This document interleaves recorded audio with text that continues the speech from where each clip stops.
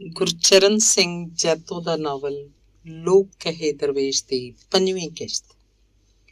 ਮੁਖਤਿਆਰ ਸਿੰਘ ਨੇ ਇੱਕ ਦਿਨ ਸਕੂਲ 'ਚ ਗੁਰਨੇਕ ਨੂੰ ਇੱਕ ਝੋਲਾ ਲਿਆ ਫੜਾਇਆ।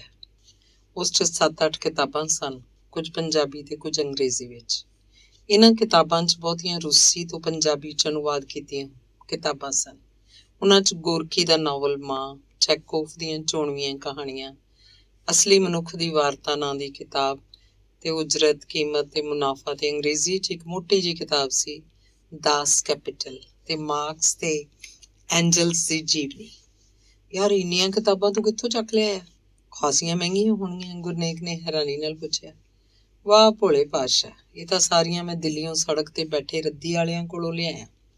ਉਹ ਵੀ ਜੇ ਖਰੀਦਣੀਆਂ ਹੋਣ ਤਾਂ ਤਕੜਾ ਜ਼ਿਮੀਂਦਾਰ ਤਾਂ ਇੰਨੇ ਪੈਸਿਆਂ ਦੇ ਪਕੌੜੇ ਹੀ ਖਾ ਜੇ।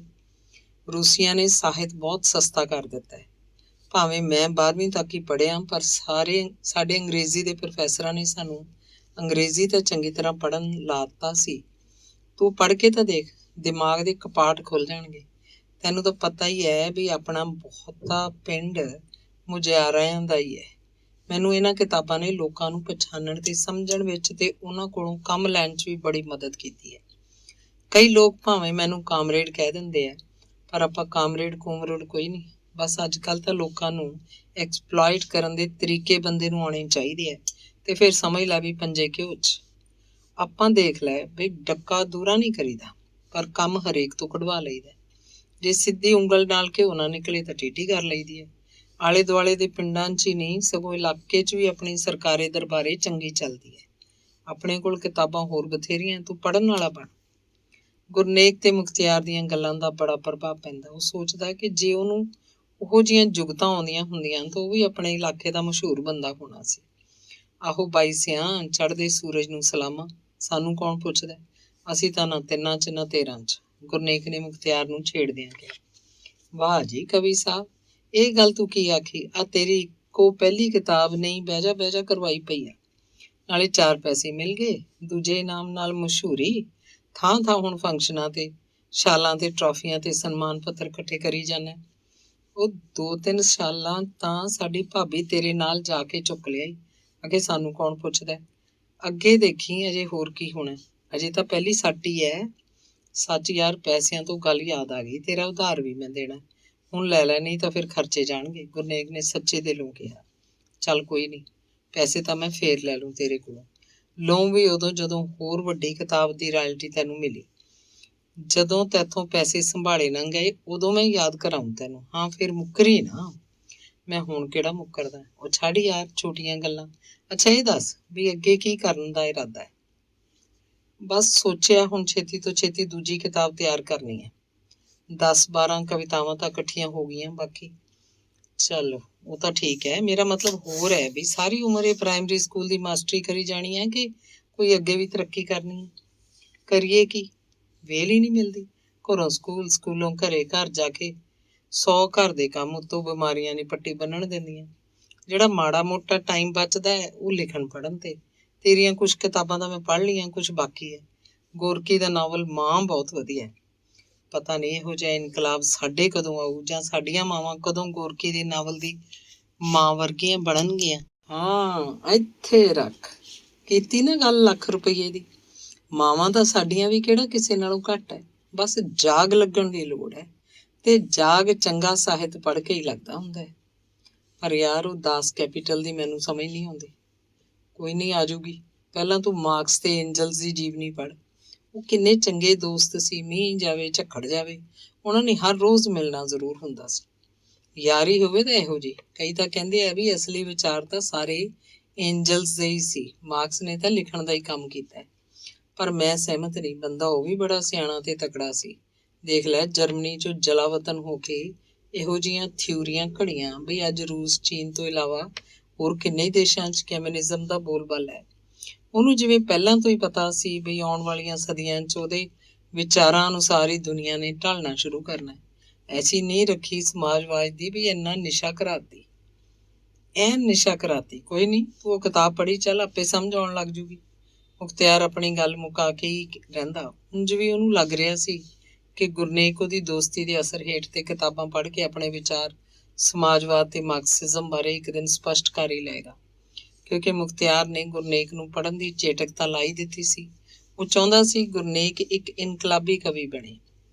ਆਂਢ ਗੁਆਂਢ, ਦੋਸਤ ਤੇ ਰਿਸ਼ਤੇਦਾਰ ਸਾਰੇ ਹੀ ਗੁਰਨੇਕ ਦੀ ਇਸ ਆਦਤ ਤੋਂ ਜਾਣੂ ਹੋ ਗਏ ਸੀ ਕਿ ਉਹ ਚੁਬਾਰੇ ਚੋਂ ਘੱਟ ਹੀ ਬਾਹਰ ਨਿਕਲਦਾ ਸੀ। ਸਾਰਾ ਦਿਨ ਕੰਧ ਨਾਲ ਲੱਗੇ ਮੰਜੇ ਤੇ ਬਹਿ ਕੇ ਪਿੱਠ ਪਿੱਛੇ ਸਿਰਹਾਣਾ ਰੱਖ ਕੇ ਜਾਂ ਤਾਂ ਉਹ ਚਿੱਠੀਆਂ ਲਿਖਦਾ ਰਹਿੰਦਾ ਜਾਂ ਕੋਈ ਕਵਿਤਾ। ਬਸੰਤ ਕੌਰ ਚੁਬਾਰੇ ਤੋਂ ਬਾਹਰ ਬਰਾਂਡੇ 'ਚ ਬੈਠੀ ਕੁਛ ਨਾ ਕੁਛ ਕਰਦੀ ਰਹਿੰਦੀ। ਉਹ ਅੰਦਰੋਂ ਆਉਂਦੀ ਆਵਾਜ਼ ਦੀ ਪੂਰੀ ਬਿੜਕ ਰੱਖਦੀ। ਕਦੇ ਅੰਦਰੋਂ ਧੀਮੀ ਜਿਹੀ ਆਵਾਜ਼ ਆਉਂਦੀ, ਜਿਵੇਂ ਕੋਈ ਡੂੰਘੇ ਖੂਹ 'ਚੋਂ ਹੇਠਾਂ ਬੈਠਾ ਬੋਲਦਾ ਹੋਵੇ, ਆ ਮਾੜਾ ਜਿਹਾ ਪਾਣੀ ਲਿਆ ਦਿਓ। ਆਵਾਜ਼ ਇੰਨੀ ਧੀਮੀ ਹੁੰਦੀ, ਬਸੰਤ ਨੂੰ ਅੰਦਰ ਜਾ ਕੇ ਪੁੱਛਣਾ ਪੈਂਦਾ। ਗੁਰਨੇਕ ਥੋੜਾ ਜਿਹਾ ਵਹਿਮੀ ਵੀ ਹੋ ਚੁੱਕਾ ਸੀ। ਰੋਟੀ ਖਾਣ ਵੇਲੇ ਜੇ ਰੋਟੀ ਚੰਗੀ ਤਰ੍ਹਾਂ ਰੜੀ ਨਾ ਹੁੰਦੀ ਤਾਂ ਰੋਟੀ ਦੇ ਕੱਚੇ ਲੱਗਦੇ ਹਿੱਸੇ ਨੂੰ ਟੁੱਕ ਟੁੱਕ ਕੇ ਥਾਲੀ 'ਚ ਇੱਕ ਪਾਸੇ ਰੱਖ ਦਿੰਦਾ। ਰੋਟੀ ਦੇ ਸੜੇ ਹੋਏ ਜਾਂ ਸਖਤ ਕਿਨਾਰੇ ਟੁੱਕ ਕੇ ਪਾਸੇ ਰੱਖ ਦਿੰਦਾ, ਜਿਵੇਂ ਢਿੱਡ 'ਚ ਜਾ ਕੇ ਚੁਭਦੇ ਹੋਣ। ਹੁਣ ਜੋ ਖੁਰਾਕ ਪੂਰੀ ਖਾਂਦਾ, ਦਾਲਾਂ ਸਬਜ਼ੀਆਂ ਨੂੰ ਵੀ ਚੰਗੀ ਤਰ੍ਹਾਂ ਨੀਝ ਲਾ ਕੇ ਦੇਖਦਾ, ਜਿਵੇਂ ਉਹਨਾਂ ਵਿੱਚੋਂ ਕੋਈ ਕੀਟ ਪਤੰਗਾ ਲੱਭਦਾ ਹੋਵੇ। ਗਰਮੀਆਂ 'ਚ ਪਾਣੀ ਬਹੁਤਾ ਠੰਡਾ ਜਾਂ ਬਹੁਤ ਹੀ ਬਰਫ਼ ਵਾਲਾ ਨਾ ਹੋਵੇ। ਸਰਦੀਆਂ 'ਚ ਗੁਣਗੁਣਾ ਪਾਣੀ ਪੀਣ ਦੀ ਆਦਤ ਸੀ। ਜੇ ਪਾਣੀ ਘੱਟ ਜਾਂ ਵੱਧ ਠੰਡਾ ਜਾਂ ਤੱਤਾ ਹੁੰਦਾ ਤਾਂ ਬਾਹਰੋਂ ਹੀ ਗਲਾਸ ਨੂੰ ਹੱਥ ਲਾ ਕੇ ਉਹਨੂੰ ਹੋਰ ਠੰਡਾ ਜਾਂ ਗਰਮ ਕਰਨ ਲਈ ਆਖਦਾ। ਸਰਦੀਆਂ 'ਚ ਸੰਤਰਿਆਂ ਨੂੰ ਛਿੱਲ ਕੇ ਖਾਣ ਤੋਂ ਪਹਿਲਾਂ ਥੋੜਾ ਚਿਰ ਧੁੱਪ 'ਚ ਰੱਖਣ ਲਈ ਹਦਾਇਤ ਕਰਦਾ। ਬਸੰਤ ਵਿਚਾਰੀ ਸਾਰਾ ਦਿਨ ਇੱਕ ਲੱਤ ਤੇ ਖੜੀ ਰਹਿੰਦੀ। ਜੇ ਕੋਈ ਮਿਲਣ ਗਿਲਣ ਵਾਲਾ ਆਉਂਦਾ ਤਾਂ ਪਹਿਲਾਂ ਬਾਹਰੋਂ ਪੌੜੀਆਂ ਹੇਠੋਂ ਬਿੜਕ ਆਉਂਦੀਆਂ ਹੀ ਬਸੰਤ ਭੱਜ ਕੇ ਪੌੜੀਆਂ ਕੋਲ ਪਹੁੰਚ ਜਾਂਦੀ। ਚੁਬਾਰੇ ਅੰਦਰ ਜਾ ਕੇ ਆਉਣ ਵਾਲੇ ਬੰਦੇ ਬਾਰੇ ਖਬਰ ਕਰਦੀ। ਜੇ ਕੋਈ ਰਿਸ਼ਤੇਦਾਰ ਦੂਰੋਂ ਚੱਲ ਕੇ ਮਿਲਣ ਆਉਂਦਾ ਤਾਂ ਉਹ ਪਹਿਲਾਂ ਭਗਤ ਸਿੰਘ ਤੇ ਦਿਆਕਰ ਨੂੰ ਮਿਲਦਾ, ਪਰ ਗੁਰਨੇਕ ਨੂੰ ਮਿਲਣ ਲਈ ਉਹਨੂੰ ਚੁਬਾਰੇ ਤੇ ਹੀ ਚੜ੍ਹਨਾ ਪੈਂਦਾ, ਕਿਉਂਕਿ ਸਭ ਨੂੰ ਪਤਾ ਸੀ ਕਿਸੇ ਵੀ ਹਾਲਤ 'ਚ ਗੁਰਨੇਕ ਥੱਲੇ ਉਤਰ ਕੇ ਨਹੀਂ ਆਏਗਾ। ਕਈ ਵੱਡੀ ਉਮਰ ਦੇ ਰਿਸ਼ਤੇਦਾਰ ਇਸ ਗੱਲ ਨੂੰ ਚੰਗਾ ਨਾ ਸਮਝਦੇ, ਪਰ ਕਈ ਸ਼ਰਮ ਕਰਕੇ ਹੀ ਗੁਰਨੇਕ ਨੂੰ ਬਿਨਾਂ ਮਿਲੇ ਮੁੜਨਾ ਚੰਗਾ ਨਾ ਸਮਝਦੇ। ਮਿਲ ਕੇ ਵੀ ਸਿਵਾਏ ਹੂੰ ਹਾਂ ਦੇ ਉਹਨਾਂ ਦੀਆਂ ਗੱਲਾਂ ਦੇ ਕੋਈ ਹੋਰ ਉੱਤਰ ਨਾ ਦਿੰਦਾ ਤੇ ਨਾ ਹੀ ਦਿਲ ਖੋਲ ਕੇ ਗੱਲਾਂ ਕਰਦਾ। ਲੋਕ ਅਣਸਰਦੇ ਨੂੰ ਮੂੰਹ ਮੁਲਾਜਾ ਰੱਖਣ ਖਾਤਰ ਮਿਲ ਗਿਲ ਜਾਂਦੇ। ਗੁਰਨੇਕ ਨੂੰ ਹੋਰ ਵੀ ਕਈ ਅਜੀਬ ਜੀਆਂ ਆਦਤਾਂ ਪੈ ਚੁੱਕੀਆਂ ਸੀ, ਜਾਂ ਉਹਨੇ ਜਾਣਬੁੱਝ ਕੇ ਪਾ ਲਈਆਂ ਸੀ। ਜਿਵੇਂ ਜੇ ਕਿਧਰੇ ਵੀ ਦੂਰ ਨੇੜੇ ਕਿਸੇ ਰਿਸ਼ਤੇਦਾਰੀ 'ਚ ਜੇ ਕੋਈ ਵਿਆਹ ਸ਼ਾਦੀ ਹੋਵੇ ਜਾਂ ਕੋਈ ਮਰਗ ਹੋ ਗਈ ਹੋਵੇ ਤਾਂ ਉਹ ਕਦੇ ਨਾ ਜਾਂਦਾ। ਭਗਤ ਸਿੰਘ ਤੇ ਦਿਆਕਰ ਨੂੰ ਹੀ ਅਣਸਰਦੇ ਨੂੰ ਜਾਣਾ ਪੈਂਦਾ। ਪਰ ਗੁਰਨੇਕ ਲੰਮੀਆਂ ਲੰਮੀਆਂ ਚਿੱਠੀਆਂ ਲਿਖ ਕੇ ਬੁੱਤਾ ਸਾਰਨ ਦੀ ਕੋਸ਼ਿਸ਼ ਕਰਦਾ। ਚਿੱਠੀਆਂ 'ਚ ਬੜੀਆਂ ਸਿਆਣੀਆਂ ਤੇ ਦੁਨਿਆਵੀ ਗੱਲਾਂ ਤੇ ਹੋਰ ਦਿਲਚਸਪ ਘਟਨਾਵਾਂ ਲਿਖ ਕੇ ਅਗਲੇ ਤੇ ਚੰਗਾ ਪ੍ਰਭਾਵ ਪਾਉਣ ਦੀ ਕੋਸ਼ਿਸ਼ ਕਰਦਾ। ਸਮਾਜ 'ਚ ਲੋਕਾਂ ਨੇ ਆਉਣ ਜਾਣ, ਆਪਣਾ ਦੁੱਖ ਸੁੱਖ ਸਾਂਝਾ ਕਰਨ ਲਈ ਬਣਾਇਆ। ਕੁਝ ਜ਼ਰੂਰੀ ਮੌਕਿਆਂ ਤੇ ਹਰ ਇੱਕ ਦਾ ਆਉਣਾ ਜਾਣਾ ਬਣਦਾ ਸਮਝਿਆ ਜਾਂਦਾ ਹੈ। ਪਰ ਜੇ ਬੰਦੇ ਦੀ ਥਾਂ ਚਿੱਠੀ ਪਹੁੰਚ ਜਾਏ ਤਾਂ ਉਹ ਬੰਦੇ ਦੀ ਖੁਦ ਦੀ ਹਾਜ਼ਰੀ ਜਿੰਨਾ ਅਸਰ ਤਾਂ ਨਹੀਂ ਨਾ ਕਰ ਸਕਦੀ। ਇੱਥੋਂ ਤੱਕ ਕਿ ਜੇ ਕਦੇ ਭਗਤ ਸਿੰਘ ਤੇ ਦਿਆਕਰ ਨੂੰ ਘਰ ਦੀ ਕਬੀਲਦਾਰੀ ਬਾਰੇ ਕੋਈ ਸਲਾਹ ਕਰਨ ਦੀ ਮਜਬੂਰਨ ਲੋੜ ਪੈਂਦੀ ਤਾਂ ਉਹਨਾਂ ਨੂੰ ਚੁਬਾਰੇ 'ਚ ਜਾ ਕੇ ਹੀ ਕਰਨੀ ਪੈਂਦੀ। ਇਸੇ ਤਰ੍ਹਾਂ ਇੱਕ ਦਿਨ ਉਹ ਚਰਨਜੀਤ ਦੇ ਵਿਆਹ ਬਾਰੇ ਉਸ ਨਾਲ ਸਲਾਹ ਕਰਨ ਗਏ। ਆਖਿਰ ਉਹ ਘਰ 'ਚ ਉਹਨਾਂ ਦਾ ਵੱਡਾ ਮੁੰਡਾ ਸੀ। ਅੱਗੋਂ ਗੁਰਨੇਕ ਨੇ ਸਾਰੀ ਗੱਲ ਸੁਣ ਕੇ ਉਹਨਾਂ ਨੂੰ ਤਾਂ ਹਾਂ ਹੂੰ ਹੀ ਕੀਤੀ, ਪਰ ਚਰਨਜੀਤ ਨੂੰ ਉਸੇ ਦਿਨ ਇੱਕ ਲੰਮੀ ਚਿੱਠੀ ਲਿਖਤੀ। ਜਿੰਨੇ ਵੀ 2-3 ਰਿਸ਼ਤਿਆਂ ਬਾਰੇ ਦੱਸ ਪਈ ਸੀ, ਸਾਰੇ ਕਿਸੇ ਨਾ ਕਿਸੇ ਕਾਰਨ ਕਰਕੇ ਨਕਾਰ ਦਿੱਤੇ ਤੇ ਅੱਗੋਂ ਲਈ ਹੋਰ ਉਡੀਕ ਕਰਨ ਦੇ ਸੁਝਾਅ ਦਿੱਤੇ। ਅਖੀਰ 'ਚ ਆਪਣੀ ਇਸ ਚਿੱਠੀ ਨੂੰ ਪੜ੍ਹਨ ਸਾਰ ਪਾੜ ਦੇਣ ਲਈ ਵੀ ਲਿਖ ਦਿੱਤਾ।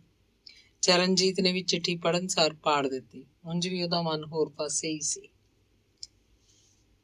ਚਰਨਜੀਤ ਵਾਹ ਲੱਗਦੀ ਆਪਣੇ ਵੱਡੇ ਭਰਾ ਦੀ ਗੱਲ ਕਦੇ ਵੀ ਥੱਲੇ ਨਹੀਂ ਸੀ ਡਿੱਗਣ ਦਿੰਦਾ। ਮਾਸਟਰ ਸਾਧੂ ਰਾਮ ਤੋਂ ਪਿੱਛੋਂ ਜੇ ਕੋਈ ਸੀ ਤਾਂ ਉਹ ਗੁਰਨੇਕ ਜੀ ਦੀਆਂ ਗੱਲਾਂ ਦਾ ਅਸਰ ਉਹ ਹਰ ਹੱਦ ਤੱਕ ਕਬੂਲਦਾ। ਵੱਡੇ ਭਰਾ ਦੀ ਦਿਲੋਂ ਇੱਜ਼ਤ ਕਰਨ ਨੂੰ ਆਪਣਾ ਫਰਜ਼ ਸਮਝਦਾ। ਆਪਣੇ ਮਾਂ ਪਿਓ ਦੀ ਵੀ ਉਹ ਬਹੁਤ ਇੱਜ਼ਤ ਕਰਦਾ ਸੀ ਤੇ ਉਹਨਾਂ ਬਾਰੇ ਫਿਕਰਮੰਦ ਵੀ ਰਹਿੰਦਾ ਸੀ। ਭਗਤ ਸਿੰਘ ਵੱਲੋਂ ਉਹਨੂੰ ਕਿਸੇ ਖਾਸ ਕੰਮ ਜਾਂ ਮੌਕੇ ਤੇ ਹੀ ਚਿੱਠੀ ਆਉਂਦੀ। ਦੂਜੇ ਪਾਸੇ ਗੁਰਨੇਕ ਹਰ ਹਫ਼ਤੇ 1-2 ਚਿੱਠੀਆਂ ਜ਼ਰੂਰ ਲਿਖਦਾ ਤੇ ਹਰ ਦੂਜੀ ਚਿੱਠੀ 'ਚ ਚਰਨਜੀਤ ਨੂੰ ਥੋੜੇ ਬਹੁਤ ਪੈਸੇ ਭੇਜਣ ਲਈ ਬੜੇ ਪਿਆਰ ਨਾਲ ਖਾਸ ਅੰਦਾਜ਼ 'ਚ ਲਿਖਿਆ ਹੁੰਦਾ। ਉਹ ਆਪਣੀ ਗਰੀਬੀ ਤੇ ਤਰਸਯੋਗ ਹਾਲਤ ਤੇ ਬਿਮਾਰੀਆਂ ਦਾ ਵਾਸਤਾ ਪਾਉਂਦਿਆਂ ਲਿਖਦਾ ਕਿ ਜਦੋਂ ਉਹਦੇ ਕੋਲ ਪੈਸੇ ਹੋਏ ਤਾਂ ਉਹ ਦੁੱਗਣੇ ਕਰਕੇ ਮੁੜੇਗਾ। ਚਰਨਜੀਤ ਨੂੰ ਉਹਦਾ ਇੰਜ ਲਿਖਣਾ ਦੁਖੀ ਕਰਦਾ ਤੇ ਉਹ ਭਾਵੁਕ ਹੋ ਕੇ ਆਪਣੇ ਵੱਡੇ ਭਰਾ ਦੀ ਸੇਵਾ ਨੂੰ ਆਪਣਾ ਧਰਮ ਤੇ ਫਰਜ਼ ਜਾਣ ਕੇ ਮਨੀ ਆਰਡਰ ਦੇ ਨਾਲ ਚਿੱਠੀ ਦਾ ਜਵਾਬ ਇਉਂ ਦਿੰਦਾ ਕਿ ਉਹ ਕਦੇ ਵੀ ਉਸ ਨਾਲ ਪੈਸੇ ਮੋੜਨ ਦੀ ਗੱਲ ਨਾ ਕਰਿਆ ਕਰੇ। ਉਹਦੀਆਂ ਅਜਿਹੀਆਂ ਚਿੱਠੀਆਂ ਗੁਰਨੇਕ ਦੇ ਮਨ ਨੂੰ ਤਸੱਲੀ ਦਿੰਦੀਆਂ। ਚਰਨਜੀਤ ਨੂੰ ਆਪਣੇ ਵੱਡੇ ਭਰਾ ਦੀ ਸਹਾਇਤਾ ਕਰਕੇ ਬੇਹੱਦ ਖੁਸ਼ੀ ਹੁੰਦੀ। ਗੁਰਨੇਕ ਦੇ ਪੈਸੇ ਮੰਗਣ ਤੇ ਚਰਨਜੀਤ ਵੱਲੋਂ ਭੇਜਣ ਦਾ ਲਗਭਗ ਹਰ ਮਹੀਨੇ ਇੱਕ ਲਗਾਤਾਰ ਸਿਲਸਿਲਾ ਜਿਹਾ ਬਣ ਚੁੱਕਾ ਸੀ। ਉਧਰ ਭਗਤ ਸਿੰਘ ਤੇ ਦਿਆਕੌਰ ਦਾ ਗੁਜ਼ਾਰਾ ਤਾਂ ਚੱਲ ਹੀ ਰਿਹਾ ਸੀ। ਉਹਨਾਂ ਨੇ ਆਪਣੀਆਂ ਲੋੜਾਂ ਸੀਮਤ ਕਰ ਲਈਆਂ ਸਨ। ਭਗਤ ਸਿੰਘ ਆਮ ਸਬਰ ਸੰਤੋਖ ਦੀਆਂ ਗੱਲਾਂ ਕਰਦਾ, ਜਿਹਦਾ ਅਸਰ ਕਦੇ ਦਿਆਕੁਰ ਤੇ ਹੁੰਦਾ, ਕਦੇ ਨਾ। ਪਰ ਜਿਸ ਦਿਨ ਦੀ ਗੁਰਨੇਕ ਤੇ ਬਸੰਤ ਨੇ ਆਪਣੀ ਰੋਟੀ ਚੁਬਾਰੇ 'ਚ ਅੱਡ ਪਕਾਉਣੀ ਸ਼ੁਰੂ ਕੀਤੀ ਤਾਂ ਉਹਨਾਂ ਦਾ ਹੱਥ ਤੰਗ ਰਹਿਣ ਲੱਗ ਪਿਆ। ਭਾਵੇਂ ਚੁੱਲ੍ਹੇ ਲਈ ਬਾਲਣ ਦੀਆਂ ਲੱਕੜਾਂ ਤੇ ਦਾਲਾਂ ਵਗੈਰਾ ਬਸੰਤ ਕਦੇ ਕਦਾਈ ਦਿਆਕੁਰ ਕੋਲੋਂ ਲੈ ਆਉਂਦੀ, ਫਿਰ ਵੀ ਉਹਨੂੰ ਅੱਡ ਹੋਣ ਪਿੱਛੋਂ ਘਰ ਦੀਆਂ ਚੀਜ਼ਾਂ ਵਸਤਾਂ ਮੰਗਦਿਆਂ ਸ਼ਰਮ ਆਉਂਦੀ। ਗੁਰਨੇਕ ਨੂੰ ਇਨਾਮ ਮਿਲਣ ਪਿੱਛੋਂ ਦੂਰ ਨੇੜਿਓਂ ਸਾਹਿਤਕ ਰਸੀਏ ਉਹਨੂੰ ਮਿਲਣ ਆਉਂਦੇ। ਉਹ ਮੰਜੇ ਤੇ ਢਾਸਣਾ ਲਾਈ ਬੈਠਾ ਉਹਨਾਂ ਨੂੰ ਬੜੀਆਂ ਦਿਲਚਸਪ ਤੇ ਸਿਆਣਪ ਭਰੀਆਂ ਗੱਲਾਂ ਸੁਣਾਉਣ ਦੀ ਕੋਸ਼ਿਸ਼ ਕਰਦਾ। ਉਹਨੂੰ ਅਹਿਸਾਸ ਸੀ ਕਿ ਹੁਣ ਲੋਕ ਉਹਨੂੰ ਮਸ਼ਹੂਰ ਕਵੀ ਦੇ ਤੌਰ ਤੇ ਸਵੀਕਾਰ ਕਰ ਚੁੱਕੇ ਹਨ। ਆਪਣੀਆਂ ਨਵੀਆਂ ਪੜ੍ਹੀਆਂ ਕਿਤਾਬਾਂ ਦੀ ਗੱਲ ਵੀ ਉਹ ਜ਼ਰੂਰ ਕਰਦਾ। ਮਾਰਕਸਵਾਦ ਬਾਰੇ ਵੀ ਗੱਲ ਛੇੜਦਾ ਤਾਂ ਕਿ ਜੇ ਅਗਲੇ ਨੂੰ ਉਸ ਤੋਂ ਵੱਧ ਕੁਝ ਪਤਾ ਹੈ ਤਾਂ ਉਹ ਜਾਣਕਾਰੀ ਵੀ ਉਹਨੂੰ ਮਿਲ ਸਕੇ। ਇਲਾਕੇ ਦੇ ਕਈ ਕਾਮਰੇਡ ਕਹਾਉਂਦੇ, ਪੇਂਡੂ ਤੇ ਸ਼ਹਿਰੀ ਉਹਨੂੰ ਮਿਲਣ ਆਉਂਦੇ। ਕਈ ਘੰਟੇ ਗੱਲਾਂ ਹੁੰਦੀਆਂ। ਰੂਸ ਦੀ ਤਰੱਕੀ ਬਾਰੇ, ਪੁਲਾੜੀ ਖੋਜ ਬਾਰੇ ਗੱਲਾਂ ਕਰਕੇ ਉਹ ਬੜੇ ਖੁਸ਼ ਹੁੰਦੇ। ਫਿਰ ਆਪਣੇ ਸੱਭਿਆਚਾਰ ਦਾ ਮੁਕਾਬਲਾ ਰੂਸੀ ਸੱਭਿਆਚਾਰ ਨਾਲ ਕਰਦੇ, ਰੂਸ ਦੀ ਸਾਂਝੀ ਖੇਤੀ ਦੇ ਸਿਸਟਮ ਦੀ ਸ਼ਲਾਘਾ ਕਰਦੇ, ਰੂਸ ਦੇ ਬਹੁਤ ਹੀ ਸਸਤੇ ਭਾਅ ਵਿੱਚ ਸਾਹਿਤ ਛਪ ਕੇ ਦੁਨੀਆ ਭਰ 'ਚ ਵਿਕਣ ਤੇ ਫੈਲ ਜਾਣ ਦੀਆਂ ਗੱਲਾਂ, ਰੂਸ ਦੇ ਇਨਕਲਾਬ ਦੀਆਂ ਗੱਲਾਂ, 1 ਮਈ ਦਾ ਦਿਨ ਅਮਰੀਕਾ 'ਚ ਕਿਵੇਂ ਸ਼ੁਰੂ ਹੋ ਕੇ ਸਾਰੀ ਦੁਨੀਆ ਦੇ ਕਾਮਿਆਂ ਦਾ ਦਿਨ ਬਣਨ ਬਾਰੇ ਚਰਚਾ। ਗੁਰਨੇਕ ਉਨੀ ਦਿਨੀ ਖੱਬੇ ਪੱਖੀ ਅਮਰੀਕਨ ਲਿਖਾਰੀ ਜੌਨ ਸਟੈਨਬੈਕ ਦੀਆਂ ਗੱਲਾਂ ਜ਼ਰੂਰ ਕਰਦਾ। ਦੇਖੋ ਜੀ, ਉਹਦਾ ਨਾਵਲ ਗ੍ਰੇਪਸ ਆਫ ਰੈਥ ਤਾਂ ਕਮਾਲ ਹੈ। ਉਹਦੇ ਤੇ ਤਾਂ ਫਿਲਮ ਵੀ ਬਣ ਚੁੱਕੀ ਹੈ। ਉਹਦੇ ਵਿੱਚ ਅਮਰੀਕਾ 'ਚ ਕਿਸਾਨਾਂ ਨੇ ਜਿਹੜਾ ਸੰਤਾਪ ਭੋਗਿਆ ਸੀ, ਉਹਦਾ ਜ਼ਿਕਰ ਬੜੇ ਕਮਾਲ ਦਾ। ਕਿਵੇਂ ਇੱਕ ਪੂਰੇ ਦਾ ਪੂਰਾ ਟੱਬਰ ਉੱਜੜ ਉਖੜ ਕੇ ਕੰਮ ਦੀ ਭਾਲ 'ਚ ਸਾਰਾ ਸਮਾਨ ਆਪਣੇ ਟਰੱਕ ਤੇ ਲੱਦ ਕੇ ਤੁਰਦਾ ਹੈ ਤੇ ਫਿਰ ਜੋ ਉਹਨਾਂ ਨਾਲ ਬੀਤਦੀ ਹੈ, ਤੌਬਾ ਤੌਬਾ। ਫਿਰ ਉਹਦਾ ਆਫ ਮਾਈ ਸੈਂਡਮੈਨ, ਦ ਪਰਲ ਤੇ ਟੂ ਅ ਗॉड ਅਨਨੋਨ ਵੀ ਚੰਗੇ ਹਨ। ਟਰੈਵਲਸ ਵਿਦ ਚਾਰਲੀ ਤਾਂ ਜਦੋਂ ਉਹਨਾਂ ਆਪਣੇ ਕੁੱਤੇ ਚਾਰਲੀ ਨਾਲ ਅਮਰੀਕਾ ਦੀਆਂ ਕਈ ਸਟੇਟਾਂ ਦੀ ਸੈਰ ਕੀਤੀ, ਉਹਦਾ ਵਰਣਨ ਹੈ। ਉਹ ਜੀ 1962 ਦਾ ਨੋਬਲ ਪ੍ਰਾਈਜ਼ ਵਿਜੇਤਾ ਹੈ। ਕਦੇ ਉਹ ਸਮਾਸਟ ਮਾਮ ਦੇ ਨਾਵਲਾਂ ਦੀ ਚਰਚਾ ਕਰਦਾ। ਅਕਸਰ ਰੂਸੀ ਲਿਖਾਰੀਆਂ ਬਾਰੇ ਤੇ ਰੂਸ ਬਾਰੇ ਬਹੁਤੀਆਂ ਗੱਲਾਂ ਹੁੰਦੀਆਂ। ਚੀਨ ਦੀ ਸਿਆਸਤ ਬਾਰੇ ਗੱਲਾਂ ਹੁੰਦੀਆਂ। ਮਾਓ ਜ਼ੇਤੁੰਗ ਨੂੰ ਉਹ ਦੁਨੀਆ ਦੇ ਸਭ ਤੋਂ ਸਿਆਣੇ ਲੀਡਰਾਂ 'ਚ ਗਿਣਦਾ। ਗੁਰਨੇਕ ਨੂੰ ਸਾਹਿਤ ਦੀਆਂ ਕਈ ਕਿਤਾਬਾਂ ਪੜ੍ਹ ਕੇ ਲੱਗਦਾ ਸੀ ਕਿ BA ਤਾਂ ਉਹ ਆਰਾਮ ਨਾਲ ਕਰ ਲਏਗਾ। ਉਹਨੇ ਪਹਿਲਾਂ FA ਕਰਨ ਪਿੱਛੋਂ ਨਾਲ ਦੀ ਨਾਲ ਅਗਲੇ ਮੌਕੇ BA ਦਾ ਇਮਤਿਹਾਨ ਵੀ ਪਾਸ ਕਰ ਲਿਆ।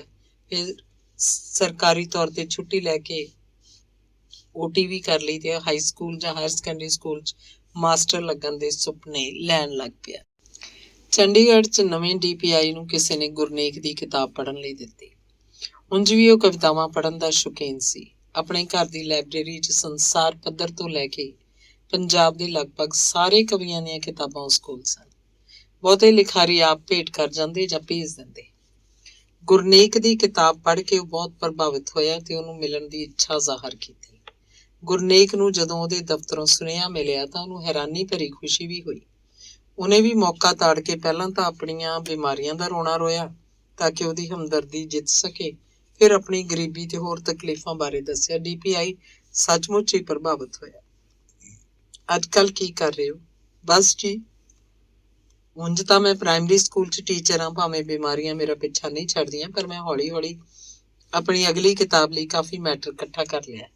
ਜੇ ਕਿਧਰੇ ਮੇਰੀ ਸਿਹਤ ਠੀਕ ਹੁੰਦੀ ਤਾਂ ਮੈਂ ਹੁਣ ਤੱਕ ਸਾਹਿਤ ਦੀ ਕਾਫੀ ਸੇਵਾ ਕਰ ਚੁੱਕਾ ਹੁੰਦਾ। ਮੈਂ OT ਵੀ ਕਰ ਚੁੱਕਾ। ਨਹੀਂ, ਤੁਸੀਂ ਪਹਿਲੀ ਕਿਤਾਬ ਲਿਖ ਕੇ ਹੀ ਸਾਹਿਤ 'ਚ ਬਹੁਤ ਵੱਡਾ ਯੋਗਦਾਨ ਪਾ ਚੁੱਕੇ ਹੋ। ਤੁਹਾਡੀ ਇਸੇ ਵੱਡੀ ਦੇਣ ਨੂੰ ਆਧਾਰ ਬਣਾ ਕੇ ਮੈਂ ਤੁਹਾਡਾ ਕੇਸ ਰਿਕਰੂਟਮੈਂਟ ਕਮੇਟੀ ਨੂੰ ਰਿਕਮੈਂਡ ਕਰਨਾ ਚਾਹਾਂਗਾ। ਕੋਸ਼ਿਸ਼ ਕਰਾਂਗੀ ਕਿਸੇ ਹਾਇਰ ਸੈਕੰਡਰੀ ਸਕੂਲ 'ਚ ਤੁਹਾਨੂੰ ਅਪੁਆਇੰਟ ਕਰਵਾ ਸਕੀਏ। ਤੁਹਾਡੀ ਬਹੁਤ ਬਹੁਤ ਮਿਹਰਬਾਨੀ ਜਨਾਬ। ਨਹੀਂ, ਇਸ 'ਚ ਮੇਰਾ ਯੋਗਦਾਨ ਕੁਝ ਵੀ ਨਹੀਂ, ਤੁਸੀਂ ਖੁਦ ਇਹਦੇ ਲਾਇਕ ਹੋ। ਪਰ ਦੇਖੋ ਕਮੇਟੀ ਕੀ ਫੈਸਲਾ ਕਰਦੀ ਹੈ। ਸਰ, ਮੇਰੀ ਇੱਕ ਬੇਨਤੀ ਹੈ ਕਿ ਜੇ ਕਿਧਰੇ ਘਰ ਦੇ ਨੇੜੇ ਤੇੜੇ ਮੇਰੀ ਪੋਸਟਿੰਗ ਹੋ ਸਕੇ ਤਾਂ ਸਾਰੀ ਉਮਰ ਤੁਹਾਡਾ ਅਹਿਸਾਨਮੰਦ ਰਹਾਂਗਾ। ਮੈਂ ਅਪਾਹਜ ਜਿਹਾ ਬੰਦਾ। ਗੁਰਨੇਕ ਨੇ ਆਪਣੀ ਜੇਬ 'ਚੋਂ ਇੱਕ ਚਿੱਟ ਕੱਢੀ ਜਿਸ ਤੇ ਉਹਨੇ ਪਹਿਲਾਂ ਹੀ 2 ਸਟੇਸ਼ਨਾਂ ਦੇ ਨਾਂ ਲਿਖ ਰੱਖੇ ਸੀ। Okay, I'll see to it ਕਹਿੰਦਿਆਂ DPI ਸਾਹਿਬ ਨੇ ਚਿੱਟ ਫੜ ਲਈ। ਗੁਰਨੇਕ ਮੱਥੇ ਉੱਤੇ ਸੱਜੇ ਹੱਥ ਦਾ ਛੱਜਾ ਜਿਹਾ ਬਣਾਉਂਦਾ ਦਫ਼ਤਰੋਂ ਬਾਹਰ ਆ ਗਿਆ। ਮਹੀਨੇ ਕੁ ਪਿੱਛੋਂ ਉਹਦੇ ਦੱਸੇ 2 ਸਟੇਸ਼ਨਾਂ ਵਿੱਚੋਂ ਇੱਕ ਤੇ ਉਹਦੀ ਨੌਕਰੀ ਲੱਗਣ ਦੇ ਆਰਡਰ ਪਹੁੰਚ ਗਏ। ਬਸੰਤ ਵੀ ਖਬਰ ਸੁਣ ਕੇ ਬਹੁਤ ਖੁਸ਼ ਸੀ। ਉਹਦੀ ਖੁਸ਼ੀ ਦੁੱਗਣੀ ਹੋ ਗਈ ਲੱਗਦੀ ਸੀ, ਕਿਉਂਕਿ ਹੁਣ ਉਹ ਫੇਰ ਉਮੀਦਵਾਰੀ 'ਚ ਸੀ। ਉਹਨੂੰ ਗਰਭ ਧਾਰਨ ਪਿੱਛੋਂ 3 ਮਹੀਨਾ ਲੱਗ ਚੁੱਕਾ ਸੀ। ਚਰਨਜੀਤ ਨੇ ਵੀ ਬੜੇ ਚਿਰਾਂ ਪਿੱਛੋਂ ਗੁਰਨੇਕ ਨੂੰ ਇੰਨੀ ਲੰਮੀ ਚਿੱਠੀ ਲਿਖੀ ਸੀ ਤੇ ਨਾਲ ਹੀ 200 ਰੁਪਏ ਦਾ ਮਨੀ ਆਰਡਰ ਵੀ ਭੇਜਿਆ ਸੀ ਤਾਂ ਕਿ ਘਰ 'ਚ ਖੁਸ਼ੀਆਂ ਮਨਾਈਆਂ ਜਾ ਸਕਣ। ਚਰਨਜੀਤ ਨੇ ਉਨੀ ਦਿਨੀ ਭਗਤ ਸਿੰਘ ਨੂੰ ਵੀ ਕਈ ਚਿੱਠੀਆਂ ਲਿਖੀਆਂ ਸਨ, ਜਿਨ੍ਹਾਂ 'ਚ ਉਹਨਾਂ ਦੇ 2 ਕਮਾਊ ਪੁੱਤਰਾਂ ਦਾ ਜ਼ਿਕਰ ਸੀ ਤੇ ਬਾਰ-ਬਾਰ ਬੇਨਤੀ ਕੀਤੀ ਸੀ ਕਿ ਉਹਨੂੰ ਹੁਣ ਕੰਮ ਕਰਨ ਦੀ ਲੋੜ ਨਹੀਂ, ਹੁਣ ਉਹਦੇ ਆਰਾਮ ਕਰਨ ਦੇ ਦਿਨ ਆ ਗਏ ਸਨ। ਪਰ ਭਗਤ ਸਿੰਘ ਤੇ ਚਿੱਠੀਆਂ ਦਾ ਕੋਈ ਖਾਸ ਅਸਰ ਨਹੀਂ ਸੀ ਹੋਇਆ। ਉਹ ਆਪਣਾ ਕੰਮ ਕਰਦਾ ਰਹਿਣਾ ਚਾਹੁੰਦਾ ਸੀ। ਘਰੇ ਵਿਹਲੇ ਬਹਿਣਾ ਉਹਨੂੰ ਚੰਗਾ ਨਹੀਂ ਸੀ ਲੱਗਦਾ। ਉਹਦਾ ਜਵਾਬ ਹੁੰਦਾ ਕਿ ਜਿੰਨਾ ਚਿਰ ਨੈਣ ਪ੍ਰਾਣ ਚੱਲਦੇ ਹੈ ਉਹ ਕੰਮ ਕਰੀ ਜਾਏਗਾ। ਜਿਸ ਦਿਨ ਖੜ ਗਏ ਫਿਰ ਦੇਖੀ ਜਾਊ। ਪਰ ਉਸ ਕੋਲੋਂ ਹੁਣ ਧੁੱਪ ਵਿੱਚ ਪਹਿਲਾਂ ਵਾਲੀ ਤੇਜ਼ੀ ਨਾਲ ਕੰਮ ਨਹੀਂ ਸੀ ਹੁੰਦਾ। ਲੋਕ ਵੀ ਸਿਆਣੇ ਹੋ ਚੁੱਕੇ ਸੀ ਤੇ ਭਗਤ ਸਿੰਘ ਨੂੰ ਸੱਦਣ ਤੋਂ ਕਤਰਾਉਣ ਲੱਗ ਪਏ ਸੀ, ਕਿਉਂਕਿ ਉਹ 10 ਦਿਹਾੜੀਆਂ ਦਾ ਕੰਮ ਦੂਜਿਆਂ ਦੇ ਮੁਕਾਬਲੇ 'ਚ 12-13 'ਚ ਕਰਦਾ। ਉਹਦੇ ਕੰਮ ਦੀ ਸ਼ੋਹਰਤ ਮੱਠੀ ਪੈਣ ਲੱਗ ਪਈ ਸੀ। ਗੁਰਨੇਕ ਦੇ ਰਵੱਈਏ 'ਚ ਕੋਈ ਫਰਕ ਨਹੀਂ ਸੀ ਆ ਪਿਆ।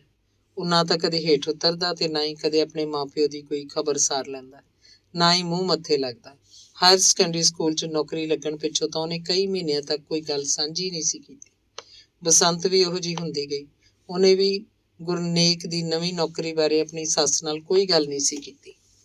ਗੁਰਨੇਕ ਨੇ ਬਿਨਾਂ ਆਪਣੇ ਮਾਪਿਓ ਨਾਲ ਸਲਾਹ ਕੀਤਿਆਂ ਬਸੰਤ ਨੂੰ ਜਾਪੇ ਲਈ ਫਿਰੋਜ਼ਪੁਰ ਭੇਜ ਦਿੱਤਾ ਸੀ। ਦਿਆਕੁਰ ਉਹਦੇ ਜਾਣ ਪਿੱਛੋਂ ਬਥੇਰਾ ਕਲਪੀ ਸੀ, ਪਰ ਕੋਈ ਕੀ ਕਰ ਸਕਦਾ ਸੀ। ਇਹ ਸਾਰਾ ਕੁਝ ਹੋਣ ਪਿੱਛੋਂ ਵੀ ਦਿਆਕੁਰ ਆਥਣ ਸਵੇਰ ਰੋਟੀ ਪਕਾ ਕੇ ਚੁਬਾਰੇ ਦੇ ਬਾਹਰਲੇ ਵਰਾਂਡੇ 'ਚ ਪਏ ਛੋਟੇ ਮੇਜ਼ ਤੇ ਰੱਖ ਆਉਂਦੀ। ਗੁਰਨੇਕ ਰੋਟੀ ਖਾ ਕੇ ਮੁੜ ਜੂਠੇ ਭਾਂਡੇ ਉਸੇ ਮੇਜ਼ ਤੇ ਰੱਖ ਦਿੰਦਾ। ਦਿਆਕੁਰ ਚੁੱਪਚਾਪ ਜਾ ਕੇ ਭਾਂਡੇ ਚੱਕ ਲਿਆਉਂਦੀ। ਗੁਰਨੇਕ ਨੇ ਆਪਣਾ ਮੰਜਾ ਚੁਬਾਰੇ 'ਚ ਇੱਕ ਖੂੰਜੇ ਕਰਕੇ ਡਾਹਿਆ ਹੋਇਆ ਸੀ। ਵਰਾਂਡੇ 'ਚ ਖੜੇ ਬੰਦੇ ਨੂੰ ਦਿਸਦਾ ਵੀ ਨਹੀਂ ਸੀ ਕਿ ਅੰਦਰ ਕੋਈ ਮੰਜੇ ਤੇ ਬੈਠਾ ਵੀ ਹੈ ਕਿ ਨਹੀਂ। ਚੁਬਾਰੇ ਦੇ ਅੰਦਰ ਜਾ ਕੇ ਦੇਖਿਆ ਜਾ ਸਕਦਾ ਸੀ। ਦਿਆਕੁਰ ਬਾਹਰੋਂ ਹੀ ਗੁਰਨੇਕ ਨੂੰ ਬਿਨਾਂ ਦੇਖੇ ਮੁੜ ਜਾਂਦੀ। ਉਹਦੀਆਂ ਅੰਦਰਾਂ ਸੜਦੀਆਂ। ਮੁੜਦੀ ਹੋਈ ਦਾ ਉਹਦਾ ਗੱਜ ਭਰ ਆਉਂਦਾ ਤੇ ਉਹ ਸੋਚਦੀ, ਹੇ ਵਾਹਿਗੁਰੂ, ਤੈਂ ਕਿਹੋ ਜਿਹੇ ਲਹੂ ਪੀਣੇ ਰਿਸ਼ਤੇ ਬਣਾ ਧਰੇ। ਮਾਪੇ ਪੁੱਤਾਂ ਦਾ ਮੂੰਹ ਵੇਖਣ ਨੂੰ ਵੀ ਤਰਸਣ ਲੱਗ ਪਏ। ਚੱਲ ਜਿਉਂਦੇ ਰਹਿ। ਡਾਕਟਰ ਚਰਨ ਸਿੰਘ ਜੀ, ਮੈਨੂੰ ਇਹ 9 ਨੰਬਰ ਬੈੱਡ ਵਾਲੇ ਪੇਸ਼ੈਂਟ ਦੀ ਕੰਡੀਸ਼ਨ ਕੁਝ ਖਰਾਬ ਹੋ ਗਈ ਲੱਗਦੀ ਹੈ, ਡਾਕਟਰ ਅੰਜਲੀ ਨੇ ਚਰਨਜੀਤ ਨੂੰ ਦੱਸਿਆ। ਚਲੋ ਪਹਿਲਾਂ ਮੈਂ ਚੈੱਕਅਪ ਕਰ ਲੈਣਾ ਤੇ ਫਿਰ ਜੇ ਲੋੜ ਪਈ ਤਾਂ ਸੀਨੀਅਰ ਡਾਕਟਰ ਅਵਸਥੀ ਕੋਲ ਜਾ ਕੇ ਇਹ ਕੇਸ ਡਿਸਕਸ ਕਰਾਵਾਂਗੇ। ਚਰਨਜੀਤ ਨੇ ਮੇਜ਼ ਤੋਂ ਆਪਣਾ ਸਟੈਥੋਸਕੋਪ ਚੁੱਕਦਿਆਂ ਕਿਹਾ। ਬਾਪੂ ਜੀ ਸਤਿ ਸ਼੍ਰੀ ਅਕਾਲ, ਕੀ ਹਾਲ ਹੈ ਹੁਣ ਤੁਹਾਡਾ? ਚਰਨਜੀਤ ਨੇ 9 ਨੰਬਰ ਬੈੱਡ ਦੇ ਮਰੀਜ਼ ਨੂੰ ਮੁਸਕਰਾਉਂਦਿਆਂ ਪੁੱਛਿਆ। ਪੁੱਤ, ਜਦੋਂ ਤੂੰ ਮੇਰਾ ਪਤਾ ਲੈਣ ਆ ਜਾਂਦਾ ਹੈ ਤਾਂ ਜਾਣੀ ਦੀ ਮੇਰੇ 'ਚ ਜਾਨ ਪੈ ਜਾਂਦੀ ਹੈ, ਪਰ ਉਹ ਸਾਹ ਜਿਹੇ ਸੂਤੇ ਰਹਿੰਦੇ ਆ। ਬਸ ਐਂ ਲੱਗਦਾ ਵੀ ਅਗਲਾ ਸਾਹ ਹੁਣ ਆਉਣਾ ਹੀ ਨਹੀਂ। ਮੇਰਾ ਪੁੱਤ ਵੀ ਤੇਰੇ ਇੱਕ ਜਿੱਡਾ ਹੀ ਹੋਊ। ਉਹਨੂੰ ਕੈਨੇਡਾ ਕੰਨੀ ਗਿਆ ਨੂੰ 10 ਸਾਲ ਹੋ ਗਏ। ਪਹਿਲਾਂ ਤਾਂ ਕਦੇ ਕਦਾਈ ਸਾਲ 'ਚ ਮਾਈ ਚਿੱਠੀ ਪੱਤਰੀ ਆ ਜਾਂਦੀ, ਪਰ ਫਿਰ ਮੁੜ ਕੇ ਕੋਈ ਉਗ ਸੁਗੀ ਨਹੀਂ। ਅੱਜ ਤੱਕ ਬੱਤੀ ਨਹੀਂ ਵਾਹੀ। ਅਸੀਂ ਤਾਂ ਜ਼ਮੀਨ ਗਹਿਣੇ ਧਰ ਕੇ ਭੇਜਿਆ ਸੀ ਉਹਨੂੰ ਸਭ। ਹੁਣ ਮੈਂ ਤੇ ਮੇਰੀ ਘਰ ਵਾਲੀ ਉਹ ਆ। ਮੈਂ ਤਾਂ ਮੰਜੇ 'ਚ ਪਿਆ ਰਹਿਣਾ, ਸਾਰਾ ਦਿਨ ਝੂਕਦਾ ਰਹਿਣਾ। ਔਲਾਦ ਬਿਨਾਂ ਬੰਦੇ ਦੀ ਕੋਈ ਜੂਨ ਹੁੰਦੀ ਹੈ। ਮੈਂ ਊਂ ਨਹੀਂ ਸੀ ਡਿੱਗਦਾ, ਪਰ ਪੁੱਤ ਦੀ ਸੱਟ ਲੈ ਕੇ ਬਹਿ ਗਈ। ਪਤਾ ਨਹੀਂ ਕਿਹੜੀ ਬਿਮਾਰੀ ਲੱਗ ਗਈ, ਉਹ ਤਾਂ ਤੈਨੂੰ ਪਤਾ ਹੋਊ। ਪਰ ਮੇਰਾ ਹੁਣ ਜਿਉਣ ਨੂੰ ਜੀ ਨਹੀਂ ਕਰਦਾ। ਕਾਹਦਾ ਜਿਉਣਾ ਰਹਿ ਗਿਆ ਹੁਣ? ਆਹ ਦੇਖ ਪੁੱਤ, ਮੈਂ ਤੇਰੇ ਅੱਗੇ ਹੱਥ ਜੋੜਦਾ। ਜੇ ਕੋਈ ਤੇਰੇ ਕੋਲ ਇਹੋ ਜਿਹਾ ਟੀਕਾ ਟੂਕਾ ਹੈਗਾ ਤਾਂ ਲਾ ਦੇ ਸਾਊ, ਜਿਹਦੇ ਨਾਲ ਮੇਰੀ ਜਾਨ ਸੁਖਾਲੀ ਨਿਕਲ ਜੇ। ਮੇਰਾ ਖਹਿੜਾ ਤਾਂ ਛੁੱਟੂ ਹੀ ਛੁੱਟੂ। ਤੁਸੀਂ ਵੀ ਸੌਖੇ ਹੋ ਜਾਓਗੇ। ਬੈੱਡ ਤੇ ਪਏ ਬਜ਼ੁਰਗ ਨੇ ਕੁੜਤੇ ਦੀ ਸੱਜੀ ਬਾਂਹ ਨਾਲ ਆਪਣੀਆਂ ਅੱਖਾਂ ਪੂੰਝੀਆਂ। ਉਹਦੀ ਘਰ ਵਾਲੀ ਮੰਜੇ ਤੇ ਇੱਕ ਪਾਸੇ ਬੈਠੀ ਟੁਸਕਣ ਲੱਗ ਪਈ। ਬਾਪੂ ਜੀ, ਫਿਕਰ ਵਾਲੀਆਂ ਗੱਲਾਂ ਨਾ ਕਰਿਆ ਕਰੋ। ਅਸੀਂ ਸਾਰੇ ਟੈਸਟ ਕਰ ਲਏ ਆ, ਦਵਾਈ ਠੀਕ ਚੱਲ ਰਹੀ ਹੈ। ਤੁਸੀਂ ਆਪਣੇ ਪੁੱਤ ਨੂੰ ਯਾਦ ਕਰਕੇ ਮੇਰੇ ਜਿੱਡਾ ਕਹਿਤਾ ਤਾਂ ਸਮਝ ਲਓ ਮੈਂ ਵੀ ਤੁਹਾਡਾ ਪੁੱਤ ਹੀ ਹਾਂ। ਤੁਹਾਡੀ ਸੇਵਾ ਕਰਨਾ ਸਾਡਾ ਫਰਜ਼ ਹੈ। ਨਾਲੇ ਤੁਹਾਡੀ ਅਜੇ ਉਮਰ ਹੀ ਕੀ ਹੈ। ਤੁਸੀਂ ਛੇਤੀ ਛੇਤੀ ਠੀਕ ਹੋ ਜਾਓ।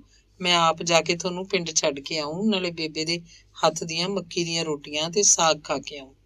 ਇਹ ਤਾਂ ਗੱਲ ਹੀ ਕੁਛ ਨਹੀਂ। ਤੁਸੀਂ ਸਮਝ ਲਓ ਬਈ ਮੈਂ ਤੁਹਾਡਾ ਮੁੰਡਾ ਕੈਨੇਡਾ ਤੋਂ ਹੁਣ ਤੁਹਾਡੇ ਕੋਲੇ ਮੁੜ ਆਇਆ। ਬਸ ਆਹ ਦਵਾਈ ਖਾਈ ਜਾਓ, ਇਹ ਜ਼ਰੂਰੀ ਹੈ। ਨਰਸਾਂ ਆਪੇ ਦੇ ਦੇਣਗੀਆਂ ਟਾਈਮ ਸਿਰ। 2-3 ਦਿਨਾਂ 'ਚ ਤਾਂ ਤੁਸੀਂ 9/9 ਹੋ ਹੀ ਜਾਣਾ। ਚੰਗਾ ਪੁੱਤ, ਜਿਉਂਦਾ ਰਹਿ। ਦਿਨ 'ਚ ਜੇ 2 ਕੁ ਵਾਰੀ ਤੂੰ ਮੇਰੇ ਨਾਲ ਗੱਲਾਂ ਕਰ ਲਿਆ ਕਰੇ ਤਾਂ ਮੈਂ ਆਪੇ ਠੀਕ ਹੋ ਜੂ। ਦਿਨ 'ਚ 1-2 ਵਾਰੀ ਕਿਉਂ, ਮੈਂ ਲੰਘਦਾ ਟੱਪਦਾ ਹਰ ਵਾਰੀ ਆ ਜਾਇਆ ਕਰੂੰ। ਚਰਨਜੀਤ ਨੇ ਬਜ਼ੁਰਗ ਦੇ ਮੱਥੇ ਤੇ ਹੱਥ ਰੱਖ ਕੇ ਮਹਿਸੂਸ ਕਰਨਾ ਚਾਹਿਆ ਤਾਂ ਬਜ਼ੁਰਗ ਦਾ ਸੱਜਾ ਹੱਥ ਚਰਨਜੀਤ ਦੇ ਹੱਥ ਤੇ ਹਟ ਗਿਆ ਤੇ ਉਹਦੀਆਂ ਅੱਖਾਂ 'ਚੋਂ ਪਰਲ ਪਰਲ ਹੰਝੂ ਵਹਿ ਤੁਰੇ। ਫਿਰ ਬਜ਼ੁਰਗ ਨੇ ਚਰਨਜੀਤ ਦਾ ਹੱਥ ਆਪਣੇ ਦੋਹਾਂ ਹੱਥਾਂ 'ਚ ਘੁੱਟ ਲਿਆ। ਚਰਨਜੀਤ ਬਜ਼ੁਰਗ ਦੇ ਮੰਜੇ ਤੇ ਬਹਿ ਗਿਆ ਤੇ ਆਪਣੀ ਜੇਬ 'ਚੋਂ ਰੁਮਾਲ ਕੱਢ ਕੇ ਉਹਦੀਆਂ ਅੱਖਾਂ ਪੂੰਝਣ ਲੱਗ ਪਿਆ। ਬਾਪੂ ਜੀ, ਦਿਲ ਛੋਟਾ ਨਾ ਕਰੋ, ਅਸਲ 'ਚ ਤੁਹਾਨੂੰ ਬਿਮਾਰੀ ਹੈ ਹੀ ਕੋਈ ਨਹੀਂ, ਮਾੜਾ ਜਿਹਾ ਡਿਪਰੈਸ਼ਨ ਹੈ, ਠੀਕ ਹੋ ਜਾਊਗਾ। ਪੁੱਤ, ਉਹ ਕੀ ਬਿਮਾਰੀ ਹੋਈ? ਬਾਪੂ ਜੀ, ਇਹ ਬਿਮਾਰੀ ਬਮੂਰੀ ਕੋਈ ਨਹੀਂ ਹੁੰਦੀ, ਬਸ ਐਵੇਂ ਬੰਦਾ ਡੋਲਦਾ ਹੈ, ਡੋਲਦੇ ਮਨ ਨਾਲ ਸੋਚਣ ਲੱਗ ਪੈਂਦਾ ਹੈ। ਕੁਛ ਵੀ ਚੰਗਾ ਨਹੀਂ ਲੱਗਦਾ, ਬੰਦੇ ਦਾ ਮਰ ਜਾਣ ਨੂੰ ਜੀ ਕਰਦਾ ਹੈ। ਪਰ ਤੁਸੀਂ ਆਪ ਦੱਸੋ, ਇਹ ਕੋਈ ਗੱਲ ਬਣੀ? ਉਹ ਜਿਵੇਂ ਕਹਿੰਦੇ ਹੁੰਦੇ ਆ, ਜਿਸ ਕੋ ਰਾਖੇ ਸਾਈਆਂ ਮਾਰ ਸਕੇ ਨਾ ਕੋਈ। ਜਿਹੜਾ ਜਿੰਨੀ ਉਮਰ ਲਿਖਾ ਕੇ ਲਿਆਇਆ ਉਨੀ ਤਾਂ ਭੋਗ ਕੇ ਜਾਊਗਾ ਹੀ ਨਾ, ਹੈ ਕਿ ਨਹੀਂ? ਫਿਰ ਬੰਦੇ ਦੇ ਕੀ ਵੱਸ ਹੈ? ਸੋ ਤੁਸੀਂ ਆਪਣਾ ਮਨ ਤਕੜਾ ਕਰੋ, ਆਥਣ ਉਗਣ ਰੱਬ ਦਾ ਨਾਂ ਲਿਆ ਕਰੋ, ਪਾਠ ਕਰ ਲਿਆ ਕਰੋ, ਚੰਗੀਆਂ ਗੱਲਾਂ ਸੋਚਿਆ ਕਰੋ। ਗੱਲਾਂ ਤਾਂ ਸਾਊ ਤੇਰੀਆਂ ਸਾਰੀਆਂ ਸੱਚੀਆਂ, ਪਰ ਇਹਨਾਂ ਤੇ ਅਮਲ ਹੁੰਦਾ ਨਹੀਂ। ਬੰਦੇ ਦੇ ਵੱਸ ਦੀ ਗੱਲ ਹੀ ਨਹੀਂ ਰਹਿੰਦੀ। ਮਰਨ ਨੂੰ ਕਿਹਦਾ ਜੀ ਕਰਦਾ? ਬਜ਼ੁਰਗ ਗੱਲਾਂ ਕਰਨ ਦੇ ਰੌਂਦ ਸੀ। ਇੰਨੇ 'ਚ ਚਰਨਜੀਤ ਨੂੰ ਇੱਕ ਨਰਸ ਬੁਲਾਉਣ ਆ ਗਈ। ਉਹ ਡਾਕਟਰ ਅੰਜਲੀ ਦਾ ਸੁਨੇਹਾ ਦੇ ਗਈ। ਚੰਗਾ ਬਾਪੂ ਜੀ, ਮੈਂ ਮੁੜ ਕੇ ਆਉਣਾ, ਕਹਿ ਕੇ ਚਰਨਜੀਤ ਆਪਣੇ ਕਮਰੇ 'ਚ ਚਲਾ ਗਿਆ। Charanjit, you are great. ਤੁਸੀਂ ਚੰਗੇ ਹੋ। ਤੁਸੀਂ ਤਾਂ ਉੱਥੇ ਜਾ ਕੇ ਬੈਠ ਹੀ ਗਏ। ਤੁਹਾਨੂੰ ਕੋਈ ਫਿਕਰ ਹੈ ਕਿ ਨਹੀਂ ਕਿ ਪਿੱਛੇ ਤੁਹਾਡਾ ਇੰਤਜ਼ਾਰ ਹੋ ਰਿਹਾ? ਹੁਣ ਅੰਜਲੀ ਨੇ ਨਾਰਾਜ਼ਗੀ ਦਿਖਾਈ।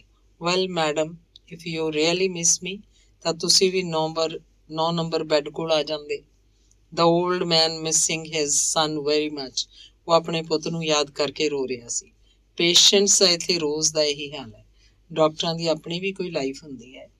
ਅੰਜਲੀ, ਵੈਸੇ ਤਾਂ ਤੂੰ ਠੀਕ ਹੈ, ਪਰ ਸਾਨੂੰ ਤਨਖਾਹ ਵੀ ਤਾਂ ਇਸੇ ਗੱਲ ਦੀ ਮਿਲਦੀ ਹੈ ਕਿ ਅਸੀਂ ਮਰੀਜ਼ਾਂ ਨੂੰ ਠੀਕ ਤਰ੍ਹਾਂ ਟਰੀਟ ਕਰੀਏ। ਬਹੁਤੇ ਮਰੀਜ਼ ਹਮਦਰਦੀ ਭਾਲਦੇ ਹੁੰਦੇ ਆ। ਡਾਕਟਰਾਂ ਦਾ ਸਹੀ ਰਵੱਈਆ ਅੱਧੇ ਮਰੀਜ਼ਾਂ ਨੂੰ ਉਂਝ ਹੀ ਠੀਕ ਕਰ ਦਿੰਦਾ ਹੈ। ਦਵਾਈ ਤਾਂ ਇੱਕ ਬਹਾਨਾ ਹੁੰਦੀ ਹੈ। ਅਸੀਂ ਵੀ ਤਾਂ ਇੱਕ ਦੂਜੇ ਤੋਂ ਸਹਾਰਾ ਹੀ ਲੱਭਦੇ ਹਾਂ। ਫਿਰ ਹੋ ਗਿਆ ਤੁਹਾਡਾ ਲੈਕਚਰ ਸ਼ੁਰੂ। ਆਪਣੀਆਂ ਫਿਲਾਸਫੀਆਂ ਤੁਸੀਂ ਆਪਣੇ ਕੋਲ ਹੀ ਰੱਖੋ। Won't you take me for a cup of coffee, please? ਚਲੋ ਮੇਰੀ ਸਰਕਾਰ, ਗੁਲਾਮ ਹਾਜ਼ਰ ਹੈ। Coffee is not better than you. ਤੇਰੇ ਤੋਂ ਹਜ਼ਾਰਾਂ ਕੌਫੀਆਂ ਕੁਰਬਾਨ, ਪਰ ਅਸੀਂ ਮਾਲਵੇ ਦੇ ਦੇਸੀ ਬੰਦੇ ਚਾਹ ਤੇ ਹੀ ਗੁਜ਼ਾਰਾ ਕਰਦੇ ਹੁੰਦੇ ਹਾਂ। ਕਾਫੀ ਪੀ ਕੇ ਤਾਂ ਐਂ ਲੱਗਦਾ ਜਿਵੇਂ ਪਤੀਲੇ ਥੱਲੇ ਲੱਗਿਆ ਦੁੱਧ ਚਾਹ 'ਚ ਪਾਤਾ ਹੋਵੇ। ਇਹਦਾ ਮਤਲਬ ਤੁਸੀਂ ਕਾਫੀ ਲਈ ਅਜੇ ਟੇਸਟ ਡਿਵੈਲਪ ਨਹੀਂ ਕੀਤਾ। ਤੁਹਾਨੂੰ ਸ਼ਹਿਰੀਆਂ ਨੂੰ ਪੇਂਡੂ ਬੰਦਿਆਂ ਦੇ ਟੇਸਟ ਦਾ ਕੀ ਪਤਾ? ਅੱਛਾ ਡਾਕਟਰ ਸਾਹਿਬਾ, ਤੁਸੀਂ ਇਹ ਦੱਸੋ ਕਿ ਤੁਸੀਂ ਕਿਹੜੀ ਕੌਫੀ ਲਓਗੇ, ਕੋਲਡ ਵਾਲੀ ਜਾਂ ਹੌਟ ਵਾਲੀ ਜਾਂ ਫਿਰ ਮੇਰੇ ਵਾਲੀ? ਚਰਨਜੀਤ ਨੇ ਅੰਜਲੀ ਨੂੰ ਛੇੜਦਿਆਂ ਕਿਹਾ, ਤੁਹਾਡੇ ਵਾਲੀ ਕੋਈ ਖਾਸ ਕੌਫੀ ਹੈ? ਤੁਸੀਂ ਤਾਂ ਕੌਫੀ ਪੀਂਦੇ ਨਹੀਂ। ਸਾਡੇ ਵਾਲੀ ਕੌਫੀ? ਹਾਂਜੀ, ਪਹਿਲੀ ਗੱਲ ਤਾਂ ਅਸੀਂ ਪੀਂਦੇ ਨਹੀਂ। ਜੇ ਪੀਣੀ ਹੋਵੇ ਤਾਂ ਇੱਕ ਸਪੈਸ਼ਲ ਤਰੀਕੇ ਨਾਲ ਕੌਫੀ ਪੀਂਦੇ ਹੁੰਦੇ ਹਾਂ ਅਸੀਂ। ਉਹ ਕਿਸ ਤਰ੍ਹਾਂ? ਦੇਖੋ, ਇੱਕ ਚਮਚ ਕੌਫੀ ਲਓ, ਉਹਨੂੰ ਮੂੰਹ 'ਚ ਰੱਖੋ, ਉੱਪਰੋਂ ਗਰਮ ਪਾਣੀ ਦੇ ਘੁੱਟ ਭਰੋ। ਇਹ ਹੈ ਹੌਟ ਬਲੈਕ ਕੌਫੀ। ਨਹੀਂ ਤਾਂ ਜੇ ਉੱਪਰੋਂ ਗਰਮ ਦੁੱਧ ਪੀ ਲਓ ਤਾਂ ਉਹ ਹੋ ਗਈ ਕੌਫੀ ਵਿਦ ਮਿਲਕ। ਤੇ ਜੇ ਬਰਫ਼ ਦੇ 2 ਕਿਊਬ ਚੱਬ ਲਓ ਤਾਂ ਉਹ ਕੋਲਡ ਕੌਫੀ ਬਣ ਜਾਂਦੀ ਹੈ। ਚਰਨਜੀਤ ਸ਼ਰਾਰਤ ਦੇ ਮੂਡ ਸੀ। ਅੰਜਲੀ ਨੇ ਚੰਬਲਦਿਆਂ ਚਰਨਜੀਤ ਦੀ ਪਿੱਠ 'ਚ ਇੱਕ ਹੌਲੀ ਜਿਹੀ ਮੁੱਕਾ ਮਾਰਿਆ।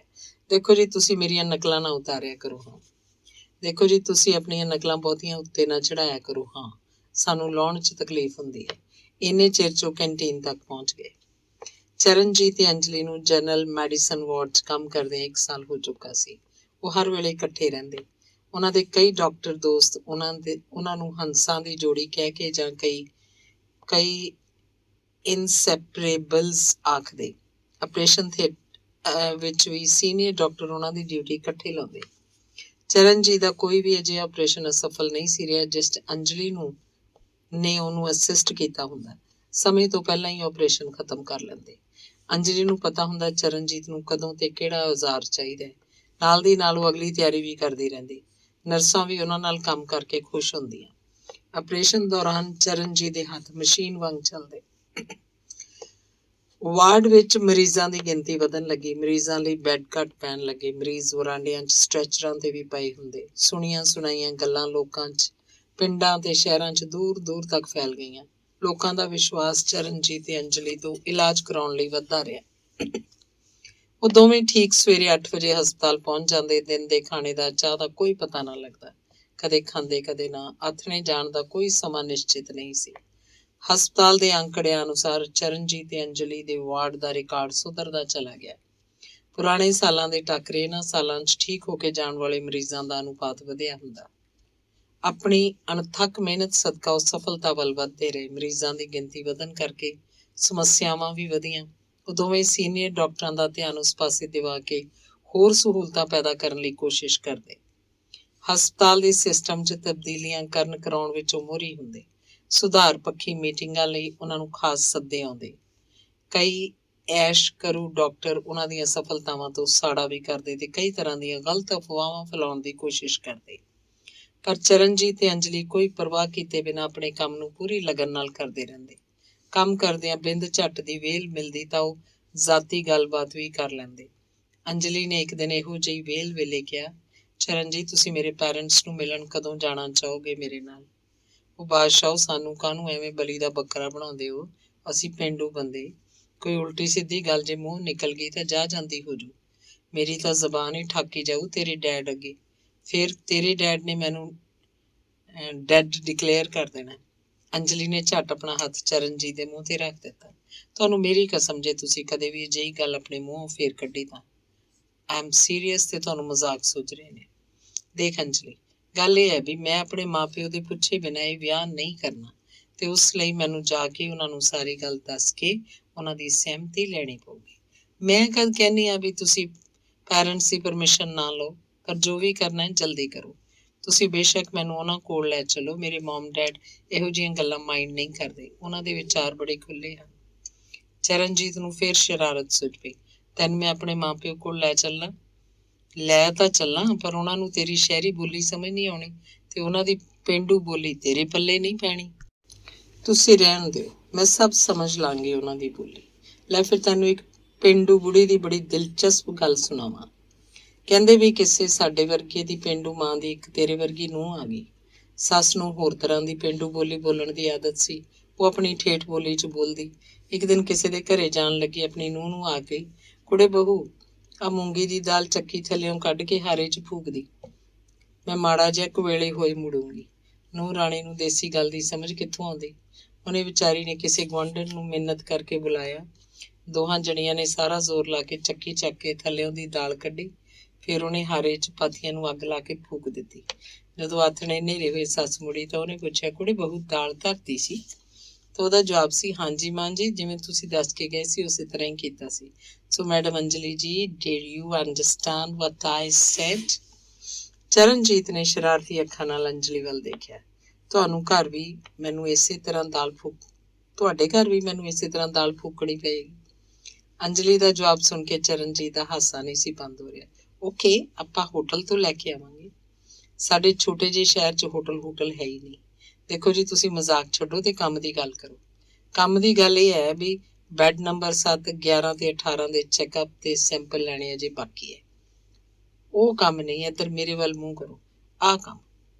ਚੰਗਾ ਮੈਡਮ ਡਾਕਟਰ ਅੰਜਲੀ ਕਪੂਰ ਜੀ, ਮੈਂ ਅਗਲੇ ਹਫ਼ਤੇ ਪਹਿਲਾਂ ਜਾ ਕੇ ਆਪਣੇ ਮਾਪਿਆਂ ਤੋਂ ਆਸ਼ੀਰਵਾਦ ਲੈ ਆਵਾਂ।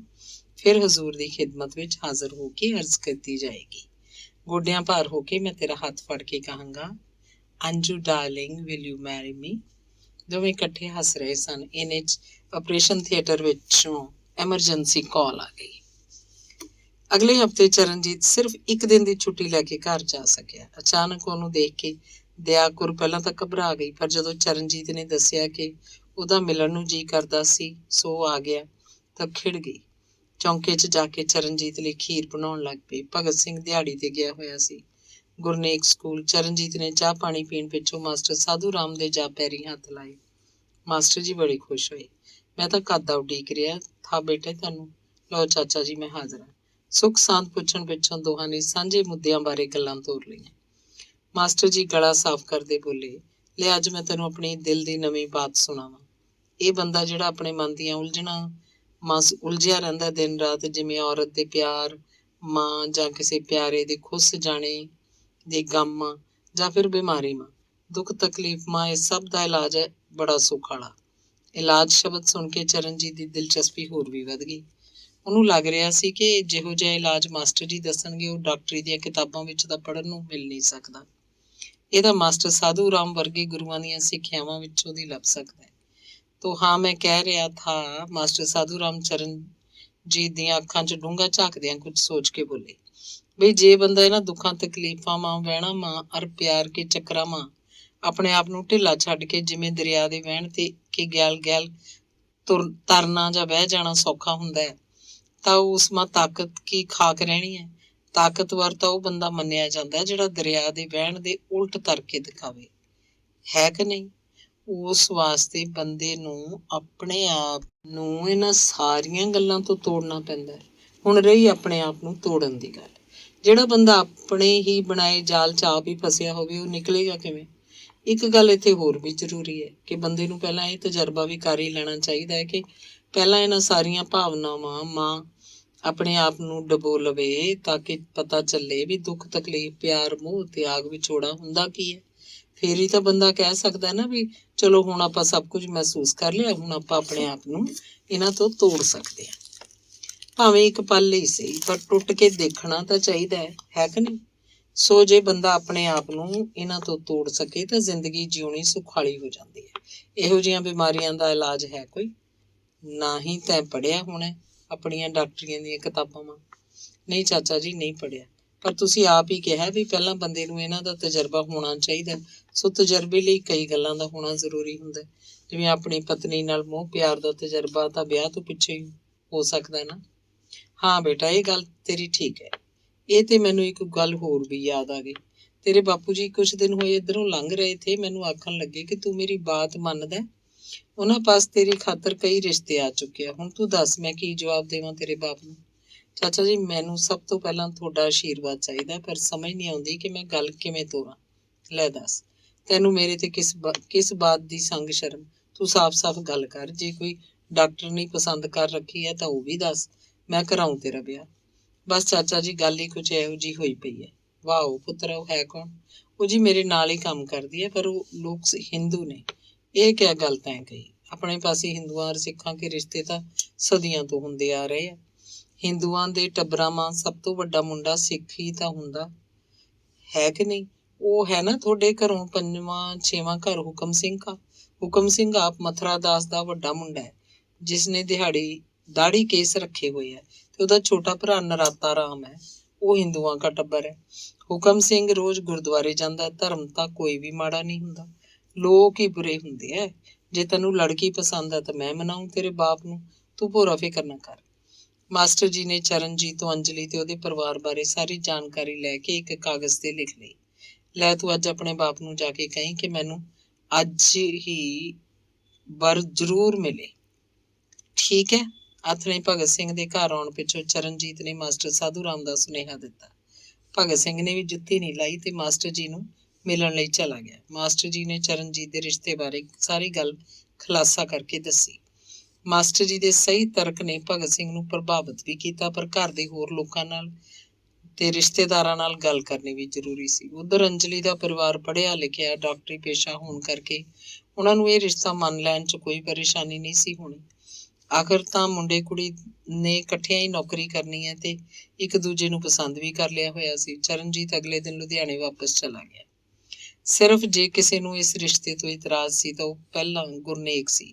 ਉਹਨੇ ਇਸ ਰਿਸ਼ਤੇ ਬਾਰੇ ਉਬਾਸਰ ਕੇ ਕੁਛ ਨਹੀਂ ਸੀ ਕਿਹਾ, ਪਰ ਉਹ ਸੋਚਣ ਲੱਗ ਪਿਆ ਕਿ ਵਿਆਹ ਤੋਂ ਪਿੱਛੋਂ ਕੀ ਪਤਾ ਚਰਨਜੀਤ ਆਪਣੀ ਪਤਨੀ ਦੇ ਪਿੱਛੇ ਲੱਗ ਕੇ ਉਹਦੇ ਆਪਣੇ ਪ੍ਰਭਾਵ ਥੱਲੇ ਉਹ ਨਿਕਲ ਹੀ ਨਾ ਜਾਵੇ। ਹੁਣ ਜਦੋਂ ਕਦੇ ਵੀ ਉਹਨੂੰ ਪੈਸੇ ਧੇਲੇ ਦੀ ਲੋੜ ਪੈਂਦੀ ਸੀ ਤਾਂ ਚਰਨਜੀਤ ਪਹਿਲੇ ਬੋਲ ਹੀ ਭੇਜ ਦਿੰਦਾ ਸੀ। ਉਹਦੇ ਵਿਆਹ ਪਿੱਛੋਂ ਉਹਨੂੰ ਇਹ ਮਦਦ ਜਾਂਦੀ ਲੱਗੀ। ਉਹਨੇ ਭਾਵੁਕ ਜਿਹਾ ਹੋ ਕੇ ਚਰਨਜੀਤ ਨੂੰ 7-8 ਸਫ਼ਿਆਂ ਦੀ ਇੱਕ ਲੰਮੀ ਚਿੱਠੀ ਲਿਖੀ, ਜਿਸ ਵਿੱਚ ਵਿਆਹ ਦੇ ਸਬੰਧਾਂ ਬਾਰੇ, ਵਿਆਹ ਪਿੱਛੋਂ ਲੋਕਾਂ ਦੇ ਬਦਲਣ ਬਾਰੇ ਤੇ ਮਨਾਂ 'ਚ ਪੈਣ ਵਾਲੀਆਂ ਗੰਢਾਂ ਬਾਰੇ ਕਾਫੀ ਕੁਝ ਲਿਖਿਆ। ਇਸ ਗੱਲ ਤੇ ਵੀ ਜ਼ੋਰ ਦਿੱਤਾ ਕਿ ਕੋਈ ਸੁਣੀਆਂ ਸੁਣਾਈਆਂ ਗੱਲਾਂ ਉਹ ਨਹੀਂ ਸੀ ਲਿਖ ਰਿਹਾ, ਸਗੋਂ ਇਹਨਾਂ ਵਿੱਚ ਉਹਦੇ ਜ਼ਾਤੀ ਪ੍ਰਭਾਵ ਵੀ ਸ਼ਾਮਲ ਸੀ। ਚਿੱਠੀ ਭਾਵੁਕਤਾ ਨਾਲ ਭਰੀ ਹੋਈ ਸੀ। ਅਖੀਰ 'ਚ ਗੁਰਨੇਕ ਨੇ ਆਪਣੀ ਇੱਕ ਨਵੀਂ ਬਿਮਾਰੀ ਦਾ ਜ਼ਿਕਰ ਵੀ ਕੀਤਾ ਸੀ, ਜਿਸ ਅਨੁਸਾਰ ਉਹਨੂੰ ਰਾਤ ਨੂੰ ਨੀਂਦ ਨਹੀਂ ਸੀ ਆਉਂਦੀ, ਦਿਲ ਦੀ ਧੜਕਣ ਤੇਜ਼ ਹੋ ਜਾਂਦੀ ਸੀ, ਚੱਕਰ ਆਉਂਦੇ ਸੀ। ਨੀਂਦ ਦੀਆਂ ਕਈ ਗੋਲੀਆਂ ਖਾਣ ਪਿੱਛੋਂ ਵੀ ਨੀਂਦ ਨਹੀਂ ਸੀ ਆਉਂਦੀ। ਉਹਨੂੰ ਹੁਣ ਕੋਈ ਸ਼ੱਕ ਨਹੀਂ ਸੀ ਰਿਹਾ, ਸਗੋਂ ਪੂਰਾ ਯਕੀਨ ਸੀ ਕਿ ਕਿਸੇ ਦਿਨ ਵੀ ਉਹਨੂੰ ਦਿਲ ਦਾ ਦੌਰਾ ਪੈ ਸਕਦਾ ਸੀ। ਹੋ ਸਕਦਾ ਇਹਦਾ ਉਹਦੀ ਪੇਟ ਦੀ ਪੁਰਾਣੀ ਬਿਮਾਰੀ ਨਾਲ ਵੀ ਕੋਈ ਸੰਬੰਧ ਹੋਵੇ। ਚਿੱਠੀ ਦਾ ਅਸਰ ਜਿਹੋ ਜਿਹਾ ਹੋਣਾ ਚਾਹੀਦਾ ਸੀ ਹੋਇਆ। ਚਰਨਜੀਤ ਆਪਣੇ ਵੱਡੇ ਭਰਾ ਦੀ ਬਿਮਾਰੀ ਬਾਰੇ ਚਿੱਠੀ ਪੜ੍ਹ ਕੇ ਬੜਾ ਪਰੇਸ਼ਾਨ ਹੋਇਆ।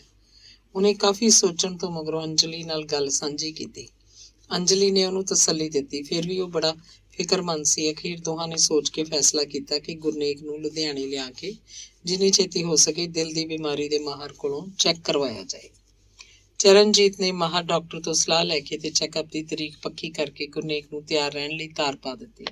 ਉਹ ਇੱਕ ਦਿਨ ਪਹਿਲਾਂ ਲੁਧਿਆਣਿਓਂ ਸਿੱਧੀ ਟੈਕਸੀ ਕਰਕੇ ਆਪਣੇ ਭਰਾ ਨੂੰ ਲੈਣ ਚਲਾ ਗਿਆ। ਅਗਲੇ ਦਿਨ ਡਾਕਟਰ ਸਕਸੈਨਾ ਨੇ ECG, TMT ਤੇ ਹੋਰ ਜ਼ਰੂਰੀ ਟੈਸਟ ਕਰਨ ਪਿੱਛੋਂ ਸ਼ਾਮ ਤੱਕ ਇਹ ਗੱਲ ਸਾਫ਼ ਕਰ ਦਿੱਤੀ ਕਿ ਗੁਰਨੇਕ ਨੂੰ ਦਿਲ ਦੀ ਕੋਈ ਬਿਮਾਰੀ ਨਹੀਂ ਸੀ। ਹਾਂ, ਹੋ ਸਕਦਾ ਕੋਈ ਦਿਮਾਗੀ ਪਰੇਸ਼ਾਨੀ ਕਾਰਨ ਉਹ ਇੰਜ ਮਹਿਸੂਸ ਕਰਦਾ ਹੋਵੇ। ਚੰਗਾ ਹੋਵੇ ਜੇ ਉਹਨੂੰ ਕਿਸੇ ਸਾਈਕੈਟ੍ਰਿਸਟ ਦੀ ਸਲਾਹ ਮਿਲ ਜਾਏ। ਚਰਨਜੀਤ ਨੇ ਗੁਰਨੇਕ ਨੂੰ ਬਿਨਾਂ ਕੁਝ ਦੱਸੇ ਆਪਣੇ ਇੱਕ ਸਾਈਕੈਟਰੀ ਦੇ ਡਾਕਟਰ ਦੋਸਤ ਨੂੰ ਸਮੱਸਿਆ ਦੱਸੀ ਤੇ ਉਹਨੂੰ ਉਸੇ ਦਿਨ ਸ਼ਾਮ ਨੂੰ ਹੀ ਆਪਣੇ ਕੁਆਟਰ 'ਚ ਆਉਣ ਲਈ ਮਨਾ ਲਿਆ। ਡਾਕਟਰ ਨੇ ਚਰਨਜੀਤ ਦਾ ਨਜ਼ਦੀਕੀ ਦੋਸਤ ਹੋਣ ਦੇ ਨਾਤੇ ਉਂਝ ਹੀ ਗੁਰਨੇਕ ਨਾਲ 1 ਘੰਟਾ ਲੰਮੀ ਗੱਲਬਾਤ ਕਰਕੇ ਬਿਮਾਰੀ ਦਾ ਕਾਰਨ ਲੱਭਣ ਦੀ ਕੋਸ਼ਿਸ਼ ਕੀਤੀ। ਉਸ ਪਿੱਛੋਂ ਨੇ ਚਰਨਜੀਤ ਨੂੰ ਅੱਡ ਕਰਕੇ ਦੱਸਿਆ ਕਿ ਗੁਰਨੇਕ ਨੂੰ ਸਿਰਫ ਹੀਣ ਭਾਵਨਾ ਹੀ ਤੰਗ ਕਰਦੀ ਸੀ, ਕਿਉਂਕਿ ਜੀਵਨ 'ਚ ਬੜੀ ਛੇਤੀ ਉੱਚਾ ਉੱਠਣਾ ਚਾਹੁੰਦਾ ਸੀ। ਉਹਨੇ ਇਹ ਵੀ ਦੱਸਿਆ ਕਿ ਇਹੋ ਜਿਹੇ ਮਰੀਜ਼ ਦੁਨੀਆ ਦਾ ਸਭ ਕੁਝ ਮਿਲ ਜਾਣ ਤੇ ਵੀ ਸੰਤੁਸ਼ਟ ਨਹੀਂ ਹੋ ਸਕਦੇ ਹੁੰਦੇ। ਇਹ ਮਰੀਜ਼ ਕਿਸੇ ਨਾ ਕਿਸੇ ਬਿਮਾਰੀ ਦਾ ਬਹਾਨਾ ਕਰਕੇ ਲੋਕਾਂ ਦੀ ਹਮਦਰਦੀ ਜਿੱਤਣਾ ਚਾਹੁੰਦੇ ਆ ਤੇ ਦੂਜਿਆਂ ਕੋਲੋਂ ਆਪਣੀ ਬੇਹੱਦ ਤਾਰੀਫ ਦੀ ਉਮੀਦ ਰੱਖਦੇ ਆ। ਆਪਣੇ ਆਪ ਨੂੰ ਦੁਨੀਆ ਦੇ ਸਭ ਤੋਂ ਸਿਆਣੇ ਬੰਦਿਆਂ 'ਚ ਗਿਣਦੇ ਆ ਤੇ ਹਮੇਸ਼ਾ ਇਹੀ ਵਿਸ਼ਵਾਸ ਰੱਖਦੇ ਆ ਕਿ ਜੋ ਕੁਝ ਉਹ ਸੋਚਦੇ ਆ ਉਹ ਦੂਜਿਆਂ ਨਾਲੋਂ ਚੰਗਾ ਤੇ ਠੀਕ ਹੁੰਦਾ ਹੈ। ਗਲਤੀ ਕਰਕੇ ਵੀ ਕਦੇ ਆਪਣੀ ਗਲਤੀ ਨਹੀਂ ਮੰਨਦੇ, ਸਗੋਂ ਆਪਣੀ ਸਿਆਣਪ ਨਾਲ ਆਪਣੀ ਗਲਤੀ ਦੂਜਿਆਂ ਦੇ ਸਿਰ ਮੜਨ 'ਚ ਸਫਲ ਹੋ ਜਾਂਦੇ ਆ। ਉਹ ਆਪਣੀ ਅਜਿਹੀ ਸੋਚ ਅਨੁਸਾਰ ਕੋਈ ਜਾਣਬੁੱਝ ਕੇ ਗਲਤੀ ਕਰਨ ਤੋਂ ਪਹਿਲਾਂ ਅਜਿਹੇ ਪੱਕੇ ਸਬੂਤਾਂ ਬਾਰੇ ਸੋਚ ਦੜਾਉਂਦੇ ਹਨ ਤਾਂ ਕਿ ਉਹਨਾਂ ਦੀ ਗਲਤੀ ਦੀ ਸਜ਼ਾ ਕਿਸੇ ਹੋਰ ਨੂੰ ਮਿਲ ਸਕੇ। ਇਹੋ ਜਿਹੇ ਲੋਕ ਜੇ ਕਤਲ ਵੀ ਕਰਨ ਤਾਂ ਬੜੀ ਸੋਚੀ ਸਮਝੀ ਸਾਜ਼ਿਸ਼ ਰਾਹੀਂ ਕਰਦੇ ਹਨ ਤੇ ਆਪਣੇ ਭੋਲੇਪਨ ਦਾ ਆਸਰਾ ਲੈ ਕੇ ਸਾਫ਼ ਬਚ ਕੇ ਨਿਕਲ ਜਾਂਦੇ ਹਨ। ਦੋਸ਼ ਕਿਸੇ ਹੋਰ ਸਿਰ ਮੜਦੇ ਹਨ। ਇਸ ਪ੍ਰਵਿਰਤੀ ਦੇ ਲੋਕ ਬੜੇ ਸਫਲ ਜਾਸੂਸ ਵੀ ਬਣ ਸਕਦੇ ਹਨ। ਇਹ ਮਰੀਜ਼ ਬੜੇ ਆਰਾਮ ਪਸੰਦ ਹੁੰਦੇ ਹਨ, ਬੈਠੇ ਬਿਠਾਇਆ ਲੋਕਾਂ ਤੇ ਰਾਜ ਕਰਨਾ ਚਾਹੁੰਦੇ ਹਨ। ਸਿਆਸਤ 'ਚ ਅਜਿਹੇ ਲੋਕ ਸਫਲ ਹੁੰਦੇ ਹਨ, ਸਿਰਫ ਆਪਣੇ ਭਲੇ ਲਈ ਕਈ ਪੈਂਤਰੇ ਬਦਲਦੇ ਹਨ। ਚਰਨਜੀਤ ਦੇ ਦੋਸਤ ਡਾਕਟਰ ਨੇ ਆਪਣੇ ਜ਼ਾਤੀ ਤਜਰਬਿਆਂ ਦੇ ਸਰਵੇਖਣ ਲਈ ਕੱਢੇ ਤੱਤ ਉਹਦੇ ਸਾਹਮਣੇ ਰੱਖ ਦਿੱਤੇ। ਚਰਨਜੀਤ ਨੂੰ ਪਹਿਲਾਂ ਤਾਂ ਉਹਦੀਆਂ ਗੱਲਾਂ ਤੇ ਇਤਬਾਰ ਨਾ ਆਇਆ, ਪਰ ਫਿਰ ਵੀ ਕਿਉਂਕਿ ਉਸ ਨੂੰ ਆਪ ਵੀ ਇਸ ਬਿਮਾਰੀ ਬਾਰੇ ਥੋੜਾ ਬਹੁਤ ਗਿਆਨ ਸੀ ਤੇ ਸਬਜੈਕਟ ਦੇ ਤੌਰ ਤੇ ਵੀ ਪੜ੍ਹਿਆ ਸੀ, ਇਸ ਲਈ ਉਹਨੂੰ ਆਪਣੇ ਦੋਸਤ ਦੀ ਗੱਲ ਜੱਚਦੀ ਲੱਗੀ। ਹੁਣ ਅਗਲੀ ਸਮੱਸਿਆ ਸੀ ਗੁਰਨੇਕ ਨੂੰ ਇਸ ਗੱਲ ਤੇ ਸੰਤੁਸ਼ਟ ਕਰਨ ਲਈ ਕੀ ਕੀਤਾ ਜਾਏ ਕਿ ਉਹਨੂੰ ਉਹਦੀ ਆਪਣੀ ਸੋਚ ਅਨੁਸਾਰ ਦਿਲ ਦੀ ਕੋਈ ਬਿਮਾਰੀ ਨਹੀਂ ਸੀ। ਉਹਨੇ ਆਪਣੀ ਸਿਆਣਪ ਅਨੁਸਾਰ ਪੂਰੀ ਕੋਸ਼ਿਸ਼ ਕਰਕੇ ਬੜੇ ਚੁਣੇ ਹੋਏ ਤੇ ਸੋਚੇ ਸਮਝੇ ਸ਼ਬਦਾਂ ਰਾਹੀਂ ਆਪਣੇ ਵੱਡੇ ਭਰਾ ਨੂੰ ਸਮਝਾਉਣ ਲਈ ਕਿਹਾ ਕਿ ਸਾਰੇ ਟੈਸਟਾਂ ਰਾਹੀਂ ਡਾਕਟਰ ਤਸੱਲੀ ਕਰ ਚੁੱਕੇ ਹਨ ਕਿ ਉਹਨੂੰ ਦਿਲ ਦੀ ਕੋਈ ਬਿਮਾਰੀ ਨਹੀਂ। ਲੈ ਹੋਰ ਸੁਣ ਲਓ। ਆਖੇ ਮੈਨੂੰ ਕੋਈ ਬਿਮਾਰੀ ਨਹੀਂ। ਫਿਰ ਰਾਤ ਨੂੰ ਪਸੀਨੇ ਆਉਣੇ, ਦਿਲ ਦੀ ਧੜਕਨ ਤੇਜ਼ ਹੋਣੀ, ਨੀਂਦ ਨਾ ਆਉਣੀ, ਹਿੱਕ 'ਚ ਤਿੱਖਾ ਦਰਦ, ਖੱਬੀ ਬਾਂਹ 'ਚ ਦਰਦ, ਇਹ ਸਾਰੀਆਂ ਕਾਹਦੀਆਂ ਨਿਸ਼ਾਨੀਆਂ ਹੋਈਆਂ? ਗੁਰਨੇਕ ਦੇ ਮੱਥੇ ਉੱਤੇ ਤਿਉੜੀਆਂ ਉੱਭਰ ਆਈਆਂ ਸੀ। ਵੱਡੇ ਭਾਈ ਕੌਣ ਕਹਿੰਦਾ ਵੀ ਇਹ ਸਾਰੀਆਂ ਨਿਸ਼ਾਨੀਆਂ ਜਾਂ ਸਿੰਪਟਮ ਸਿਰਫ ਦਿਲ ਦੀ ਬਿਮਾਰੀ ਦੇ ਹੋ ਸਕਦੇ ਆ? ਕੋਈ ਹੋਰ ਕਾਰਨ ਵੀ? ਲੈ ਦੱਸ, ਜਦੋਂ ਮੈਂ ਕਹਿੰਦਾ ਵੀ ਮੈਨੂੰ ਹਾਰਟ ਪ੍ਰੋਬਲਮ ਹੈ ਤਾਂ ਤੈਨੂੰ ਕੀ ਉਦੋਂ ਹੀ ਪਤਾ ਲੱਗੂ ਜਦੋਂ ਮੈਨੂੰ ਅਗਲਾ ਸਾਹ ਨਾ ਆਇਆ? ਕੱਲ ਤੂੰ ਡਾਕਟਰੀ ਪਾਸ ਕੀਤੀ ਹੈ, ਅੱਜ ਤੈਨੂੰ ਗੱਲਾਂ ਆਉਣ ਲੱਗ ਪਈਆਂ। ਨਾ ਫਿਰ ਤੁਸੀਂ ਆਪ ਹੀ ਦੱਸੋ ਕੀ ਕੀਤਾ ਜਾਏ, ਹੋਰ ਕਿਹਨੂੰ ਦਿਖਾਈਏ? ਚਰਨਜੀਤ ਨੇ ਬੇਬਸ ਹੋ ਕੇ ਕਿਹਾ। ਗੁਰਨੇਕ ਮੱਥੇ ਉੱਤੇ ਹੱਥ ਰੱਖ ਕੇ ਕਿੰਨਾ ਚਿਰ ਸੋਚਦਾ ਰਿਹਾ। ਮਾਹੌਲ ਗਲ ਘੋਟੂ ਹੋ ਚੁੱਕਾ ਸੀ। ਦਿੱਲੀੋਂ ਮੈਨੂੰ ਚਿੱਠੀ ਆਈ ਹੈ ਵੀ ਅਗਲੇ ਮਹੀਨੇ ਇੰਗਲੈਂਡ 'ਚ ਵਿਸ਼ਵ ਪੱਧਰ ਦੀ ਕਾਨਫਰੰਸ ਹੋ ਰਹੀ ਹੈ। ਮੈਨੂੰ ਡੈਲੀਗੇਟ ਦੇ ਤੌਰ ਤੇ ਚੁਣ ਲਿਆ ਗਿਆ। ਕੋਈ ਸੰਸਥਾ ਵੀ ਆਰਥਿਕ ਮਦਦ ਕਰ ਰਹੀ ਹੈ। ਜੇ ਮੇਰਾ ਵੀਜ਼ਾ ਲੱਗ ਗਿਆ ਤੇ ਟਿਕਟ ਉਹਨਾਂ ਨੇ ਭੇਜਤੀ ਤਾਂ ਮੈਂ ਉੱਥੇ ਕਿਸੇ ਹਾਰਟ ਸਪੈਸ਼ਲਿਸਟ ਨੂੰ ਆਪੇ ਦਿਖਾ ਲੂੰ। ਤੂੰ ਜੋ ਕਰਨਾ ਸੀ ਕਰ ਲਿਆ, ਹੁਣ ਬਾਕੀ ਮੈਂ ਜਾਣਾ, ਮੇਰਾ ਕੰਮ। ਗੁਰਨੇਕ ਦੀਆਂ ਗੱਲਾਂ ਨੇ ਤੇ ਉਹਦੇ ਵਰਤਾਰੇ ਨੇ ਚਰਨਜੀਤ ਨੂੰ ਬਹੁਤ ਦੁਖੀ ਕਰ ਦਿੱਤਾ ਸੀ। ਉਹਨੂੰ ਆਪਣੇ ਵਿਆਹ ਨਾਲੋਂ ਆਪਣੇ ਭਰਾ ਦੀ ਸਿਹਤ ਦਾ ਬਹੁਤਾ ਫਿਕਰ ਸੀ, ਪਰ ਉਹਦੀ ਕੋਈ ਪੇਸ਼ ਵੀ ਨਹੀਂ ਸੀ ਜਾਂਦੀ। ਗੁਰਨੇਕ ਉਹਦੀ ਹਰ ਗੱਲ ਤੇ ਹਰ ਤਰਕ ਉਲਟਾ ਕੇ ਰੱਖ ਦਿੰਦਾ। ਚਰਨਜੀਤ ਦੇ ਮਨ 'ਚ ਆਪਣੇ ਭਰਾ ਲਈ ਅੰਤਾਂ ਦਾ ਪਿਆਰ ਤੇ ਸਤਿਕਾਰ ਵੀ ਹੋ ਸਕਦਾ ਹੈ, ਇਹਦਾ ਜ਼ਿੰਮੇਵਾਰ ਹੋਵੇ, ਕਿਉਂਕਿ ਉਹ ਗੁਰਨੇਕ ਨਾਲ ਬਿਲਕੁਲ ਹੀ ਬਹਿਸ ਕਰਨ ਲਈ ਤਿਆਰ ਨਹੀਂ ਸੀ। ਸਗੋਂ ਚਾਹੁੰਦਾ ਸੀ ਕਿ ਜੇ ਸਮੱਸਿਆ ਦਾ ਹੱਲ ਗੁਰਨੇਕ ਹੀ ਸੁਝਾਵੇ ਤਾਂ ਉਹ ਹਰ ਹੀਲਾ ਕਰਨ ਲਈ ਤਿਆਰ ਹੈ ਤਾਂ ਕਿ ਉਹਦਾ ਦੁੱਖ ਤਕਲੀਫ ਦੂਰ ਹੋ ਸਕੇ। ਪਰ ਹਾਲ ਇਹ ਸੀ ਕਿ ਇੱਕ ਬਿਮਾਰੀ ਜਾਂਦੀ ਨਹੀਂ ਸੀ, ਦੂਜੀ ਦੀ ਖਬਰ ਚਿੱਠੀਆਂ ਦੀ ਝੱਟ ਆ ਜਾਂਦੀ। ਗੁਰਨੇਕ ਦੇ ਕੁਝ ਸਾਹਿਤਿਕ ਦੋਸਤਾਂ ਤੇ ਸਮਕਾਲੀਆਂ ਨੂੰ ਜਿਹੜੇ ਲੁਧਿਆਣੇ ਰਹਿੰਦੇ ਸੀ, ਉਹਦੇ ਆਉਣ ਦਾ ਉਹਦੀਆਂ ਚਿੱਠੀਆਂ ਤੇ ਸੁਨੇਹਿਆਂ ਰਾਹੀਂ ਇੱਕ ਦੂਜੇ ਤੋਂ ਪਤਾ ਲੱਗ ਚੁੱਕਾ ਸੀ। 4-5 ਜਣੇ ਸ਼ਾਮ ਨੂੰ ਚਰਨਜੀਤ ਦੇ ਕੁਆਟਰ ਤੇ ਪਹੁੰਚ ਗਏ। ਇੱਕ ਦੋ ਨੇ ਮਹਿਫਿਲ ਗਰਮ ਕਰਨ ਲਈ ਵਿਸਕੀ ਦੀਆਂ ਬੋਤਲਾਂ ਥੈਲਿਆਂ ਚੋਂ ਕੱਢ ਲਈਆਂ। ਉਸ ਸ਼ਾਮ ਮਹਿਫਿਲ ਪੂਰੀ ਜੰਮੀ। ਚਰਨਜੀਤ ਨੂੰ ਵੀ ਬੜੀ ਭੱਜ ਨੱਸ ਰਹੀ। ਉਹ ਖਾਣ ਪੀਣ ਦੇ ਬੰਦੋਬਸਤ 'ਚ ਰੁੱਝਿਆ ਰਿਹਾ। ਸਾਰਿਆਂ ਲਈ ਖਾਣਾ ਹੋਟਲ ਤੋਂ ਲਿਆਇਆ। ਮਹਿਫਿਲ ਅੱਧੀ ਰਾਤ ਤੱਕ ਚੱਲੀ। ਗੁਰਨੇਕ ਨੇ ਵੀ ਆਪਣੀਆਂ ਕੁਝ ਕਵਿਤਾਵਾਂ ਉੱਚੀ ਹੇਕ 'ਚ ਗਾ ਕੇ ਸੁਣਾਈਆਂ। ਜਦੋਂ ਦੋਏ ਭਰਾ ਉਸ ਰਾਤ ਸੁੱਤੇ ਤਾਂ ਗੁਰਨੇਕ ਮੰਜੇ ਤੇ ਪੈਣ ਸਾਰ ਕੁਰਾੜੇ ਮਾਰਨ ਲੱਗ ਪਿਆ। ਉਸ ਪਲ ਚਰਨਜੀਤ ਨੂੰ ਆਪਣੀ ਡਾਕਟਰੀ ਦੇ ਸਾਰੇ ਫਾਰਮੂਲੇ ਫੇਲ ਹੁੰਦੇ ਦਿਸੇ। ਗੁਰਨੇਕ ਦੀਆਂ ਬਿਮਾਰੀਆਂ ਦੇ ਲੱਛਣ ਉਹਦੀ ਸਮਝ ਤੋਂ ਬਾਹਰ ਸਨ। 6ਵੀਂ ਕਿਸ਼ਤ। ਗੁਰਨੇਕ ਨੂੰ ਅੰਮ੍ਰਿਤਸਰੋਂ ਪਬਲਿਸ਼ਰਾਂ ਵੱਲੋਂ 2 ਚਿੱਠੀਆਂ ਆ ਚੁੱਕੀਆਂ ਸਨ। ਉਹ ਗੁਰਨੇਕ ਦੀ ਪਹਿਲੀ ਕਿਤਾਬ ਦੀ ਸਫਲਤਾ ਵੇਖ ਕੇ ਅੱਗੋਂ ਲਈ ਉਹਦੀਆਂ ਸਾਰੀਆਂ ਕਿਤਾਬਾਂ ਛਾਪਣਾ ਚਾਹੁੰਦੇ ਸਨ।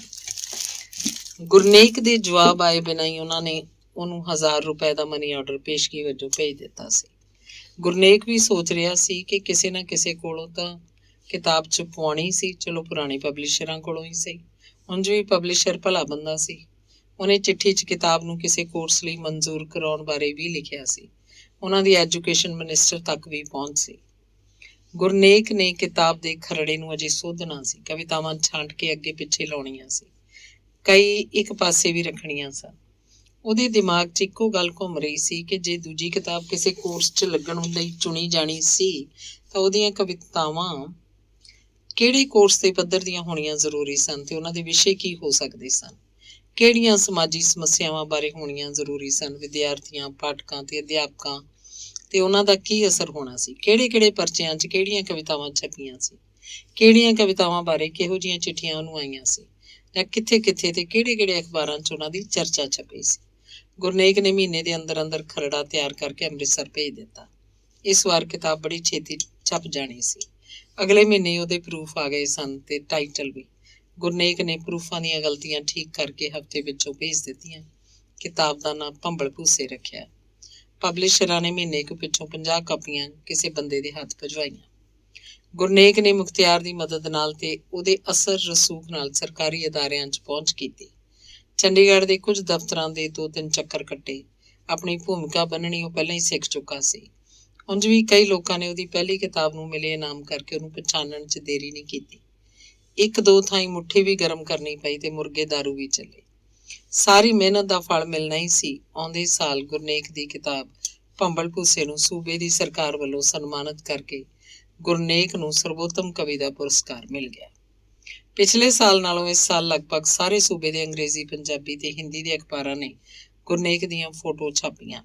ਇੰਟਰਵਿਊ ਲੈਣ ਲਈ ਕਈ ਪਰਚਿਆਂ ਤੇ ਅਖਬਾਰਾਂ ਨੇ ਸਮਾਂ ਮੰਗਿਆ। ਉਸ ਨਿੱਕੇ ਜਿਹੇ ਸ਼ਹਿਰ ਦੇ ਕੁਝ ਜਵਾਨ ਮੁੰਡਿਆਂ ਨੇ ਇਕੱਠੇ ਹੋ ਕੇ ਇੱਕ ਸ਼ਾਮ ਜਲਸਾ ਕੀਤਾ ਤੇ ਗੁਰਨੇਕ ਨੂੰ ਸਨਮਾਨਿਤ ਕੀਤਾ। ਸਕੂਲ ਵਿੱਚ ਕਈ ਫੰਕਸ਼ਨ ਕੀਤੇ ਗਏ। ਪ੍ਰਿੰਸੀਪਲ ਸਾਹਿਬ ਨੇ ਇਲਾਕੇ ਦੇ ਸਿਆਸੀ ਲੀਡਰ ਸੱਦ ਕੇ ਜਿੱਥੇ ਇੱਕ ਪਾਸੇ ਗੁਰਨੇਕ ਕਵੀ ਨੂੰ ਸਨਮਾਨ ਦਵਾਇਆ, ਦੂਜੇ ਪਾਸੇ ਸਕੂਲ ਲਈ ਗ੍ਰਾਂਟਾਂ ਦੇ ਗੱਫੇ ਵੀ ਲਏ। ਸਾਹਿਤਕ ਦੁਨੀਆ 'ਚ ਲਗਾਤਾਰ 2 ਸਾਲ ਇਨਾਮ ਲੈਣ ਵਾਲੇ ਕਵੀ ਬਾਰੇ ਚਰਚਾ ਛਿੜੀ। ਜਿੰਨੇ ਮੂੰਹ ਉਨੀਆਂ ਗੱਲਾਂ। ਕਈ ਹੱਕ 'ਚ ਬੋਲ ਰਹੇ ਸਨ। ਕਈਆਂ ਨੂੰ ਇਹਨਾਂ ਲਗਾਤਾਰ ਮਿਲੇ ਇਨਾਮਾਂ 'ਚੋਂ ਸਾਜ਼ਿਸ਼ ਦੀ ਬੋ ਆ ਰਹੀ ਸੀ। ਕਈ ਉਹਨੂੰ ਸਾਹਿਤਕ ਸਿਆਸਤ ਦਾ ਨਵਾਂ ਮੋੜ ਗਰਦਾਨ ਰਹੇ ਸੀ। ਗੁਰਨੇਕ ਨੂੰ ਹੁਣ ਕਈ ਪੁਰਾਣੇ ਕਵੀ ਵੀ ਛੋਟੇ ਨਜ਼ਰ ਆਉਂਦੇ।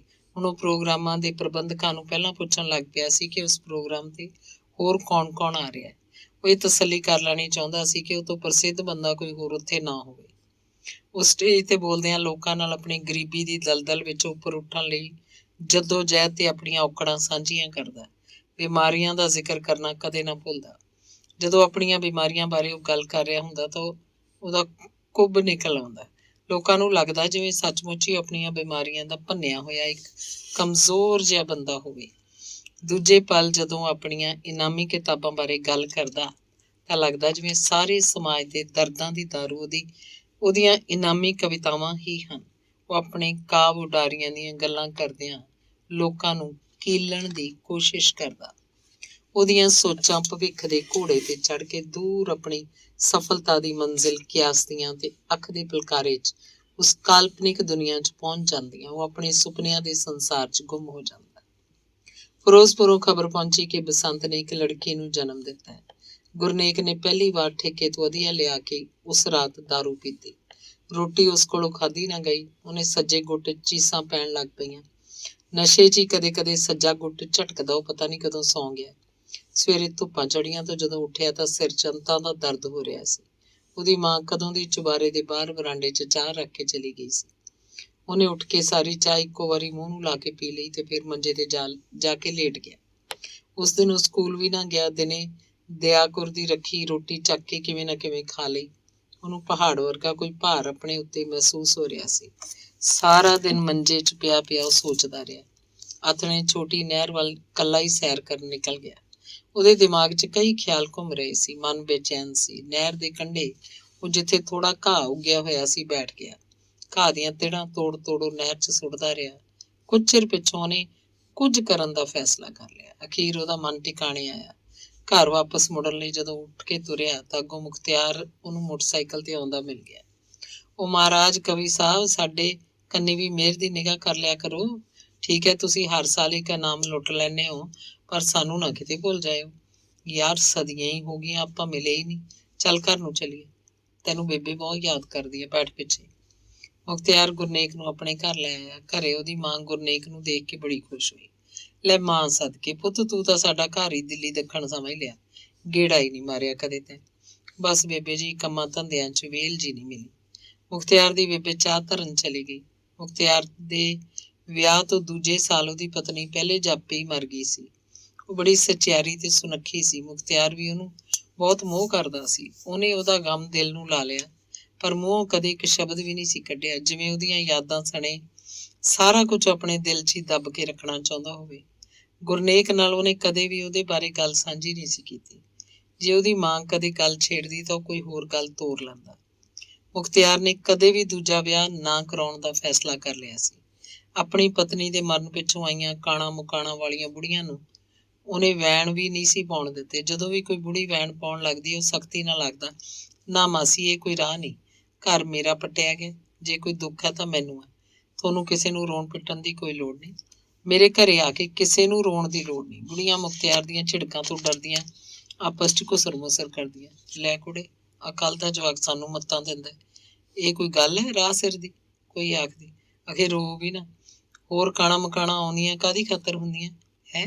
ਇਹ ਮੁੰਡਾ ਤਾਂ ਭਾਈ ਬਾਹਲਾ ਹੀ ਡਾਢਾ ਹੈ। ਚੱਲ ਨਹੀਂ ਪਰਸੇਨੀਆਂ, ਉੱਠ ਚੱਲੀਏ ਆਪਣੇ ਪਿੰਡ ਨੂੰ। ਜੇ ਇੱਥੇ ਆਪਾਂ ਨੂੰ ਕੋਈ ਵੈਣ ਹੀ ਨਹੀਂ ਪਾਉਣ ਦਿੰਦਾ ਤਾਂ ਆਪਾਂ ਲੈਣ ਕੀ ਆਈਆਂ?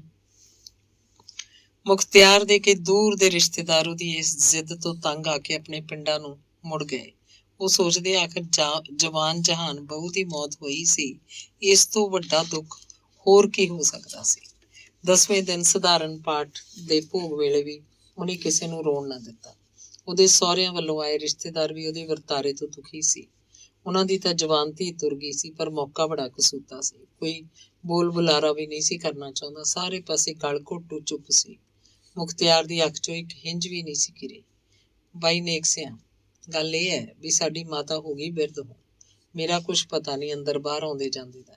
ਜੇ ਭਲਾ ਮੈਨੂੰ ਕੁਛ ਹੋ ਗਿਆ ਤਾਂ ਸਾਡੀ ਬੇਬੇ ਦੀ ਜ਼ਿੰਮੇਵਾਰੀ ਤੇਰੇ ਸਿਰ। ਯਾਰ ਕਿਹੋ ਜਿਹੀਆਂ ਗੱਲਾਂ ਕਰਦਾ ਤੂੰ? ਵੀ ਪੁੱਤ, ਇਹ ਤਾਂ ਉੱਗਦੀਆਂ ਪਤਾਲ ਮਾਰਦਾ ਰਹਿੰਦਾ। ਤੂੰ ਹੀ ਦੇ ਕੋਈ ਮੱਤ ਇਹਨੂੰ। ਜਦੋਂ ਦੀ ਬਹੂ ਮਰੀ ਹੈ, ਨਿੱਤ ਦਾਰੂ ਪੀ ਕੇ ਘਰੇ ਆ ਵੜਦਾ। ਨਾ ਮੈਨੂੰ ਉਹਦੀ ਕੋਈ ਗੱਲ ਕਰਨ ਦਿੰਦਾ। ਦੂਜਾ ਵਿਆਹ ਕਰਾਉਣ ਨੂੰ ਤਾਂ ਇਹ ਰਾਜੀ ਨਹੀਂ। ਮੇਰੇ ਹੁਣ ਨੈਣ ਪ੍ਰਾਣ ਖੜਦੇ ਜਾਂਦੇ ਆ। ਸਮਝ ਨਹੀਂ ਆਉਂਦੀ ਸਾਡੇ ਘਰ ਦਾ ਬਣੂ ਕੀ। ਲੋਕ ਤਾਂ ਸਾਨੂੰ ਔਂਤਰਿਆਂ ਦਾ ਟੱਬਰ ਹੀ ਆਖਣਗੇ ਨਾ। ਗੁਰਨੇਕ ਨੇ ਸੂਖਮ ਭਾਵਨਾਵਾਂ ਨੂੰ ਸਮਝਦਿਆਂ ਕਿਹਾ, ਬੇਬੇ ਜੀ, ਤੁਹਾਨੂੰ ਕਿਹੜੀ ਗੱਲ ਦਾ ਫਿਕਰ ਹੈ? ਇਹਦੇ ਨਾਲ ਮੈਂ ਜੋ ਆ, ਤੁਸੀਂ ਆਪਣਾ ਝੋਰਾ ਲਾ ਦਿਓ। ਵੇ ਪੁੱਤ, ਜੇ ਅੱਗੇ ਦੀਂਦਾ ਹੋਵੇ ਤਾਂ ਵੀ ਬੰਦਾ ਸਬਰ ਕਰ ਲੇ। ਫਿਕਰ ਕਿਵੇਂ ਨਾ ਕਰਾਂ? ਲੋਕਾਂ ਦੇ ਘਰੀ ਹੇੜਾਂ ਦੀਆਂ ਹੇੜਾਂ ਨਿਆਣਿਆਂ ਦੀਆਂ ਖੇਡਦੀਆਂ ਫਿਰਦੀਆਂ, ਪਰ ਰੱਬ ਨੇ ਪਤਾ ਨਹੀਂ ਸਾਡੇ ਘਰ ਤੇ ਕੋਈ ਕਰੋਪੀ ਕੀਤੀ ਵੀ ਹੈ। ਇਹਦੀ ਮੱਤ ਵੀ ਪੁੱਠੀ ਪੈ ਗਈ। ਰਿਸ਼ਤੇ ਤਾਂ ਹੁਣ ਵੀ ਬਥੇਰੇ ਆਉਂਦੇ ਆ, ਪਰ ਇਹ ਮੰਨੇ ਤਾਂ ਹੈ ਨਾ। ਘਰ 'ਚ ਕਿਸੇ ਚੀਜ਼ ਦੀ ਕਮੀ ਨਹੀਂ, ਸਭ ਕੁਛ ਹੈ, ਪਰ ਗਾਹਾਂ ਸਾਂਭਣ ਵਾਲਾ ਕੋਈ ਨਹੀਂ ਦਿੰਦਾ। ਨਾਲੇ ਅਜੇ ਇਹਦੀ ਉਮਰ ਹੀ ਕੀ ਹੈ? ਤੂੰ ਇਹਨੂੰ ਮਨਾ ਮੇਰਾ ਪੁੱਤ। ਮੇਰਾ ਤਾਂ ਇੱਕ ਕਿਹੜਾ ਸੁਣਦਾ ਇਹ। ਮੁਖਤਿਆਰ ਦੀ ਮਾਂ ਹਰਨੇਕ ਮੂਹਰੇ ਤਰਲੇ ਪਾ ਰਹੀ ਸੀ। ਬੇਬੇ ਜੀ, ਤੁਹਾਨੂੰ ਰੱਬ ਤੇ ਭਰੋਸਾ ਤਾਂ ਹੈ ਹੀ ਆ ਨਾ। ਆਪਾਂ ਸਾਰਿਆਂ ਨੂੰ ਹੈ। ਮੈਨੂੰ ਕਿਸੇ ਭਲੇ ਬੰਦੇ ਦੀ ਗੱਲ ਯਾਦ ਆ ਗਈ। ਅਖੇ ਇੱਕ ਦੇ ਘਰ ਪੁੱਤ, ਪੁੱਤਾਂ ਘਰ ਪੋਤਰੇ, ਇੱਕ ਦੇ ਘਰ ਧੀਆਂ, ਧੀਆਂ ਘਰ ਦੋਤਰੇ, ਇੱਕ ਦੇ ਘਰ ਇੱਕ ਤੇ ਉਹ ਵੀ ਜਾਏ ਮਾਰ। ਵਜੀਦਾ ਉਹ ਕੌਣ ਸਾਹਿਬ ਨੂੰ ਆਖੇ ਇੰਜ ਨਹੀਂ ਇੰਜ ਕਰ। ਸੋ ਬੇਬੇ ਤੂੰ ਇੱਕੋ ਦੀ ਸੁੱਖ ਮਨਾ। ਜੇ ਰੱਬ ਦੇ ਮਨ ਪਿਰਤ ਪਈ ਤਾਂ ਆਪੇ ਜੜ ਲਾਊ। ਲੈ ਪੁੱਤ, ਇਹ ਕੀ ਗੱਲ ਤੂੰ ਆਖੀ? ਰੱਬ ਤੇ ਤਾਂ ਪੂਰਾ ਭਰੋਸਾ, ਪਰ ਖਬਰ ਨਹੀਂ ਸਾਡੀ ਵਾਰੀ ਰੱਬ ਚੇਤੇ ਹੀ ਭੁੱਲ ਗਿਆ। ਜੇ ਉਹ ਜਾਣਦਿਆਂ ਖਾਣਾ ਕਿਧਰੇ ਮਿਲ ਜੇ ਤਾਂ ਪੁੱਛਾਂ ਵੀ ਅਸੀਂ ਦੱਸ ਤੇਰੇ ਕਿਹੜੇ ਭੁੰਨ ਕੇ ਬਾਂਹ ਬੀਜੇ ਸੀ, ਜਿਹੜਾ ਤੂੰ ਸਾਨੂੰ ਇਉਂ ਫਾਲੇ ਅੱਗੋਂ ਤਪਾ ਛੱਡਿਆ। ਹੋਰ ਨਹੀਂ ਤਾਂ ਮੁਖਤਿਆਰੇ ਨੂੰ ਹੀ ਕੋਈ ਨੇਰ ਸਵੇਰ ਅਕਲ ਆਵੇ, ਪਰ ਨਾ, ਮੈਨੂੰ ਤਾਂ ਕਿਧਰੋਂ ਵੀ ਠੰਡੀ ਵਾਹ ਆਉਂਦੀ ਨਹੀਂ ਦਿਸਦੀ। ਜੇ ਇਹਨੇ ਕੁਛ ਨਹੀਂ ਕਰਨਾ ਤਾਂ ਮੈਨੂੰ ਹੀ ਤੋਲਾ ਸੰਖੀਆ ਜਾਂ ਕੁਚਲੇ ਲਿਆ ਕੇ ਖਵਾ ਦੇ। ਵਿੱਚੋਂ ਟੰਟਾ ਤਾਂ ਮੁੱਕੇ ਮੇਰਾ।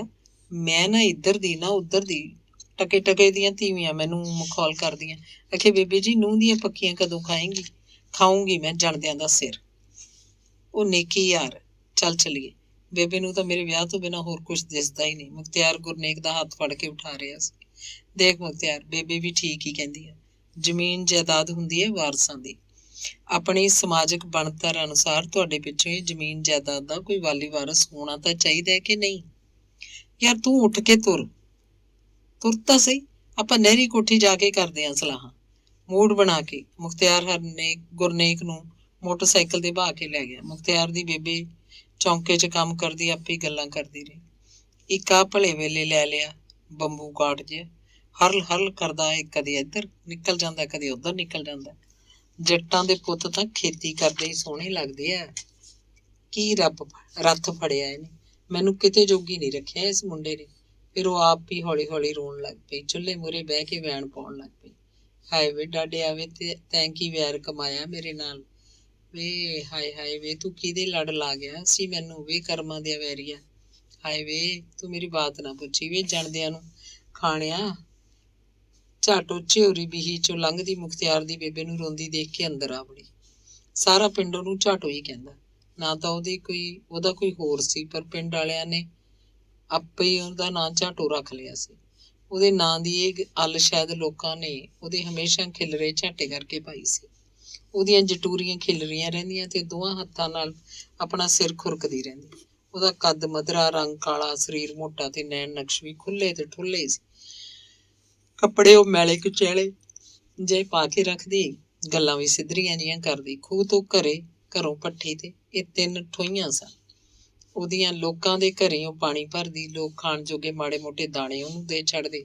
ਉਹਦੇ ਘਰ ਵਾਲਾ ਵੀ ਮਸ਼ਕ ਨਾਲ ਲੋਕਾਂ ਦੇ ਘਰੇ ਪਾਣੀ ਭਰਦਾ, ਆਥਣੇ ਉਹ ਭੱਠੀ ਪਕਾਉਂਦੀ। ਲੈ ਫੋਟ ਕੁੜੇ ਬੇਬੇ, ਤੂੰ ਰੋਈ ਕਾਹਤੋਂ ਜਾਨੀ ਆ? ਰੋਨੀ ਆ ਮੈਂ ਆਪਦੇ ਜਣਦਿਆਂ ਦੇ ਸਿਰ ਨੂੰ ਤੇ ਫੱਟੇ ਕਰਮਾਂ ਨੂੰ। ਖਬਰੇ ਕੀ ਭੁੰਨ ਕੇ ਬੀਜਿਆ ਸੀ। ਇਹ ਰੱਬ ਕਿਉਂ ਮੇਰੇ ਕੋਲੋਂ ਗਿਣ ਗਿਣ ਕੇ ਬਦਲੇ ਲਈ ਜਾਂਦਾ? ਮੈਂ ਤਾਂ ਸਾਰੀ ਉਮਰ ਕਿਸੇ ਦੇ ਫੁੱਲ ਦੀ ਨਹੀਂ ਲਾਈ। ਆਹ ਸਾਡੇ ਮੁਖਤਿਆਰੇ ਦੇ ਦਿਮਾਗ ਨੂੰ ਪਤਾ ਨਹੀਂ ਕੀ ਪੁੱਠੀ ਭਮਾਲੀ ਦਿੱਤੀ ਹੈ। ਕਹਿੰਦਾ ਤੀਹੋ ਕਾਲ ਮੈਂ ਤਾਂ ਹੁਣ ਵਿਆਹ ਹੀ ਨਹੀਂ ਕਰਾਉਣਾ। ਦੱਸ, ਇਹ ਕੋਈ ਕਬੀਲਦਾਰਾਂ ਵਾਲੇ ਲੱਛਣ ਹੈ? ਝਾਟੂ ਪੀੜੀ ਖਿੱਚ ਕੇ ਬੇਬੇ ਦੇ ਨੇੜੇ ਹੋ ਕੇ ਬਹਿ ਗਈ ਤੇ ਦੋਹਾਂ ਹੱਥਾਂ ਨਾਲ ਸਿਰ ਖੁਰਕਣ ਲੱਗ ਪਈ। ਲੈ ਬੇਬੇ ਸੁੱਖੀ ਸਾਂਦੀ, ਤੂੰ ਆਪ ਹੀ ਤਾਂ ਆਂਦੀ ਸੀ ਵੀ ਦਿਆਲਪੁਰੇ ਤੋਂ ਲੰਬੜਦਾਰਾਂ ਦਾ ਰਿਸ਼ਤਾ ਆਇਆ ਸੀ, ਫਿਰ ਲਿਆ ਕਿਉਂ ਨਾ? ਤੂੰ ਵੀ ਝਾਟੋ, ਬਸ ਝਾਟੋ ਹੀ ਰਹੀ। ਨਹੀਂ, ਮੈਂ ਰਿਸ਼ਤਾ ਆਪਦੀ ਖਾਤਰ ਲੈਣਾ ਸੀ। ਹੈ ਕਮਲੀ, ਜਿਹਨੇ ਵਿਆਹ ਕਰਾਉਣਾ ਉਹ ਤਾਂ ਮੰਨਦਾ ਨਹੀਂ ਨਾ। ਉਹ ਮੰਨਦਾ ਕਿਉਂ ਨਹੀਂ ਬੇਬੇ? ਖਬਰੇ ਕੀ ਆ ਉਹਦੇ ਚਿੱਤ 'ਚ? ਅਗੇ ਹਾਲੇ ਤੱਕ ਕੀ ਮੈਂ ਹੁਣ ਸਾਰੀ ਉਮਰ ਹੀ ਵਿਆਹ ਨਹੀਂ ਕਰਾਉਣਾ?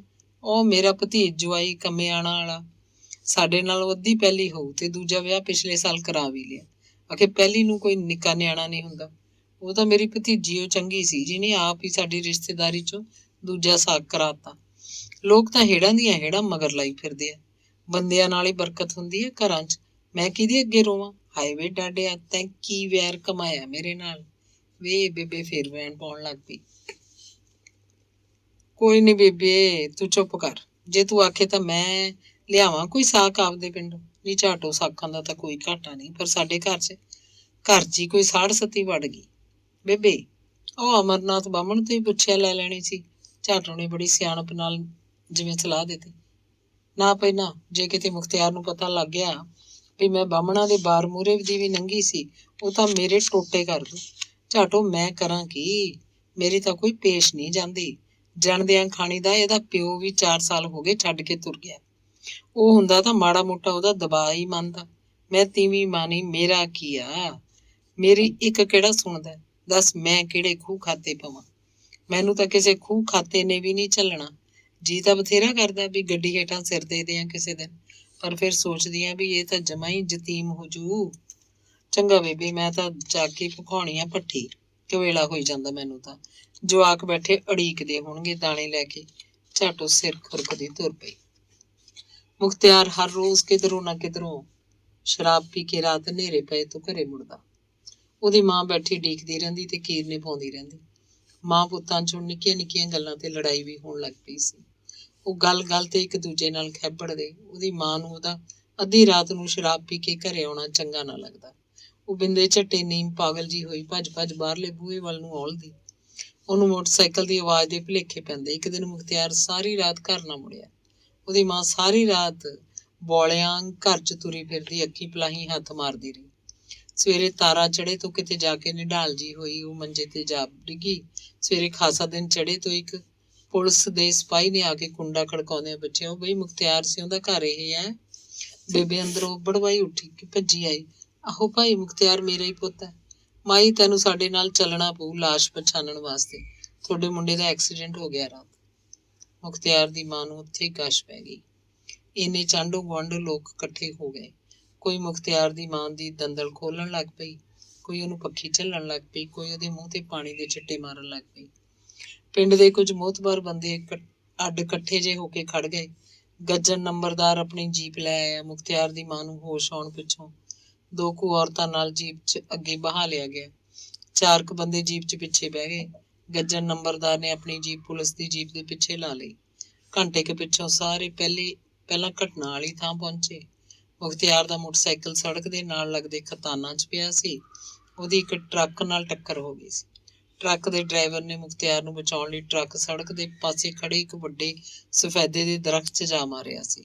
ਪਰ ਉਹ ਤੋਂ ਪਹਿਲਾਂ ਟਰੱਕ ਦੇ ਬੰਪਰ ਦਾ ਇੱਕ ਪਾਸਾ ਮੋਟਰਸਾਈਕਲ ਨਾਲ ਟਕਰਾ ਜਾਣ ਕਰਕੇ ਮੁਖਤਿਆਰ ਬੁੜਕ ਕੇ ਸਿਰ ਭਾਰ ਸੜਕ ਤੇ ਜਾ ਡਿੱਗਿਆ ਸੀ। ਜਿੱਥੇ ਮੁਖਤਿਆਰ ਡਿੱਗਿਆ ਸੀ ਉੱਥੇ ਕਾਫੀ ਸਾਰਾ ਖੂਨ ਡੁੱਲ ਕੇ ਸੁੱਕ ਚੁੱਕਾ ਸੀ।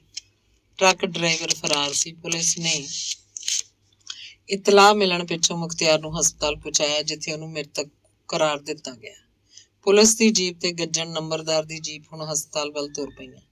ਮੁਖਤਿਆਰ ਦੀ ਮਾਂ ਨੂੰ ਕੋਈ ਹੋਸ਼ ਨਹੀਂ ਸੀ। ਹਸਪਤਾਲ ਪਹੁੰਚ ਕੇ ਪੋਸਟਮਾਰਟਮ ਤੇ ਪੁਲਿਸ ਦੀ ਹੋਰ ਕਾਗਜ਼ੀ ਕਾਰਵਾਈ ਪੂਰੀ ਹੋਣ ਪਿੱਛੋਂ ਮੁਖਤਿਆਰ ਦੀ ਲਾਸ਼ ਪਿੰਡ ਵਾਲਿਆਂ ਦੇ ਹਵਾਲੇ ਕਰਤੀ ਗਈ। ਪਿੰਡ ਵਾਲਿਆਂ ਨੇ ਉਸੇ ਦਿਨ ਸ਼ਾਮ ਨੂੰ ਉਹਦਾ ਸੰਸਕਾਰ ਕੀਤਾ। ਮੁਖਤਿਆਰ ਦੀ ਬੇਬੇ ਨੇ ਦੂਜੇ ਦਿਨ ਸੁਰਤ ਸਿਰ ਹੋ ਕੇ ਗੁਰਨੇਕ ਨੂੰ ਪਿੰਡ ਦੇ ਬੰਦੇ ਦੇ ਹੱਥ ਸੁਨੇਹਾ ਭਿਜਵਾਇਆ।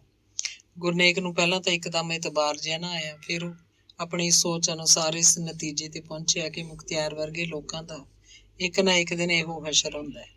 ਉਹ ਆਪਣੇ ਸੁਭਾਅ ਵਸ ਉਹਦੇ ਸੰਸਕਾਰ ਪਿੱਛੋਂ ਉਹਦੇ ਘਰ ਇੱਕ ਦਿਨ ਵੀ ਨਾ ਗਿਆ, ਨਾ ਹੀ ਉਹ ਭੋਗ ਵਾਲੇ ਦਿਨ ਪਹੁੰਚਿਆ। ਮੁਖਤਿਆਰ ਦੀ ਮਾਂ ਵੱਲੋਂ 1-2 ਸੁਨੇਹੇ ਵੀ ਮਿਲੇ, ਪਰ ਉਹ ਨਾ ਗਿਆ। ਕਾਣਾ ਮਕਾਣਾ ਆ ਕੇ ਮੁੜ ਗਈਆਂ। ਪਿੰਡ ਦੇ ਲੋਕ ਆਪਣੇ ਕੰਮੀ ਧੰਦੇ ਰੁੱਝ ਗਏ।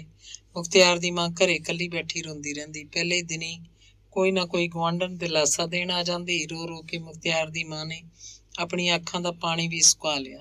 ਉਹ ਸੱਖਣੀਆਂ ਜੀਆਂ ਅੱਖਾਂ ਨਾਲ ਕੰਧਾਂ ਕੋਲਿਆਂ ਵੱਲ ਝਾਕੀ ਜਾਂਦੀ। ਆਂਢ ਗੁਆਂਢ ਤੋਂ ਆਥਣ ਉਗਣ ਉਹਨੂੰ ਵਾਰੀ ਵੱਧ ਲੋਕ ਚਾਹ ਪਾਣੀ ਤੇ ਰੋਟੀ ਟੁੱਕ ਫੜਾ ਜਾਂਦੇ। ਉਹ ਕਦੇ ਖਾ ਲੈਂਦੀ, ਕਦੇ ਨਾ। ਘਰ ਸੰਭਰੇ ਨੂੰ ਕਈ ਦਿਨ ਹੋ ਗਏ ਸੀ। ਘਰ ਦੇ ਅੰਦਰੋਂ ਇੱਕ ਅਜੀਬ ਜਿਹੀ ਮੌਤ ਵਰਗੀ ਹਵਾੜ ਆਉਣ ਲੱਗ ਪਈ ਸੀ। ਉਹ ਘਰ ਜਿਵੇਂ ਥੇ ਬਣਦਾ ਜਾ ਰਿਹਾ ਹੋਵੇ।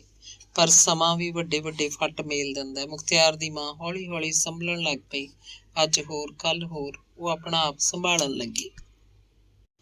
ਉਨੀ ਦਿਨੀ ਗੁਰਨੇਕ ਆਪਣੇ ਸੁਭਾਅ ਅਨੁਸਾਰ ਕੋਈ ਸਕੀਮ ਘੜ ਰਿਹਾ ਸੀ। ਇੱਕ ਦਿਨ ਅਚਾਨਕ ਉਹ ਮੁਖਤਿਆਰ ਦੀ ਮਾਂ ਨੂੰ ਮਿਲਣ ਚਲਾ ਗਿਆ। ਬੇਬੇ ਦੇਖਣ ਸਾਰ ਉਹਦੇ ਗਲ ਲੱਗ ਕੇ ਖਾਸਾ ਚਿਰ ਰੋਂਦੀ ਰਹੀ, ਵੈਣ ਪਾਉਂਦੀ ਰਹੀ। ਅਖੀਰ ਜਦੋਂ ਚੁੱਪ ਹੋਈ ਤਾਂ ਉਹਨੇ ਗੁਰਨੇਕ ਨੂੰ ਕਿਹਾ, ਪੁੱਤ ਨੇਕ, ਤੂੰ ਇਹ ਚੰਗਾ ਨਹੀਂ ਕੀਤਾ। ਤੈਂ ਤਾਂ ਬੱਤੀ ਨਾ ਬਾਈ। ਮੈਨੂੰ ਤਾਂ ਤੂੰ ਮੁਖਤਿਆਰ ਵਰਗਾ ਹੀ ਹੈ। ਤੂੰ ਆਇਆ ਕਿਉਂ ਨਾ? ਸਾਡੇ ਅੱਗੇ ਪਿੱਛੇ ਤਾਂ ਪਹਿਲਾਂ ਹੀ ਕੋਈ ਨਹੀਂ ਸੀ। ਤੂੰ ਕਾਹਤੋਂ ਮੂੰਹ ਮੋੜ ਲਿਆ? ਬੇਬੇ ਦੱਸਾਂ? ਬਸ ਕੀ ਦੱਸਾਂ? ਮੇਰਾ ਤਾਂ ਕਾਲਜਾ ਮੂੰਹ ਨੂੰ ਆਉਂਦਾ ਸੀ। ਜੇ ਮੈਂ ਆ ਜਾਂਦਾ ਤਾਂ ਮੇਰਾ ਪਤਾ ਨਹੀਂ ਕੀ ਹਾਲ ਹੋਣਾ ਸੀ। ਮੈਥੋਂ ਸਾਰਾ ਕੁਝ ਦੇਖਿਆ ਹੀ ਨਹੀਂ ਸੀ ਜਾਣਾ। ਮੇਰਾ ਉਹ ਦੋਸਤ ਕਾਹਨੂੰ ਸੀ? ਵੱਡਾ ਭਰਾ ਸੀ। ਹੁਣ ਮੈਂ ਅਣਸਰਦੇ ਨੂੰ ਆਈ ਪਹੁੰਚਿਆ। ਮੈਂ ਤਾਂ ਤੈਨੂੰ ਲੈਣ ਆਇਆ ਬੇਬੇ। ਤੂੰ ਮੇਰੀ ਵੀ ਤਾਂ ਮਾਵਾਂ ਵਰਗੀ ਹੈ। ਚੱਲ ਮੇਰੇ ਕੋਲ ਚੱਲ ਕੇ ਰਹਿ। ਤੇਰੀ ਨੂੰਹ ਤੇਰੀ ਸੇਵਾ ਕਰੂਗੀ। ਆਥਣ ਉਗਣ ਦੀ ਰੋਟੀ ਦੇਣ ਜੋਗਾ ਤਾਂ ਮੈਂ ਹੈ ਹੀ ਹਾਂ। ਸ਼ਾਬਾਸ਼ੀ ਪੁੱਤ, ਤੇਰੇ ਜਿਉਂਦਾ ਰਹੇ। ਰੱਬ ਤੈਨੂੰ ਬਹੁਤਾ ਦੇਵੇ। ਮੈਨੂੰ ਤਾਂ ਪਿੰਡ ਵਾਲੇ ਵੀ ਅਜੇ ਤਾਈਂ ਰੋਟੀ ਨਹੀਂ ਪਕਾਉਣ ਦਿੰਦੇ। ਬਸ ਤੂੰ ਹੀ ਮੈਨੂੰ ਆ ਕੇ ਮਿਲ ਜਾਇਆ ਕਰ। ਮੇਰਾ ਕਾਲਜਾ ਠੰਡਾ ਹੋ ਜਾਇਆ ਕਰੂ। ਤੇ ਨਾਲੇ ਪੁੱਤ ਮੇਰਾ ਇੱਕ ਹੋਰ ਕੰਮ ਕਰ ਦੇ ਤੂੰ। ਬੇਬੇ ਨੇ ਆਖਰੀ ਗੱਲ ਹੌਲੀ ਜਿਹੀ ਆਖੀ। ਦੱਸ ਬੇਬੇ, ਇਹੋ ਜਿਹਾ ਕਿਹੜਾ ਕੰਮ ਹੈ? ਮੈਂ ਨਾ ਕਰੂੰ ਹੋਰ ਕੌਣ ਕਰੂ, ਤੂੰ ਮੂੰਹੋਂ ਕੱਢ ਇੱਕ ਵਾਰੀ। ਗੁਰਨੇਕ ਨੂੰ ਜਿਵੇਂ ਪਹਿਲਾਂ ਹੀ ਪਤਾ ਸੀ ਕਿ ਬੇਬੇ ਨੇ ਕਹਿਣਾ ਕੀ ਹੈ। ਪੁੱਤ, ਸਾਰੀ ਜ਼ਮੀਨ ਤਾਂ ਅਜੇ ਤਾਈਂ ਪਟਵਾਰੀ ਦੇ ਕਾਗਜ਼ਾਂ 'ਚ ਮੁਖਤਿਆਰ ਦੇ ਬਾਪੂ ਦੇ ਨਾਂ ਬੋਲਦੀ ਹੈ। ਮੁਖਤਿਆਰ ਨੇ ਪਤਾ ਨਹੀਂ ਆਪਦੇ ਨਾਂ ਕਰਵਾਈ ਸੀ ਜਾਂ ਨਹੀਂ। ਮੁਖਤਿਆਰ ਜੇ ਜਿਉਂਦਾ ਤਾਂ ਸਾਂਭਦਾ, ਹੋਰ ਕਿਹਨੂੰ ਜਾਣੀ ਸੀ। ਮੈਂ ਤੀਵੀਂ ਮਾਂ ਨਹੀਂ, ਮੇਰਾ ਕੀ ਹੈ, ਅੱਜ ਹੈਗੀ ਆ ਕੱਲ ਨੂੰ ਹੈ ਨਹੀਂ। ਊਂ ਤਾਂ ਅੱਗੇ ਪਿੱਛੇ ਸਾਡਾ ਕੋਈ ਸਾਕ ਸੰਬੰਧੀ ਹੈ ਨਹੀਂ, ਪਰ ਮੁਖਤਿਆਰ ਦੇ ਬਾਪੂ ਦੇ ਤਾਏ ਦੇ ਲਾਣੇ 'ਚੋਂ ਹੈਗੇ ਆ 2 ਕੁ ਉਲਤ। ਜਦੋਂ ਉਹ ਮੁਖਤਿਆਰ ਦੀ ਮਕਾਨ ਆਏ ਸੀ ਤਾਂ ਮੈਂ ਘੁਸਰ ਮੁਸਰ ਜੀ ਕਰਦੇ ਸੁਣੇ ਸੀ। ਸਾਡੀ ਉਹਨਾਂ ਨਾਲ ਸਰੀਕੇ 'ਚ ਪਹਿਲਾਂ ਦਿਨੋਂ ਹੀ ਨਹੀਂ ਬਣੀ। ਮੁਖਤਿਆਰ ਦੇ ਬਾਪੂ ਨੇ ਵੀ ਘੱਟ ਵੱਧ ਹੀ ਆਉਣ ਜਾਣ ਰੱਖਿਆ ਵਾ ਸੀ ਉਹਨਾਂ ਨਾਲ। ਬਾਹਲੇ ਮਾੜੇ ਬੰਦੇ ਆ। ਮੈਨੂੰ ਐਂ ਲੱਗਦਾ ਵੀ ਉਹ ਕਿਤੇ ਸਾਡੀ ਪੈਲੀ ਨੂੰ ਹੱਥ ਪਾਉਣ ਦਾ ਹੀਆ ਨਾ ਕਰਨ। ਕੀ ਪਤਾ ਮੈਨੂੰ ਹੀ ਕੋਈ ਗਲ ਘੁੱਟ ਕੇ ਮਾਰ ਜੇ।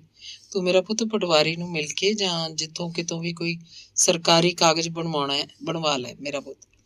ਬਈ ਜਿੰਨਾ ਚਿਰ ਮੈਂ ਹੈਗੀ ਆ, ਸਾਡੀ ਪੈਲੀ ਦੀ ਮਾਲਕ ਮੈਂ ਰਹੂੰ, ਮਗਰੋਂ ਸਾਡੀ ਪੈਲੀ ਸਾਰੇ ਪਿੰਡ ਦੀ ਸਾਂਝੀ ਹੋਊ।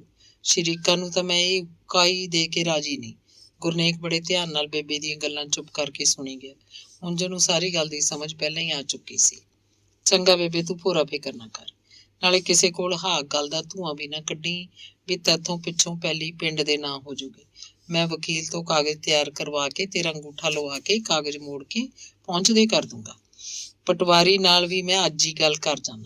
ਜੇ ਤੂੰ ਕਿਸੇ ਕੋਲ ਪਿੰਡ 'ਚ ਗੱਲ ਕੀਤੀ ਤਾਂ ਪਿੰਡ ਵਾਲੇ ਹੋਰ ਨਾ ਕੋਈ ਪੰਗਾ ਖੜਾ ਕਰਕੇ ਬਹਿ ਜਾਣ। ਅੱਜ ਕੱਲ੍ਹ ਬੇਬੇ ਦੁਨੀਆ ਬੜੀ ਲਾਲਚੀ ਹੋਈ ਫਿਰਦੀ ਹੈ। ਆਪਣਿਆਂ ਦਾ ਭਰੋਸਾ ਨਹੀਂ, ਬਗਾਨੇ ਕੀ ਆਖ। ਨਾ ਪੁੱਤ, ਮੈਂ ਕਾਹਨੂੰ ਕਿਸੇ ਕੋਲ ਗੱਲ ਕਰਨੀ ਆ, ਪਰ ਤੂੰ ਕੰਮ ਬਸ ਜਿੰਨਾ ਛੇਤੀ ਹੁੰਦਾ ਕਰਦੀ। ਅੱਜ ਜੇ ਮੁਖਤਿਆਰ ਹੈ ਨਹੀਂ ਤਾਂ ਉਹਦੀ ਥਾਂ ਤਾਂ ਹੁਣ ਤੂੰ ਹੀ ਹੈ ਮੈਨੂੰ। ਚੰਗਾ ਬੇਬੇ, ਤੂੰ ਫਿਕਰ ਨਾ ਕਰ, ਮੈਂ 1-2 ਦਿਨਾਂ 'ਚ ਹੀ ਮੁੜ ਕੇ ਆਇਆ ਲੈ ਤੇਰੇ ਕੋਲ। ਗੁਰਨੇਕ ਨੇ ਘਰ ਪਹੁੰਚਣ ਤੋਂ ਪਹਿਲਾਂ ਰਾਜਕੁਮਾਰ ਵਕੀਲ ਨਾਲ ਸਾਰੀ ਸਲਾਹ ਕੀਤੀ। ਉਹਨੇ ਪਟਵਾਰੀ ਨੂੰ ਗੰਢ ਕੇ ਰਿਕਾਰਡ ਮੰਗਵਾਉਣ ਲਈ ਕਿਹਾ ਤੇ ਨਾਲੇ ਸਾਰੇ ਤੌਰ ਤਰੀਕੇ ਸਮਝਾਏ। ਗੁਰਨੇਕ ਨੇ ਉਸ ਨਾਲ ਜਦੋਂ ਦਿਲ ਦੀ ਗੱਲ ਸਾਂਝੀ ਕੀਤੀ ਕਿ ਮੁਖਤਿਆਰ ਦੀ ਮਾਂ ਦੀ ਵਿਲ ਵਿੱਚ ਉਹਦੇ ਮਰਨ ਪਿੱਛੋਂ ਗੁਰਨੇਕ ਦੇ ਨਾਂ ਸਾਰੀ ਜ਼ਮੀਨ ਚੜ੍ਹ ਜਾਏਗੀ, ਤਾਂ ਰਾਜਕੁਮਾਰ ਅੰਦਰਲੀ ਗੱਲ ਝੱਟ ਸਮਝ ਗਿਆ। ਕਵੀ ਸਾਹਿਬ, ਕੱਲੇ ਕੱਲੇ ਤਾਂ ਨਾ ਲੱਡੂ ਤੁਸੀਂ ਬੁੱਕਲ 'ਚ ਭੰਨੋ, ਕੁਝ ਸਾਡਾ ਵੀ ਖਿਆਲ ਕਰੋ। ਰਾਜਕੁਮਾਰ ਜੀ, ਤੁਹਾਡਾ ਪੂਰਾ ਖਿਆਲ ਰੱਖਿਆ ਜਾਏਗਾ, ਤਸੱਲੀ ਰੱਖੋ। ਬਸ ਤੁਸੀਂ ਵਿਲ ਤਿਆਰ ਕਰੋ। ਕੱਲ ਨੂੰ ਹੀ ਮੈਂ ਪਟਵਾਰੀ ਤੋਂ ਜ਼ਰੂਰੀ ਕਾਗਜ਼ਾਤ ਤੁਹਾਨੂੰ ਲਿਆ ਦੇਵਾਂਗਾ। ਤੁਸੀਂ ਸਾਡਾ ਖਿਆਲ ਰੱਖੋ, ਅਸੀਂ ਤੁਹਾਡਾ ਰੱਖਾਂਗੇ। ਗੁਰਨੇਕ ਨੇ ਪਟਵਾਰੀ ਨੂੰ ਉਹਦਾ ਸਰਦਾ ਬਣਦਾ ਦੇ ਦੁਆ ਕੇ ਪਹਿਲਾਂ ਜ਼ਮੀਨ ਮੁਖਤਿਆਰ ਦੀ ਮਾਂ ਦੇ ਨਾਂ ਚੜ੍ਹਾਈ, ਫਿਰ ਉਸ ਕੋਲੋਂ ਜ਼ਮੀਨ ਦਾ ਸਾਰਾ ਰਿਕਾਰਡ ਲੈ ਲਿਆ। ਅਗਲੇ ਦਿਨ ਸਾਰੇ ਕਾਗਜ਼ ਰਾਜਕੁਮਾਰ ਨੂੰ ਜਾ ਦਿਖਾਏ। ਰਾਜਕੁਮਾਰ ਨੇ ਬਿੱਲ ਤਿਆਰ ਕਰਵਾ ਕੇ ਗੁਰਨੇਕ ਨੂੰ ਦੇਣ ਤੋਂ ਪਹਿਲਾਂ ਆਪਣਾ ਬਣਦਾ ਹਿੱਸਾ ਰਖਵਾ ਲਿਆ। ਗੁਰਨੇਕ ਉਸੇ ਦਿਨ ਮੁਖਤਿਆਰ ਦੀ ਬੇਬੇ ਦਾ ਅੰਗੂਠਾ ਲਵਾ ਲਿਆ ਹੈ। ਗਵਾਹਾਂ ਦੇ ਦਸਖਤਾਂ ਲਈ ਵੀ 2 ਬੰਦੇ ਵਕੀਲ ਨੇ ਕਰ ਦਿੱਤੇ। ਕਚਹਿਰੀਆਂ 'ਚੋਂ ਬਿੱਲ ਰਜਿਸਟਰ ਕਰਵਾ ਕੇ ਅਸਲੀ ਕਾਪੀ ਗੁਰਨੇਕ ਨੇ ਆਪਣੇ ਕੋਲ ਰੱਖ ਲਈ। ਇੱਕ ਨਕਲ ਮੁਖਤਿਆਰ ਦੀ ਮਾਂ ਨੂੰ ਦਿੱਤੀ, ਜਿਹੜੀ ਉਹਨੇ ਆਪਣੇ ਪੁਰਾਣੇ ਲਾਲ ਰੰਗ ਦੇ ਕੱਪੜੇ 'ਚ ਲਪੇਟੇ ਕਾਗਜ਼ਾਂ ਨਾਲ ਆਪਣੇ ਲੱਕੜ ਦੇ ਸੰਦੂਕ 'ਚ ਸੰਭਾਲਤੀ।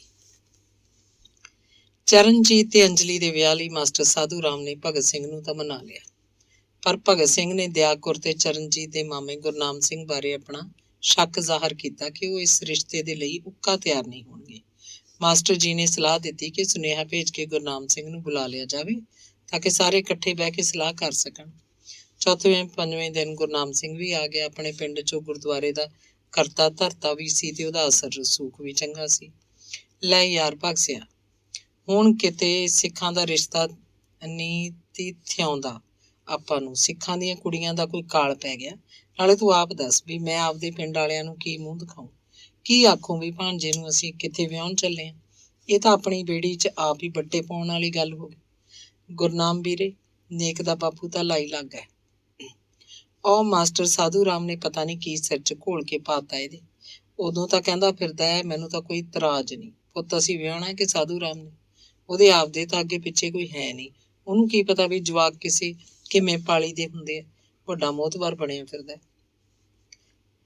ਭਗਤ ਸਿੰਘ ਪਹਿਲਾਂ ਚੁੱਪ ਕਰਕੇ ਦੋਹਾਂ ਦੀਆਂ ਗੱਲਾਂ ਸੁਣਦਾ ਰਿਹਾ। ਉਹਨੂੰ ਇਹ ਭਰੋਸਾ ਸੀ ਕਿ ਜੇ ਚਰਨਜੀਤ ਨੇ ਆਪਣਾ ਜੀਵਨ ਸਾਥੀ ਆਪ ਹੀ ਕਿਸੇ ਕੁੜੀ ਨੂੰ ਚੁਣ ਲਿਆ ਤੇ ਇਹਦੇ 'ਚ ਸਾਨੂੰ ਕੋਈ ਇਤਰਾਜ਼ ਨਹੀਂ ਹੋਣਾ ਚਾਹੀਦਾ। ਉਹ ਪੜ੍ਹਿਆ ਲਿਖਿਆ ਤੇ ਸਿਆਣਾ ਹੈ। ਨਾਲੇ ਫੇਰ ਉਹਨਾਂ ਨੇ ਕਿਹੜਾ ਕਿ ਇੱਥੇ ਘਰੇ ਆ ਕੇ ਸਾਡੇ ਕੋਲ ਰਹਿਣਾ। ਜਿਹੜੇ ਨਾਲ ਰਹਿੰਦੇ ਆ ਉਹ ਕਿੰਨੀ ਕੁ ਬਾਤ ਪੁੱਛਦੇ ਆ, ਭਾਵੇਂ ਕੋਈ ਮਰੇ ਕੋਈ ਜੀਵੇ। ਗੁਰਨੇਕ ਨੇ ਕਦੇ ਥੱਲੇ ਉਤਰ ਕੇ ਝਾਕ ਕੇ ਵੀ ਨਹੀਂ ਦੇਖਿਆ। ਅਸੀਂ ਕਿਉਂ ਐਵੇਂ ਬੁਰੇ ਬਣੀਏ ਤੇ ਔਲਾਦ ਨੂੰ ਖਾਮਖਾਹ ਦੁਖੀ ਕਰੀਏ। ਹਰ ਕੋਈ ਆਪਣੀਆਂ ਬਣੀਆਂ ਆਪ ਹੀ ਨਿਬੇੜਦਾ। ਨਾਲੇ ਹੁਣ ਪੁਰਾਣੇ ਜ਼ਮਾਨੇ ਥੋੜ੍ਹੇ ਹੀ ਨੇ। ਚਲੋ ਠੀਕ ਹੈ, ਆਪਾਂ ਇੱਕ ਵਾਰੀ ਮਾਸਟਰ ਜੀ ਨਾਲ ਬਹਿ ਕੇ ਸਲਾਹ ਤਾਂ ਕਰ ਹੀ ਸਕਦੇ ਹਾਂ। ਇਹਦੇ 'ਚ ਹਰਜ ਵੀ ਕੀ ਹੈ? ਉਹ ਪੜ੍ਹੇ ਲਿਖੇ ਸਿਆਣੇ ਬੰਦੇ ਹੈ, ਲੋਕਾਂ 'ਚ ਉਹਨਾਂ ਦਾ ਇੱਜ਼ਤ ਮਾਨ ਹੈ। ਕੋਈ ਪੁੱਠੀ ਮੱਤ ਤਾਂ ਨਹੀਂ ਉਹਨਾਂ ਨੇ ਦੇਣੀ। ਉਹਨਾਂ ਦੀ ਗੱਲ ਸੁਣਨ 'ਚ ਆਪਾਂ ਨੂੰ ਕੋਈ ਇਤਰਾਜ਼ ਵੀ ਨਹੀਂ ਹੋਣਾ ਚਾਹੀਦਾ। ਚੱਲ ਜੇ ਜ਼ਰੂਰੀ ਜਾਣਾ ਤਾਂ ਆਪਾਂ ਗੁਰਨੇਕ ਨੂੰ ਵੀ ਨਾਲ ਲੈ ਚੱਲਦੇ ਹਾਂ। ਹੁਣ ਤਾਂ ਹੀ ਤਾਂ ਸਕੂਲੋਂ ਆ ਗਿਆ ਹੋਣਾ। ਘਰ ਦੇ ਸਾਰੇ ਜੀਆਂ ਦੀ ਸਲਾਹ ਲੈ ਲੈਣੀ ਚੰਗੀ ਹੁੰਦੀ ਹੈ। ਭਾਈ ਦਇਆ ਮਾਰਵਾਜ ਗੁਰਨੇਕ ਨੂੰ। ਗੁਰਨਾਮ ਸਿੰਘ ਨੇ ਆਪਣੀ ਸਿਆਣੀ ਰਾਏ ਦਿੰਦਿਆਂ ਕਿਹਾ। ਗੁਰਨੇਕ ਨੂੰ ਪਹਿਲਾਂ ਤੋਂ ਹੀ ਜਿਵੇਂ ਪਤਾ ਸੀ, ਉਹਨੇ ਆਪਣੀ ਪਤਨੀ ਨੂੰ ਸਿਖਾ ਛੱਡਿਆ ਸੀ ਕਿ ਜਦੋਂ ਵੀ ਕਦੇ ਇਹੋ ਜਿਹੀ ਆਵਾਜ਼ ਪਵੇ ਤਾਂ ਕੀ ਕਹਿਣਾ। ਦਇਆਕੁਰ ਦੇ ਦੋ ਕੁ ਆਵਾਜ਼ਾਂ ਮਾਰਨ ਪਿੱਛੋਂ ਬਸੰਤ ਨੇ ਚੁਬਾਰੇ ਦੇ ਵਰਾਂਡੇ ਦੀ ਖਿੜਕੀ 'ਚੋਂ ਝਾਕਦਿਆਂ ਪੁੱਛਿਆ, ਦੱਸੋ ਬੇਬੇ ਜੀ ਕੀ ਗੱਲ ਆ? ਕੁੜੇ ਬਹੂ ਭੇਜੀ ਨੇਕ ਨੂੰ, ਅਸੀਂ ਸਾਧੂ ਰਾਮ ਮਾਸਟਰ ਦੇ ਘਰੇ ਜਾਣਾ, ਕੋਈ ਸਲਾਹ ਕਰਨ ਚਰਨਜੀਤ ਦੇ ਵਿਆਹ ਦੀ। ਉਹ ਤਾਂ ਜੀ ਹੈ ਨਹੀਂ, ਕਿਤੇ ਗਏ ਵਿਆਹ, ਕਹਿੰਦੇ ਸੀ ਹਨੇਰੇ ਹੋਏ ਮੁੜਨਗੇ। ਬਸੰਤ ਨੇ ਜਵਾਬ ਦਿੱਤਾ। ਬਸੰਤ ਗੁਰਨੇਕ ਚੁਬਾਰੇ 'ਚ ਬੈਠਾ ਕੋਈ ਚਿੱਠੀ ਲਿਖਦਾ ਰਿਹਾ ਜਾਂ ਕਵਿਤਾ। ਬਸੰਤ ਨੇ ਜਾ ਕੇ ਜਦੋਂ ਸਾਰੀ ਗੱਲ ਦੱਸੀ ਤਾਂ ਉਹਨੇ ਕਿਹਾ, ਚੱਲ ਚੰਗਾ ਕੀਤਾ, ਆਪਾਂ ਕੀ ਲੈਣਾ ਵਿੱਚੋਂ, ਐਵੇਂ ਵਾਧੂ ਅਸੀਂ ਕਿਉਂ ਬੁਰੇ ਬਣੀਏ। ਹੇਠਾਂ ਭਗਤ ਸਿੰਘ ਗੁਰਨਾਮ ਸਿੰਘ ਨੂੰ ਸਮਝਾ ਰਿਹਾ ਸੀ, ਉਹ ਛੱਡ ਯਾਰ, ਉਹ ਤਾਂ ਮੁੱਲ ਦਾ ਮੂਤਦਾ, ਕਦੇ ਕਿਸੇ ਦੀ ਵਿਆਹ ਸ਼ਾਦੀ ਤਾਂ ਕੀ ਜਾਣਾ, ਇਹ ਤਾਂ ਕਿਸੇ ਦੀ ਮਕਾਨ ਵੀ ਨਹੀਂ ਜਾਂਦਾ ਜਿਹਨੂੰ ਤੁਸੀਂ ਹਾਕਾ ਮਾਰੀ ਜਾਂਦੇ ਹੋ। ਚੱਲ ਕੋਈ ਨਹੀਂ, ਆਪਣਾ ਫਰਜ਼ ਤਾਂ ਬਈ ਆਪਾਂ ਘਰ ਦੇ ਜੀ ਨੂੰ ਨਾਲ ਲੈ ਕੇ ਚੱਲੀਏ। ਆਪਣੇ 'ਚ ਤਾਂ ਉਹੀ ਬਹੁਤਾ ਪੜਿਆ, ਫਿਰ ਸਲਾਹ ਕਰ ਲਾਂਗੇ ਜੇ ਲੋੜ ਪਈ। ਗੁਰਨਾਮ ਸਿੰਘ ਨੇ ਗੱਲ ਮੋੜੀ। ਦਇਆਕੁਰ ਤੇ ਗੁਰਨਾਮ ਸਿੰਘ ਕੁੜ-ਕੁੜ ਕਰਦੇ ਭਗਤ ਸਿੰਘ ਦੇ ਮਗਰ ਮਾਸਟਰ ਸਾਧੂ ਰਾਮ ਦੇ ਘਰ ਨੂੰ ਤੁਰ ਪਏ। ਮਾਸਟਰ ਜੀ ਤੇ ਉਹਨਾਂ ਦੀ ਪਤਨੀ ਨੇ ਉਹਨਾਂ ਦੇ ਪਹੁੰਚਣ ਤੇ ਖੁਸ਼ੀ ਜ਼ਾਹਰ ਕੀਤੀ। ਮੰਜਾ ਢਾਹ ਕੇ ਆਦਰਮਾਨ ਨਾਲ ਬਿਠਾਇਆ। ਚਾਹ ਪਾਣੀ ਦੀ ਸੇਵਾ ਮਗਰੋਂ ਸੁੱਖ ਸਾਂਦ ਪੁੱਛੀ ਤੇ ਕਿਹਾ ਕਿ ਧੰਨ ਭਾਗ ਜਿਹੜੇ ਉਹ ਕਿਸੇ ਬਹਾਨੇ ਹੀ ਸਹੀ ਉਹਨਾਂ ਦੇ ਘਰ ਤਾਂ ਆਏ। ਗੁਰਨਾਮ ਸਿੰਘ ਤੇ ਦਇਆਕੁਰ ਬੱਧੇ ਰੁੱਧੇ ਜੇ ਭਗਤ ਸਿੰਘ ਨਾਲ ਮਾਸਟਰ ਜੀ ਦੇ ਘਰ ਤਾਂ ਆ ਗਏ, ਪਰ ਦਿਲੋਂ ਖੁਸ਼ ਨਹੀਂ ਸੀ। ਹੋਰ ਸੁਣਾਓ ਪਿਆਰੇ ਭਾਈ ਗੁਰਨਾਮ ਸਿੰਘ ਜੀ, ਕਿਆ ਹਾਲ ਹੈ ਤੁਹਾਡਾ? ਪਿੰਡ ਸਭ ਸੁੱਖ ਸਾਂਦ ਹੈ ਜੀ, ਮਾਸਟਰ ਜੀ ਨੇ ਗੱਲ ਤੋਰਨ ਦੇ ਲਹਿਜੇ 'ਚ ਕਿਹਾ। ਬਸ ਮਾਸਟਰ ਜੀ, ਕਿਰਪਾ ਹੈ ਤੁਹਾਡੀ। ਜਿਹੜੇ ਰਿਸ਼ਤੇ ਦੀ ਗੱਲ ਕਰਨ ਵਾਸਤੇ ਤੁਸੀਂ ਸਾਨੂੰ ਬੁਲਾਇਆ, ਉਹ ਨਹੀਂ ਜੀ ਸਾਨੂੰ ਮਨਜ਼ੂਰ। ਫਿਰ ਨਾ ਕਿਹੋ ਕਿ ਅਸੀਂ ਕਿਹਾ ਨਹੀਂ ਤੀ। ਲਓ ਸੁਣ ਲਓ ਬਾਤ, ਕੋਈ ਕਿਧਰੇ ਰਿਸ਼ਤਾ ਅਜੇ ਪੱਕਾ ਨਹੀਂ ਹੋਇਆ, ਮਨਜ਼ੂਰੀ ਕਿਹੜੀ ਗੱਲ ਦੀ? ਆਪਾਂ ਨੇ ਤਾਂ ਇਕੱਠੇ ਬੈਠ ਕੇ 2-4 ਬਾਤਾਂ ਕਰਨੀਆਂ ਔਰ ਆਪਣੀ ਰਾਏ ਦੱਸਣੀ ਹੈ। ਨਹੀਂ ਹੋਊ ਤਾਂ ਨਾ ਸਹੀ, ਕਿਸੇ ਨੂੰ ਕੋਈ ਮਜਬੂਰੀ ਤਾਂ ਨਹੀਂ, ਨਾ ਹੀ ਕੋਈ ਜ਼ਬਰਦਸਤੀ ਹੈ। ਤੁਹਾਡੇ ਕਹੇ ਬਗੈਰ ਕੋਈ ਗੱਲ ਨਹੀਂ ਹੋਣੀ, ਨਾਲੇ ਸਭ ਦੀ ਸਹਿਮਤੀ ਹੋਣੀ ਚਾਹੀਦੀ ਹੈ, ਇਹ ਬਹੁਤ ਜ਼ਰੂਰੀ ਹੈ। ਤੁਹਾਨੂੰ ਤਾਂ ਪਤਾ ਹੀ ਹੈ ਬਈ ਮੇਰੀ ਲੜਕੀ ਵਾਲਿਆਂ ਗੈਲ ਕੋਈ ਰਿਸ਼ਤੇਦਾਰੀ ਜਾਂ ਜਾਣ ਪਛਾਣ ਹੈ ਨਹੀਂ। ਪਿਛਲੇ ਵਾਰੀ ਜੋ ਗੱਲਾਂ ਚਰਨੀ ਬੇਟਾ ਦੱਸ ਗਿਆ ਥਾ, ਉਹੀ ਮੈਂ ਨੋਟ ਕਰ ਰੱਖੀ। ਬਾਕੀ ਆਪਾਂ ਆਪਣੇ ਟੱਬਰਾਂ ਦਾ ਔਰ ਆਪਣੇ ਬੱਚਿਆਂ ਦਾ ਖਿਆਲ ਕਰਨਾ, ਇਹ ਤਾਂ ਆਪਣੀ ਸਭ ਤੋਂ ਪਹਿਲੀ ਜ਼ਿੰਮੇਵਾਰੀ ਹੈ ਕਿ ਨਹੀਂ? ਉਹ ਤਾਂ ਜੀ ਤੁਹਾਡੀ ਗੱਲ ਸਿਆਣੀ ਹੈ, ਪਰ ਗੁਰਨਾਮ ਸਿੰਘ ਨੇ ਗੱਲ ਅੱਗੇ ਤੋਰਨੀ ਚਾਹੀ, ਪਰ ਸਾਧੂ ਰਾਮ ਨੇ ਕਿਹਾ, ਭਾਈ ਸਾਹਿਬ ਮਾਫ਼ ਕਰਨਾ, ਮੈਂ ਤੁਹਾਡੀ ਗੱਲ ਵਿੱਚ ਮਾਂ ਤੇ ਟੋਕ ਰਿਹਾ। ਪਹਿਲਾਂ ਇਹ ਦੱਸੋ, ਆਪਾਂ ਨੂੰ ਸਾਰਿਆਂ ਨੂੰ ਗੁਰਬਾਣੀ ਮਾਂ, ਗੁਰੂ ਗ੍ਰੰਥ ਮਾਂ ਪੱਕਾ ਵਿਸ਼ਵਾਸ ਤਾਂ ਹੈ ਹੀ ਹੈ ਨਾ? ਬਸ ਫਿਰ ਪਹਿਲੀ ਗੱਲ ਇਹ ਹੈ ਕਿ 10ਵੇਂ ਗੁਰੂ ਫਰਮਾ ਗਏ ਥੇ ਕਿ ਮਾਨਸ ਕੀ ਜਾਤ ਸਭੈ ਇੱਕ ਹੈ, ਪਹਿਚਾਨ ਉਹ ਹੈ ਕਿ ਨਹੀਂ? ਕੁਝ ਦੇਰ ਚੁੱਪ ਚਾਈ ਰਹੀ। ਅਖੀਰ ਗੁਰਨਾਮ ਸਿੰਘ ਨੇ ਹੁੰਗਾਰਾ ਭਰਿਆ, ਹਾਂਜੀ, ਗੁਰਬਾਣੀ ਵੀ ਕਦੇ ਗਲਤ ਹੋ ਸਕਦੀ ਹੈ, ਉਹ ਤਾਂ ਗ੍ਰਸਤ ਜੀਵਨ ਦਾ ਰਾਹ ਦੱਸਦੀ ਹੈ। ਬਸ ਮੇਰੇ ਕਹਿਣ ਦਾ ਤਾਤਪਰਜ ਇਹੀ ਹੈ ਕਿ ਵੀ ਰੱਬ ਨੇ ਸਾਰੇ ਬੰਦੇ ਇੱਕੋ ਜਿਹੇ ਬਣਾਏ ਆ। ਬੰਦੇ ਨੇ ਕੀ ਕੀਤਾ? ਬੰਦੇ ਨੇ ਆਪਣੇ ਹਿਸਾਬ ਮੁਤਾਬਕ ਖੁਦ ਇਸ ਧਰਤੀ ਤੇ ਅਲੱਗ-ਅਲੱਗ ਧਰਮ ਔਰ ਜਾਤੀਆਂ ਬਣਾ ਧਰੇ। ਕਿਉਂ? ਕਿਉਂਕਿ ਐਸਾ ਕਰਨ ਮਾਂ ਉਹਦਾ ਆਪਣਾ ਸਵਾਰਥ ਜੋ ਪੂਰਾ ਹੁੰਦਾ। ਮੈਨੂੰ ਗੁਰਬਾਣੀ ਬਹੁਤੀ ਤਾਂ ਯਾਦ ਨਹੀਂ, ਪਰ ਕਈ ਸ਼ਬਦ ਮੈਨੂੰ ਨਹੀਂ ਭੁੱਲਦੇ। ਮਹਾਰਾਜ ਨੇ ਫਰਮਾਇਆ, ਰਾਜ ਮਾਲ ਰੂਪ ਜਾਤ ਜੋਬਨ ਪੰਜੇ ਠੱਗ, ਇੰਨੀ ਠੱਗੀ ਜੱਗ ਠੱਗਿਆ ਕਿਨੇ ਨਾ ਰੱਖੀ ਲੱਜ। ਇਹ ਪੰਜੇ ਠੱਗ ਆਪਾਂ ਰੋਜ਼ ਦੇਖਦੇ ਹਾਂ, ਹੈ ਕਿ ਨਹੀਂ? ਸੋ ਆਪਣੀ ਪਹਿਲੀ ਬਾਤ ਤਾਂ ਇਹ ਹੈ ਕਿ ਆਪਾਂ ਸਾਰੇ ਇਸ ਗੱਲ ਪਰ ਸਹਿਮਤ ਹਾਂ ਕਿ ਜਾਤ ਪਾਤ ਕੇ ਵਿੱਚ ਮਾਂ ਘਟੀਆ ਲੋਕ ਪੜਿਆ ਕਰਦੇ ਆ। ਪਰ ਮਾਸਟਰ ਜੀ, ਕੁੜੀ ਤਾਂ ਹਿੰਦੂਆਂ ਦੇ ਘਰੋਂ ਹੈ ਨਾ, ਦਇਆਕੁਰ ਵਿੱਚੋਂ ਬੋਲੀ। ਉਹ ਮਾਸਟਰ ਜੀ ਦੀ ਇੱਜ਼ਤ ਕਰਦੇ ਆ, ਉਹਨਾਂ ਤੋਂ ਘੁੰਡ ਕੱਢਦੀ ਹੁੰਦੀ। ਭਾਵੇਂ ਚਰਨਜੀਤ ਉਹਨਾਂ ਨੂੰ ਚਾਚਾ ਜੀ ਕਹਿੰਦਾ ਸੀ ਤੇ ਭਗਤ ਸਿੰਘ ਵੀ ਉਹਨਾਂ ਤੋਂ ਉਮਰ 'ਚ 2-4 ਸਾਲ ਵੱਡਾ ਹੀ ਸੀ। ਫਿਰ ਵੀ ਮਾਸਟਰ ਜੀ ਨੂੰ ਪੜ੍ਹਿਆ ਲਿਖਿਆ ਸਮਝ ਕੇ ਉਹਨਾਂ ਦੀ ਦਿਲੋਂ ਇੱਜ਼ਤ ਕਰਦੇ। ਅੱਗੋਂ ਕਦੇ ਸ਼ਰਮ ਦੀ ਮਾਰੀ ਉਹਨਾਂ ਅੱਗੇ ਵੀ ਨਹੀਂ ਸੀ ਬੋਲੇ। ਉਂਝ ਵੀ ਸਾਰਾ ਸ਼ਹਿਰ ਹੀ ਮਾਸਟਰ ਸਾਧੂ ਰਾਮ ਦੀ ਸਿਆਣਪ ਕਰਕੇ ਇੱਜ਼ਤ ਕਰਦਾ। ਉਨੀ ਦਿਨੀ ਸਕੂਲ ਦੇ ਮਾਸਟਰਾਂ ਦੇ ਲੋਕ ਆਮ ਲੋਕਾਂ ਨਾਲੋਂ ਬਹੁਤਾ ਪੜ੍ਹੇ ਲਿਖੇ ਹੋਣ ਕਰਕੇ ਇੱਜ਼ਤ ਕਰਦੇ ਸੀ। ਇੱਕ ਆਮ ਜਿਹਾ ਰਿਵਾਜ ਸੀ, ਜਿਹੜਾ ਮਾਸਟਰ ਬੱਚਿਆਂ ਨੂੰ ਕੁੱਟਣ ਕਰਕੇ ਵੀ ਮਸ਼ਹੂਰ ਹੁੰਦਾ, ਲੋਕ ਉਹਨੂੰ ਵੀ ਬੁਰਾ ਨਾ ਆਖਦੇ। ਪੜ੍ਹਾਈ ਸਮੇਂ ਦੀ ਕੁੱਟ ਨੂੰ ਉਹ ਬੱਚਿਆਂ ਦੀ ਭਲਾਈ ਹੀ ਸਮਝਦੇ। ਪਰ ਅੱਜ ਦਇਆਕੁਰ ਨੇ ਇਹ ਗੱਲ ਅਣਸਰਦੇ ਨੂੰ ਆਪਣਾ ਪੂਰਾ ਜ਼ੋਰ ਲਾ ਕੇ ਆਖੀ। ਉਹਨੂੰ ਆਪਣਾ ਮੁੰਡਾ ਹਿੰਦੂਆਂ ਦੇ ਘਰ ਵਿਆਹਣਾ ਕੋਈ ਅਣਹੋਣੀ ਜਿਹੀ ਗੱਲ ਲੱਗਦੀ ਸੀ। ਉਹ ਕਿਵੇਂ ਵੀ ਇਸ ਰਿਸ਼ਤੇ ਨੂੰ ਮੰਨਣ ਵਾਸਤੇ ਤਿਆਰ ਨਹੀਂ ਸੀ। ਹਾਂ ਦਿਆ ਕਰੋ ਮੇਰੀ ਬੀਬੀ ਭੈਣ, ਇਹ ਤੇਰੀ ਬਾਤ ਬਿਲਕੁਲ ਸਹੀ ਹੈ, ਦਰੁਸਤ ਹੈ। ਜਿਹੜੇ ਰਿਸ਼ਤੇ ਦੀ ਅੱਜ ਆਪਾਂ ਗੱਲ ਕਰ ਰਹੇ ਹਾਂ ਉਹ ਲੜਕੀ ਹਿੰਦੂ ਘਰਾਣੇ ਦੀ ਹੀ ਹੈ। ਪਰ ਇੱਕ ਬਾਤ ਮੈਂ ਕਹਿਣੀ ਹੈ ਵੀ ਸਾਡੇ ਲੜਕੇ ਚਰਨਜੀਤ ਨੂੰ ਉਹ ਲੜਕੀ ਪਸੰਦ ਹੈ ਔਰ ਲੜਕੀ ਨੂੰ ਵੀ ਲੜਕਾ ਪਸੰਦ ਹੈ। ਦੋਨੋਂ ਡਾਕਟਰ ਹੈ ਔਰ ਇੱਕੋ ਜਗ੍ਹਾ ਕੰਮ ਕਰਦੇ ਆ। ਮੈਂ ਆਪ ਨੂੰ ਅੱਗੇ ਇੱਕ ਹੋਰ ਗੁਰੂ ਸਾਹਿਬ ਦਾ ਫੁਰਮਾਨ ਦੱਸ ਦਿਆਂ ਕਿ ਜਾਤ ਜਨਮ ਨੇ ਪੁੱਛੀ ਹੈ, ਸਭ ਕਰ ਲਿਓ ਬਤਾਏ, ਸਾਧ ਜਾਤ ਸਾਪਤ ਹੈ ਜਿਹੇ ਕਰਮ ਕਮਾਏ। ਬੰਦੇ ਦੀ ਜਾਤ ਮਾੜੀ ਨਹੀਂ ਹੁੰਦੀ, ਉਹਦੇ ਕਰਮ ਮਾੜੇ ਹੁੰਦੇ ਆ। ਮਾੜੇ ਕਰਮ ਕਰਨ ਵਾਲਾ ਬੰਦਾ ਮਾੜਾ ਹੀ ਮਾੜਾ, ਭਾਵੇਂ ਉਹ ਕਿਸੇ ਵੀ ਜਾਤ ਦਾ ਹੋਵੇ, ਹੈ ਕਿ ਨਹੀਂ। ਅਗਰ ਇਹ ਬੱਚਿਆਂ ਨੇ ਅੱਛੇ ਕਰਮ ਕਮਾਏ ਹੋਏ ਹੈ ਵੀ ਗੱਲ ਸਹੀ, ਇੰਨਾ ਐਵੇਂ ਤਾਂ ਨਹੀਂ ਪੜ੍ਹ ਲਿਖ ਗਏ, ਤਾਂ ਫਿਰ ਆਪਾਂ ਜਾਤ ਪਾਤ ਦੇ ਝਗੜਿਆਂ ਮਾਂ ਕਿਉਂ ਪਈਏ, ਗੁਰੂ ਸਾਹਿਬ ਦੀ ਗੱਲ ਕਿਉਂ ਨਾ ਸੁਣੀਏ। ਹੈ ਤੁਸੀਂ ਲੋਕਾਂ ਨੇ ਵੀ ਕਿਹੜਾ ਕੋਈ ਬੁਰਾ ਕਰਮ ਕੀਤਾ ਅੱਜ ਤਾਈਂ, ਦੱਸੋ। ਇਹ ਮਾਂ ਮੇਰਾ ਕੀ ਸਵਾਰਥ ਹੈ। ਆਪਾਂ ਨੂੰ ਸਾਫ਼ ਸੁਥਰੀ ਗੱਲ ਕਰਕੇ ਸੱਚੇ ਮਨ ਨਾਲ ਫੈਸਲੇ ਕਰਨੇ ਚਾਹੀਦੇ ਆ, ਹੈ ਕਿ ਨਹੀਂ। ਅਗਰ ਲੜਕੀ ਸੁੰਦਰ ਹੈ, ਸੁਸ਼ੀਲ ਹੈ, ਪੜ੍ਹੀ ਲਿਖੀ ਹੈ, ਕਿਸੇ ਗੱਲੋਂ ਸਾਡੇ ਲੜਕੇ ਤੋਂ ਘੱਟ ਨਹੀਂ, ਪਰਿਵਾਰ ਅੱਛਾ ਭਲਾ ਮਾਨਸ ਹੈ, ਫੇਰ ਕਿਸੇ ਦੀ ਜਾਤ ਕਿਉਂ ਪੁੱਛਣੀ ਹੋਈ। ਫਰਮਾਨ ਹੈ ਕਿ ਜਾਣੋ ਜੋਤ ਨਾ ਪੁੱਛੋ ਜਾਤੀ, ਆਗੇ ਜਾਤ ਨਾ ਹੈ। ਅਗਰ ਕਿਸੇ ਬੰਦੇ ਮਾਂ ਰੱਬ ਦੀ ਜੋਤ ਜਗ ਰਹੀ ਹੈ, ਵੈਸੇ ਤਾਂ ਸਭ ਮਾਂ ਹੀ ਰੱਬ ਦੀ ਜੋਤ ਹੈ, ਪਰ ਜੇ ਕਰਮ ਮਾੜੇ ਕਰੇ ਉਹ ਠੀਕ ਨਹੀਂ। ਸੋ ਜੇ ਅੱਗੇ ਜਾ ਕੇ ਜਾਤ ਨਹੀਂ ਹੈ ਤਾਂ ਆਪਾਂ ਇੱਥੇ ਜਾਤੀ ਕਿਉਂ ਪੁੱਛੀਏ, ਹੈ ਕਿ ਨਹੀਂ। ਮਾਸਟਰ ਜੀ ਨੇ ਆਪਣੀਆਂ ਦਲੀਲਾਂ ਨਾਲ ਸਭ ਨੂੰ ਨਿਰੁੱਤਰ ਕਰ ਦਿੱਤਾ। ਕੁਛ ਦੇਰ ਚੁੱਪ ਛਾਈ ਰਹੀ। ਮਾਸਟਰ ਜੀ ਵੀ ਉਡੀਕ ਰਹੇ ਸੀ ਕਿ ਜੇ ਕਿਸੇ ਨੂੰ ਅਜੇ ਵੀ ਕੋਈ ਭੁਲੇਖਾ ਤਾਂ ਦੂਰ ਕਰ ਲਿਆ ਜਾਏ। ਅੱਛਾ ਚਲੋ, ਅਸੀਂ ਸਾਰੇ ਇੱਕ ਗੱਲ ਪਰ ਤਾਂ ਹੁਣ ਸਹਿਮਤ ਹੋ ਹੀ ਗਏ ਹਾਂ ਵੀ ਜਾਤ ਪਾਤ ਦਾ ਕੋਈ ਬੰਧਨ ਆਪਾਂ ਨਹੀਂ ਮੰਨਦੇ, ਕਿਉਂਕਿ ਗੁਰੂਆਂ ਦੀ ਬਾਣੀ ਦਾ ਸਤਿਕਾਰ ਵੀ ਤਾਂ ਹੀ ਹੋਊ ਜੇ ਆਪਾਂ ਫੁਰਮਾਨ ਦੇ ਕਹਿਣੇ ਮਾਰ ਰਹੀਏ। ਕਿਉਂ ਭਾਈ ਗੁਰਨਾਮ ਸਿੰਘ ਜੀ ਤੇ ਭਗਤ ਸਿੰਘ ਜੀ, ਹੈ ਕਿ ਨਹੀਂ। ਬਾਕੀ ਸੁਣ ਕੇ ਸਭ ਦੀ ਰਾਏ ਕਾਇਮ ਹੋ ਚੁੱਕੀ ਹੋਵੇ ਤਾਂ ਆਪਾਂ ਲੜਕੀ ਵਾਲਿਆਂ ਗੱਲ ਹੋਰ ਅੱਗੇ ਚਲਾਈਏ। ਕੋਈ ਜ਼ਰੂਰੀ ਨਹੀਂ ਕਿ ਆਪਾਂ ਉਹਨਾਂ ਦੀ ਹਾਂ ਇਹ ਮੰਨ ਕੇ ਚੱਲੀਏ, ਉਹਨਾਂ ਨੂੰ ਵੀ ਤਾਂ ਸਾਡੇ ਵਰਗਾ ਕੋਈ ਇਤਰਾਜ਼ ਹੋ ਹੀ ਸਕਦਾ ਹੈ। ਪਰ ਜਿਵੇਂ ਸਾਨੂੰ ਚਰਨੀ ਬੇਟੇ ਨੇ ਦੱਸਿਆ ਤਾਂ ਵੀ ਉਹ ਬਹੁਤ ਹੀ ਚੰਗੇ ਲੋਕ ਹੈ, ਪਰ ਗੱਲ ਕਰਨ ਮਹਾਰ ਜੀ ਕਿਹਾ ਹੈ। ਮਾਸਟਰ ਜੀ ਤੁਹਾਡੀਆਂ ਗੱਲਾਂ ਦਾ ਜਵਾਬ ਤਾਂ ਸਾਨੂੰ ਕੋਈ ਔੜਦਾ ਨਹੀਂ, ਪਰ ਸਾਨੂੰ ਇਹ ਦੱਸੋ ਵੀ ਅਸੀਂ ਆਪਣੀ ਬਰਾਦਰੀ ਵਾਲਿਆਂ ਨੂੰ ਤੇ ਰਿਸ਼ਤੇਦਾਰਾਂ ਨੂੰ ਕੀ ਜਵਾਬ ਦੇਵਾਂਗੇ।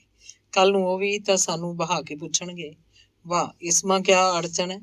ਜੋ ਕੁਛ ਆਪਾਂ ਨੇ ਇੱਥੇ ਬੈਠ ਕੇ ਬਾਤਚੀਤ ਕਰਕੇ ਇੱਕ ਦੂਜੇ ਨਾਲ ਸਹਿਮਤੀ ਪ੍ਰਗਟਾਈ ਹੈ, ਉਹਨਾਂ ਗੱਲ ਵੀ ਕਰ ਸਕਦੇ ਹਾਂ।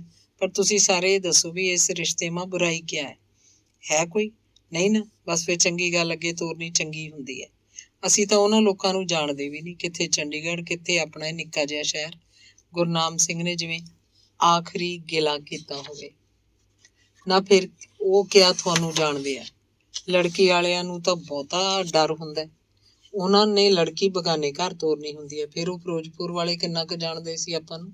ਜਦ ਮੀਆਂ ਬੀਵੀ ਰਾਜੀ ਤਾਂ ਕਿਆ ਕਰੂਗਾ ਕਾਜੀ। ਬਾਕੀ ਮੈਂ ਆਪਣੇ ਦਿਲ ਕੀ ਬਾਤ ਜ਼ਰੂਰ ਕਹਿਣੀ ਚਾਹੁੰਦਾ, ਉਹ ਹੈ ਦਾਜ ਦਹੇਜ ਕੇ ਬਾਰੇ ਮੇਂ। ਨਾ ਆਪਾਂ ਫਿਰੋਜ਼ਪੁਰ ਵਾਲਿਆਂ ਤੋਂ ਕੁਛ ਮੰਗਿਆ ਥਾ, ਨਾ ਹੀ ਹੁਣ ਕੋਈ ਮੰਗ ਹੋਣੀ ਚਾਹੀਦੀ ਹੈ। ਆਪਣੇ ਸਭ ਦਾ ਗੁਰਬਾਣੀ ਮਾਂ ਪੂਰਾ ਭਰੋਸਾ ਹੈ। ਗੁਰਬਾਣੀ ਦਾ ਫਰਮਾਨ ਹੈ, ਹੋਰ ਮਨਮੁਖ ਦਾਜ ਜੇ ਰੱਖ ਦਿਖਾਲੈ, ਸੋ ਕੂੜ ਹੰਕਾਰ ਕਚ ਪਾਜੂ। ਸੋ ਇਹ ਗੱਲ ਆਪਣੇ ਆਪ ਮਾਂ ਬੜੀ ਸਿੱਧੀ ਅਰ ਸਪਸ਼ਟ ਹੈ ਕਿ ਸਾਡਾ ਦਾਜ ਦਹੇਜ ਗੈਲ ਕੋਈ ਲੈਣਾ ਦੇਣਾ ਹੈ ਨਹੀਂ। ਇਸ ਬਾਰੇ ਮਾਂ ਹੁਣੇ ਤੋਂ ਹੀ ਫੈਸਲਾ ਕਰ ਲੈਣਾ ਚਾਹੀਦਾ ਹੈ ਔਰ ਇੱਕ ਦੂਜੇ ਨੂੰ ਬਚਨ ਦੇ ਦੇਣਾ ਚਾਹੀਦਾ ਹੈ। ਔਰ ਫਿਰ ਬਚਨ ਤੋਂ ਮੁੱਕਰਨਾ ਜਾਂ ਪਿੱਛੇ ਨਹੀਂ ਹਟਣਾ ਚਾਹੀਦਾ। ਅਖੇ ਬਚਨ ਕਰੇ ਤੋਂ ਤੈ ਖਿਸਕ ਜਾਏ, ਬੋਲੇ ਸਭ ਕੱਚਾ। ਆਪਾਂ ਕੱਚੇ ਬੰਦੇ ਆ ਨਾ, ਹਾਂ ਨਾ ਹੀ ਬਣਨਾ।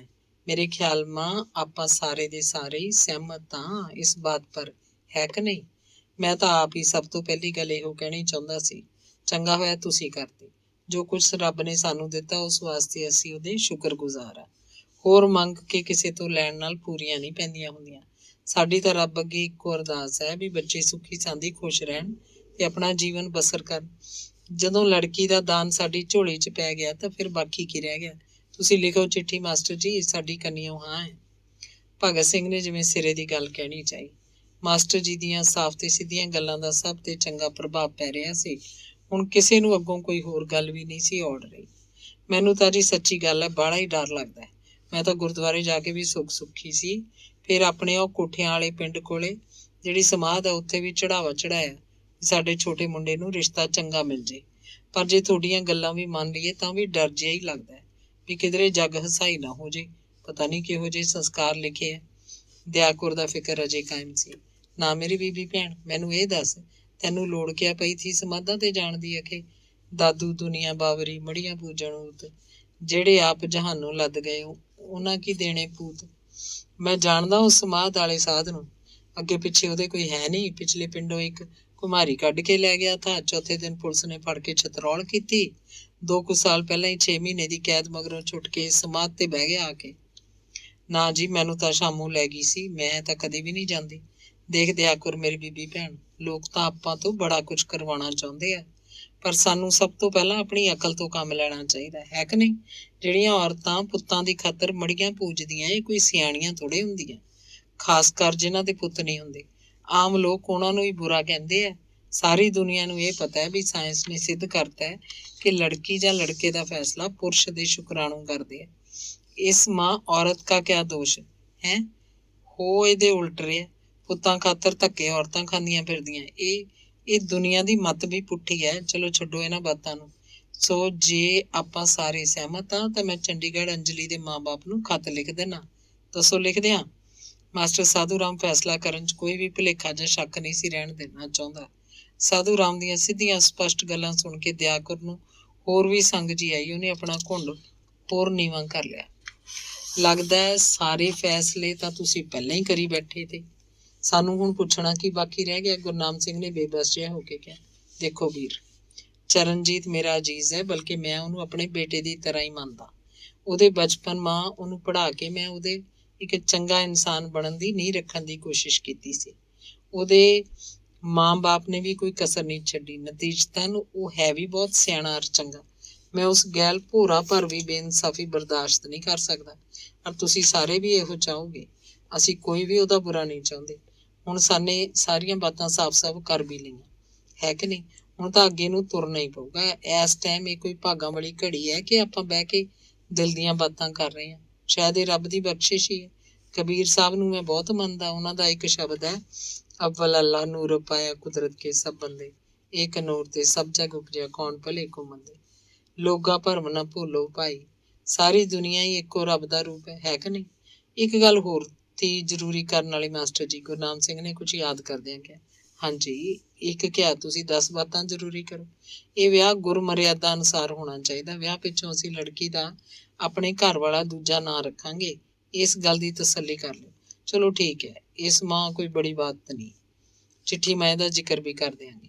ਅਗਲੇ ਦਿਨ ਹੀ ਮਾਸਟਰ ਜੀ ਨੇ ਅੰਜਲੀ ਦੇ ਮਾਪਿਆਂ ਨੂੰ ਇੱਕ ਚਿੱਠੀ ਲਿਖੀ, ਉਸ ਵਿੱਚ ਸਾਰੀਆਂ ਗੱਲਾਂ ਵਿਸਥਾਰ ਨਾਲ ਲਿਖ ਦਿੱਤੀਆਂ। ਸਭ ਤੋਂ ਪਹਿਲਾਂ ਚਿੱਠੀ 'ਚ ਆਪਣੇ ਬਾਰੇ ਜਾਣਕਾਰੀ ਦਿੱਤੀ, ਫਿਰ ਭਗਤ ਸਿੰਘ ਦੇ ਪਰਿਵਾਰ ਤੇ ਰਿਸ਼ਤੇਦਾਰਾਂ ਬਾਰੇ, ਅਖੀਰ ਚਰਨਜੀਤ ਬਾਰੇ, ਦਾਜ ਦਹੇਜ ਤੇ ਕੁਝ ਜ਼ਰੂਰੀ ਤੇ ਸਾਦੀਆਂ ਰਸਮਾਂ ਬਾਰੇ ਲਿਖਿਆ।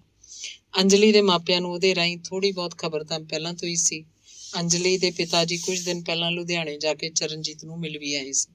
ਬਸ ਇੱਕ ਰਸਮੀ ਹਾਂ ਦੀ ਉਡੀਕ ਸੀ। ਉਹਨਾਂ ਨੇ ਵੀ ਆਪਣੇ ਪਰਿਵਾਰ 'ਚ ਸਲਾਹ ਕਰਕੇ ਚਿੱਠੀ ਦਾ ਜਵਾਬ ਹਾਂ ਪੱਖੀ ਲਿਖ ਭੇਜਿਆ। ਇੱਧਰ ਭਗਤ ਸਿੰਘ ਹੋਰਾਂ ਵੱਲ ਜਿਵੇਂ ਜਿਵੇਂ ਹੌਲੀ-ਹੌਲੀ ਗੱਲ ਤੁਰੀ ਤਾਂ ਸਰੀਕੇ ਕਬੀਲੇ 'ਚ ਜੇ ਕਿਸੇ ਨੇ ਥੋੜ੍ਹੀ ਬਹੁਤ ਚੂੰ ਚਰਾਂ ਕੀਤੀ ਵੀ ਤਾਂ ਉਹ ਕੁਝ ਦਿਨਾਂ ਪਿੱਛੋਂ ਆਪੇ ਚੁੱਪ ਕਰ ਗਿਆ, ਕਿਉਂਕਿ ਗੱਲ ਦਾ ਅਸਰ ਨਹੀਂ ਸੀ ਹੋ ਰਿਹਾ। ਅਖੀਰ ਵਿਆਹ ਦੀ ਤਰੀਕ ਪੱਕੀ ਹੋ ਗਈ। ਵਿਆਹ ਅੱਸੂ ਦੇ ਅਖੀਰ ਦਾ ਸੀ। ਉਹਨਾਂ ਦਿਨਾਂ 'ਚ ਮੌਸਮ ਵੀ ਬੜਾ ਸੋਹਣਾ ਹੁੰਦਾ ਹੈ। ਗੁਰਨੇਕ ਨੂੰ ਤਾਂ ਤੇ ਬਸੰਤ ਨੂੰ ਇਸ ਗੱਲ ਦਾ ਗਿਲਾ ਸੀ ਕਿ ਉਹਨਾਂ ਤੋਂ ਤਰੀਕ ਪੱਕੀ ਕਰਨ ਵੇਲੇ ਕੋਈ ਸਲਾਹ ਵੀ ਨਹੀਂ ਸੀ ਲਈ ਗਈ। ਬਸੰਤ ਨੇ ਇੱਕ ਵਾਰੀ ਦਿਆਕੁਰ ਕੋਲ ਮਲਵੀ ਜੀ ਜੀਭ ਨਾਲ ਇਤਰਾਜ਼ ਵੀ ਕੀਤਾ, ਬੇਬੇ ਜੀ, ਤੁਹਾਡਾ ਪੁੱਤ ਦਾ ਕਹਿੰਦਾ ਵੀ ਅਸੀਂ ਕਿਹੜਾ ਇਸ ਘਰ ਦੇ ਕੁਛ ਲੱਗਦੇ ਨਹੀਂ। ਸਲਾਹ ਭਾਵੇਂ ਨਾ ਕਰਦੇ, ਤਰੀਕ ਪੱਕੀ ਕਰਕੇ ਸਾਨੂੰ ਦੱਸ ਤਾਂ ਦਿੰਦੇ। ਆਹੋ ਬਹੂ, ਤੇਰੀ ਗੱਲ ਸਿਆਣੀ ਹੈ। ਜੇ ਗਿੱਦੜ ਪਹਾੜੀ ਚੜ੍ਹ ਜਾਣ ਫਿਰ ਬੰਦਾ ਕੀ ਕਰੇ? 10 ਵਾਰੀ ਬੋਲ ਮਾਰੇ ਤੋਂ ਇੱਕ ਵਾਰੀ ਵੀ ਹਾਂ ਨਹੀਂ ਨਿਕਲਦੀ। ਨਾਲੇ ਹੁਣ ਤਾਂ ਤਰੀਕ ਦਾ ਪਤਾ ਲਾ ਗਿਆ। ਵੱਡਾ ਭਰਾ ਛੋਟੇ ਦੇ ਵਿਆਹ 'ਚ 100 ਜ਼ਿੰਮੇਵਾਰੀਆਂ ਸਾਂਭਦਾ ਹੁੰਦਾ। ਜੇ ਕੁਛ ਕਰਨਾ ਹੁਣ ਕਰ ਲਓ। ਤੁਸੀਂ ਤਾਂ ਵਿਆਹ 'ਚ ਮੂਹਰੇ ਲੱਗਣਾ, ਤੇਰਾ ਬਾਪੂ ਤਾਂ ਇਕੱਲਾ ਕੀ ਕਰੂ। ਗੁਰਨੇਕ ਨੇ ਸਾਰੀ ਗੱਲ ਦਾ ਬੁਰਾ ਮਨਾਇਆ। ਉਹਨੇ ਇਸ ਗੱਲ 'ਚ ਆਪਣੀ ਹੇਠੀ ਸਮਝੀ ਕਿ ਘਰ 'ਚ ਉਹਦੀ ਇੰਨੀ ਵੀ ਪੁੱਛ ਨਹੀਂ ਕਿ ਵਿਆਹ ਦੀ ਤਰੀਕ ਪੱਕੀ ਕਰਨ ਲਈ ਉਸ ਨਾਲ ਸਲਾਹ ਵੀ ਨਾ ਕੀਤੀ ਜਾਏ। ਆਖਿਰ ਉਹਨੇ ਵੀ ਤਾਂ ਸਕੂਲੋਂ ਛੁੱਟੀ ਮਨਜ਼ੂਰ ਕਰਾਉਣੀ ਸੀ। ਕੁਝ ਤਾਂ ਪਹਿਲਾਂ ਤੋਂ ਹੀ ਉਹ ਕੋਈ ਜ਼ਿੰਮੇਵਾਰੀ ਨਹੀਂ ਸੀ ਲੈਂਦਾ। ਹੁਣ ਤਾਂ ਬਹਾਨਾ ਲੱਭ ਗਿਆ ਸੀ। ਉਹਨੇ ਚਰਨਜੀਤ ਨੂੰ ਇੱਕ ਲੰਮੀ ਚਿੱਠੀ ਲਿਖ ਦਿੱਤੀ। ਆਪਣੇ ਮਾਂ-ਪਿਓ ਬਾਰੇ ਕਈ ਕੌੜੀਆਂ ਗੱਲਾਂ ਲਿਖੀਆਂ ਤੇ ਆਪਣੀ ਬਿਮਾਰੀ ਦਾ ਜ਼ਿਕਰ ਕਰਦਿਆਂ ਲਿਖਿਆ ਕਿ ਜੇ ਉਸ ਨਾਲ ਆਪਣੇ ਹੀ ਘਰ 'ਚ ਅਜਿਹਾ ਘਟੀਆ ਸਲੂਕ ਹੁੰਦਾ ਰਿਹਾ ਤਾਂ ਬਿਮਾਰੀ ਖਤਰਨਾਕ ਹੱਦ ਤੱਕ ਵੱਧ ਸਕਦੀ ਹੈ, ਤੇ ਜੇ ਉਹਨੂੰ ਕਦੇ ਕੁਝ ਹੋ ਗਿਆ ਤਾਂ ਉਸ 'ਚ ਉਹਦਾ ਆਪਣਾ ਕੋਈ ਕਸੂਰ ਨਹੀਂ ਹੋਏਗਾ, ਸਗੋਂ ਉਹਦੇ ਨਾਲ ਆਪਣੇ ਹੀ ਘਰ 'ਚ ਕੀਤੀ ਗਈ ਵਧੀਕੀ ਦਾ ਕਸੂਰ ਹੋਏਗਾ। ਚਰਨਜੀਤ ਚਿੱਠੀ ਪੜ੍ਹ ਕੇ ਬੜਾ ਦੁਖੀ ਹੋਇਆ। ਉਹਨੇ ਉਸ ਚਿੱਠੀ ਦਾ ਜ਼ਿਕਰ ਅੰਜਲੀ ਕੋਲ ਵੀ ਨਾ ਕੀਤਾ। ਵਿਆਹ 'ਚ ਸਿਰਫ 2 ਮਹੀਨੇ ਰਹਿ ਗਏ ਸੀ। ਭਗਤ ਸਿੰਘ ਨੇ ਗੁਰਨੇਕ ਨੂੰ ਸਾਰੇ ਰਿਸ਼ਤੇਦਾਰਾਂ ਨੂੰ ਵਿਆਹ ਦੀ ਤਰੀਕ ਬਾਰੇ ਚਿੱਠੀਆਂ ਪਾਉਣ ਲਈ ਕਈ ਵਾਰ ਕਿਹਾ, ਪਰ ਫਿਰ ਵੀ ਉਹਨੇ ਮਹੀਨਾ ਭਰ ਕੋਈ ਚਿੱਠੀ ਨਾ ਲਿਖੀ। ਅਖੀਰ ਭਗਤ ਸਿੰਘ ਨੇ 20-25 ਪੋਸਟ ਕਾਰਡ ਲਿਆ ਕੇ ਦਿੱਤੇ ਤਾਂ ਕਿਧਰੇ ਜਾ ਕੇ ਚਿੱਠੀਆਂ ਭੇਜੀਆਂ ਗਈਆਂ। ਵਿਆਹ ਦੇ ਸਾਰੇ ਇੰਤਜ਼ਾਮ ਭਗਤ ਸਿੰਘ ਤੇ ਦਇਆ ਕੌਰ ਹੀ ਭੱਜ ਨੱਸ ਕਰਕੇ ਕਰਦੇ ਰਹੇ। ਮਾਸਟਰ ਸਾਧੂ ਰਾਮ ਦੀ ਪਤਨੀ ਕਮਲਾ ਵੀ ਦੂਜੇ ਕੁ ਦਿਨ ਆ ਕੇ ਦਇਆ ਕੌਰ ਨਾਲ ਕੰਮ ਕਰਾਉਂਦੀ। ਬਸੰਤ ਸ਼ਰਮ ਦੀ ਮਾਰੀ ਥੋੜਾ ਜਿੰਨਾ ਚਿਰ ਹੇਠਾਂ ਆ ਕੇ ਕੁਝ ਕਰਨ ਦੀ ਕੋਸ਼ਿਸ਼ ਕਰਦੀ। ਅਖੀਰ ਵਿਆਹ ਦੇ ਦਿਨ ਨੇੜੇ ਆ ਗਏ। ਹੌਲੀ ਹੌਲੀ ਸਾਰੇ ਇੰਤਜ਼ਾਮ ਹੋਣ ਲੱਗੇ। ਮਠਿਆਈ ਪਕਾਉਣ ਲਈ ਲੱਡੂ ਹਲਵਾਈ ਨੇ ਵਿਹੜੇ 'ਚ ਚੁਰਾਂ ਪੁੱਟ ਲਈਆਂ। ਡੋਡਾ ਨਾਈ ਵੀ ਪਿੰਡੋਂ ਮਦਦ ਕਰਨ ਆ ਪਹੁੰਚਿਆ। ਨਾਲ ਉਹ ਆਪਣੀ ਘਰਵਾਲੀ ਦੇ ਤੇ 2 ਨਿਆਣੇ, ਮੁੰਡਾ ਤੇ ਕੁੜੀ ਵੀ ਲੈ ਆਇਆ। ਆਂਢੋ ਗੁਆਂਢੋਂ ਮੰਜੇ ਬਿਸਤਰੇ ਇਕੱਠੇ ਕਰ ਲਏ ਗਏ। ਗੁਰਦੁਆਰਿਓਂ ਕੜਾਹੇ, ਦੇਗਾਂ ਤੇ ਹੋਰ ਵੱਡੇ ਭਾਂਡੇ ਲਿਆਂਦੇ ਗਏ। ਛੋਟੇ ਚੁਬਾਰੇ 'ਚ ਸਧਾਰਨ ਪਾਠ ਦਾ ਆਰੰਭ ਹੋ ਚੁੱਕਾ ਸੀ। ਜੰਝ ਚੜ੍ਹਨ ਤੋਂ 1 ਦਿਨ ਪਹਿਲਾਂ ਭੋਗ ਪੈਣਾ ਸੀ। ਦਇਆ ਕੌਰ ਅੰਦਰ ਬਾਹਰ ਵੜਦੀ, ਲੈਣ ਦੇਣ ਵਾਲੇ ਕੱਪੜੇ ਲੀੜੇ ਸੰਦੂਕ 'ਚੋਂ ਕਦੀ ਕੱਢਦੀ, ਕਦੇ ਸੰਭਾਲਦੀ। ਤਿਉਰਾਂ ਤੇ ਖੰਮਣੀਆਂ ਬੰਨ੍ਹਦੀ। ਨਾਨਕਾ ਮੇਲ 2 ਦਿਨ ਪਹਿਲਾਂ ਆ ਗਿਆ। ਗੁਰਨਾਮ ਸਿੰਘ ਤੇ ਭਗਤ ਸਿੰਘ ਸਲਾਹਾਂ ਕਰਦੇ। ਜੰਝ ਇੱਕ ਕਾਰ ਤੇ ਇੱਕ ਬੱਸ ਤੇ ਜਾਣੇ ਸੀ। ਚੰਡੀਗੜ੍ਹ ਵਿੱਚ 1 ਰਾਤ ਰਹਿ ਕੇ ਅਗਲੇ ਦਿਨ ਆਨੰਦ ਕਾਰਜ ਪਿੱਛੋਂ ਦੁਪਹਿਰ ਤੋਂ ਪਿੱਛੋਂ ਵਿਦਾਇਗੀ ਸੀ। ਸਾਰੇ ਘਰ 'ਚ ਗਹਿਮਾ ਗਹਿਮੀ ਸੀ। ਚਰਨਜੀਤ ਵਿਆਹ ਤੋਂ ਸਿਰਫ 3 ਦਿਨ ਪਹਿਲਾਂ ਹੀ ਪਹੁੰਚ ਸਕਿਆ। ਉਹਨੂੰ ਹਸਪਤਾਲ ਤੋਂ ਛੁੱਟੀ ਬਹੁਤੀ ਨਹੀਂ ਸੀ ਮਿਲ ਸਕੀ। ਵਿਆਹ ਤੋਂ ਪਿੱਛੋਂ ਵੀ ਚਰਨਜੀਤ ਤੇ ਅੰਜਲੀ ਨੇ ਸਿਰਫ 1 ਹਫ਼ਤੇ ਮਗਰੋਂ ਹੀ ਹਾਜ਼ਰ ਹੋਣਾ ਸੀ। ਸਧਾਰਨ ਪਾਠ ਦਾ ਭੋਗ ਅਜੇ ਪਿਆ ਹੀ ਸੀ ਕਿ ਭਗਤ ਸਿੰਘ ਦੇ ਬਾਰ ਅੱਗੇ ਇੱਕ ਫੋਰਡ ਕਾਰ ਆ ਖੜੀ। ਕਾਰ ਦੀ ਛੱਤ ਤੇ ਕਾਲੇ ਰੰਗ ਦਾ ਕੱਪੜਾ ਚੜਿਆ ਸੀ। ਕਾਰ ਦੇ ਪਹੀਆਂ 'ਚ ਲੋਹੇ ਦੀਆਂ ਤਾਰਾਂ ਚਮਕਾਂ ਮਾਰ ਰਹੀਆਂ ਸੀ। ਕਾਰ ਦੇ ਅੱਗੇ ਅੱਡ 2 ਵੱਡੀਆਂ ਵੱਡੀਆਂ ਲਾਈਟਾਂ ਲੱਗੀਆਂ ਸੀ। ਭਾਵੇਂ ਉਹ ਫੋਰਡ ਕਾਰ ਦਾ ਕੋਈ ਪੁਰਾਣਾ ਮਾਡਲ ਸੀ, ਪਰ ਸੀ ਬੜੀ ਚੰਗੀ ਹਾਲਤ 'ਚ। ਕਾਰ ਦੀ ਸਾਂਭ ਸੰਭਾਲ ਬੜੀ ਚੰਗੀ ਤਰ੍ਹਾਂ ਕੀਤੀ ਲੱਗਦੀ ਸੀ। ਝੱਟ ਗਲੀ ਗੁਆਂਢ ਦੇ ਵਿਆਹ ਵਾਲੇ ਘਰ ਦੇ ਨਿਆਣੇ ਕਾਰ ਦੁਆਲੇ ਇਕੱਠੇ ਹੋ ਗਏ। ਕਾਰ 'ਚੋਂ ਮਹਿੰਦਰ ਸਿੰਘ ਆਪਣੀ ਪਤਨੀ ਨਾਲ, ਜਿਹਨੇ ਕੋਈ 2 ਕੁ ਸਾਲ ਦੀ ਬੱਚੀ ਕੁੱਛੜ ਚੁੱਕੀ ਹੋਈ ਸੀ, ਨਿਕਲਿਆ। ਇੰਨੇ ਨੂੰ ਦਇਆ ਕੌਰ ਸਿਰ ਤੇ ਚੁੰਨੀ ਸੰਭਾਲਦੀ ਘਰ ਦੇ ਬੂਹੇ ਕੋਲ ਆਈ ਤਾਂ ਉਹਨੇ ਮਹਿੰਦਰ ਸਿੰਘ ਨੂੰ ਪਛਾਣਿਆ। ਮਹਿੰਦਰ ਸਿੰਘ ਨੇ ਦਇਆ ਕੌਰ ਦੇ ਪੈਰੀਂ ਹੱਥ ਲਾਉਣ ਪਿੱਛੋਂ ਕਿਹਾ, ਬੇਬੇ ਜੀ, ਇਹ ਤੁਹਾਡੀ ਬੇਟੀ ਸੁਰਜੀਤ ਹੈ ਤੇ ਇਹ ਸਾਡੀ ਬੱਚੀ ਰਾਣੀ। ਦਇਆ ਕੌਰ ਨੇ ਮਹਿੰਦਰ ਸਿੰਘ ਦੀ ਪਤਨੀ ਨੂੰ ਪਿਆਰ ਦਿੱਤਾ, ਗਲ ਨਾਲ ਲਾਇਆ। ਚੁੰਨੀ ਦੇ ਲੜ ਨਾਲ ਅੱਖਾਂ ਪੂੰਝਣ ਲੱਗ ਪਈ। ਜੀ ਆਇਆਂ ਨੂੰ ਪੁੱਤ, ਚੰਗਾ ਕੀਤਾ ਤੁਸੀਂ ਆ ਗਏ।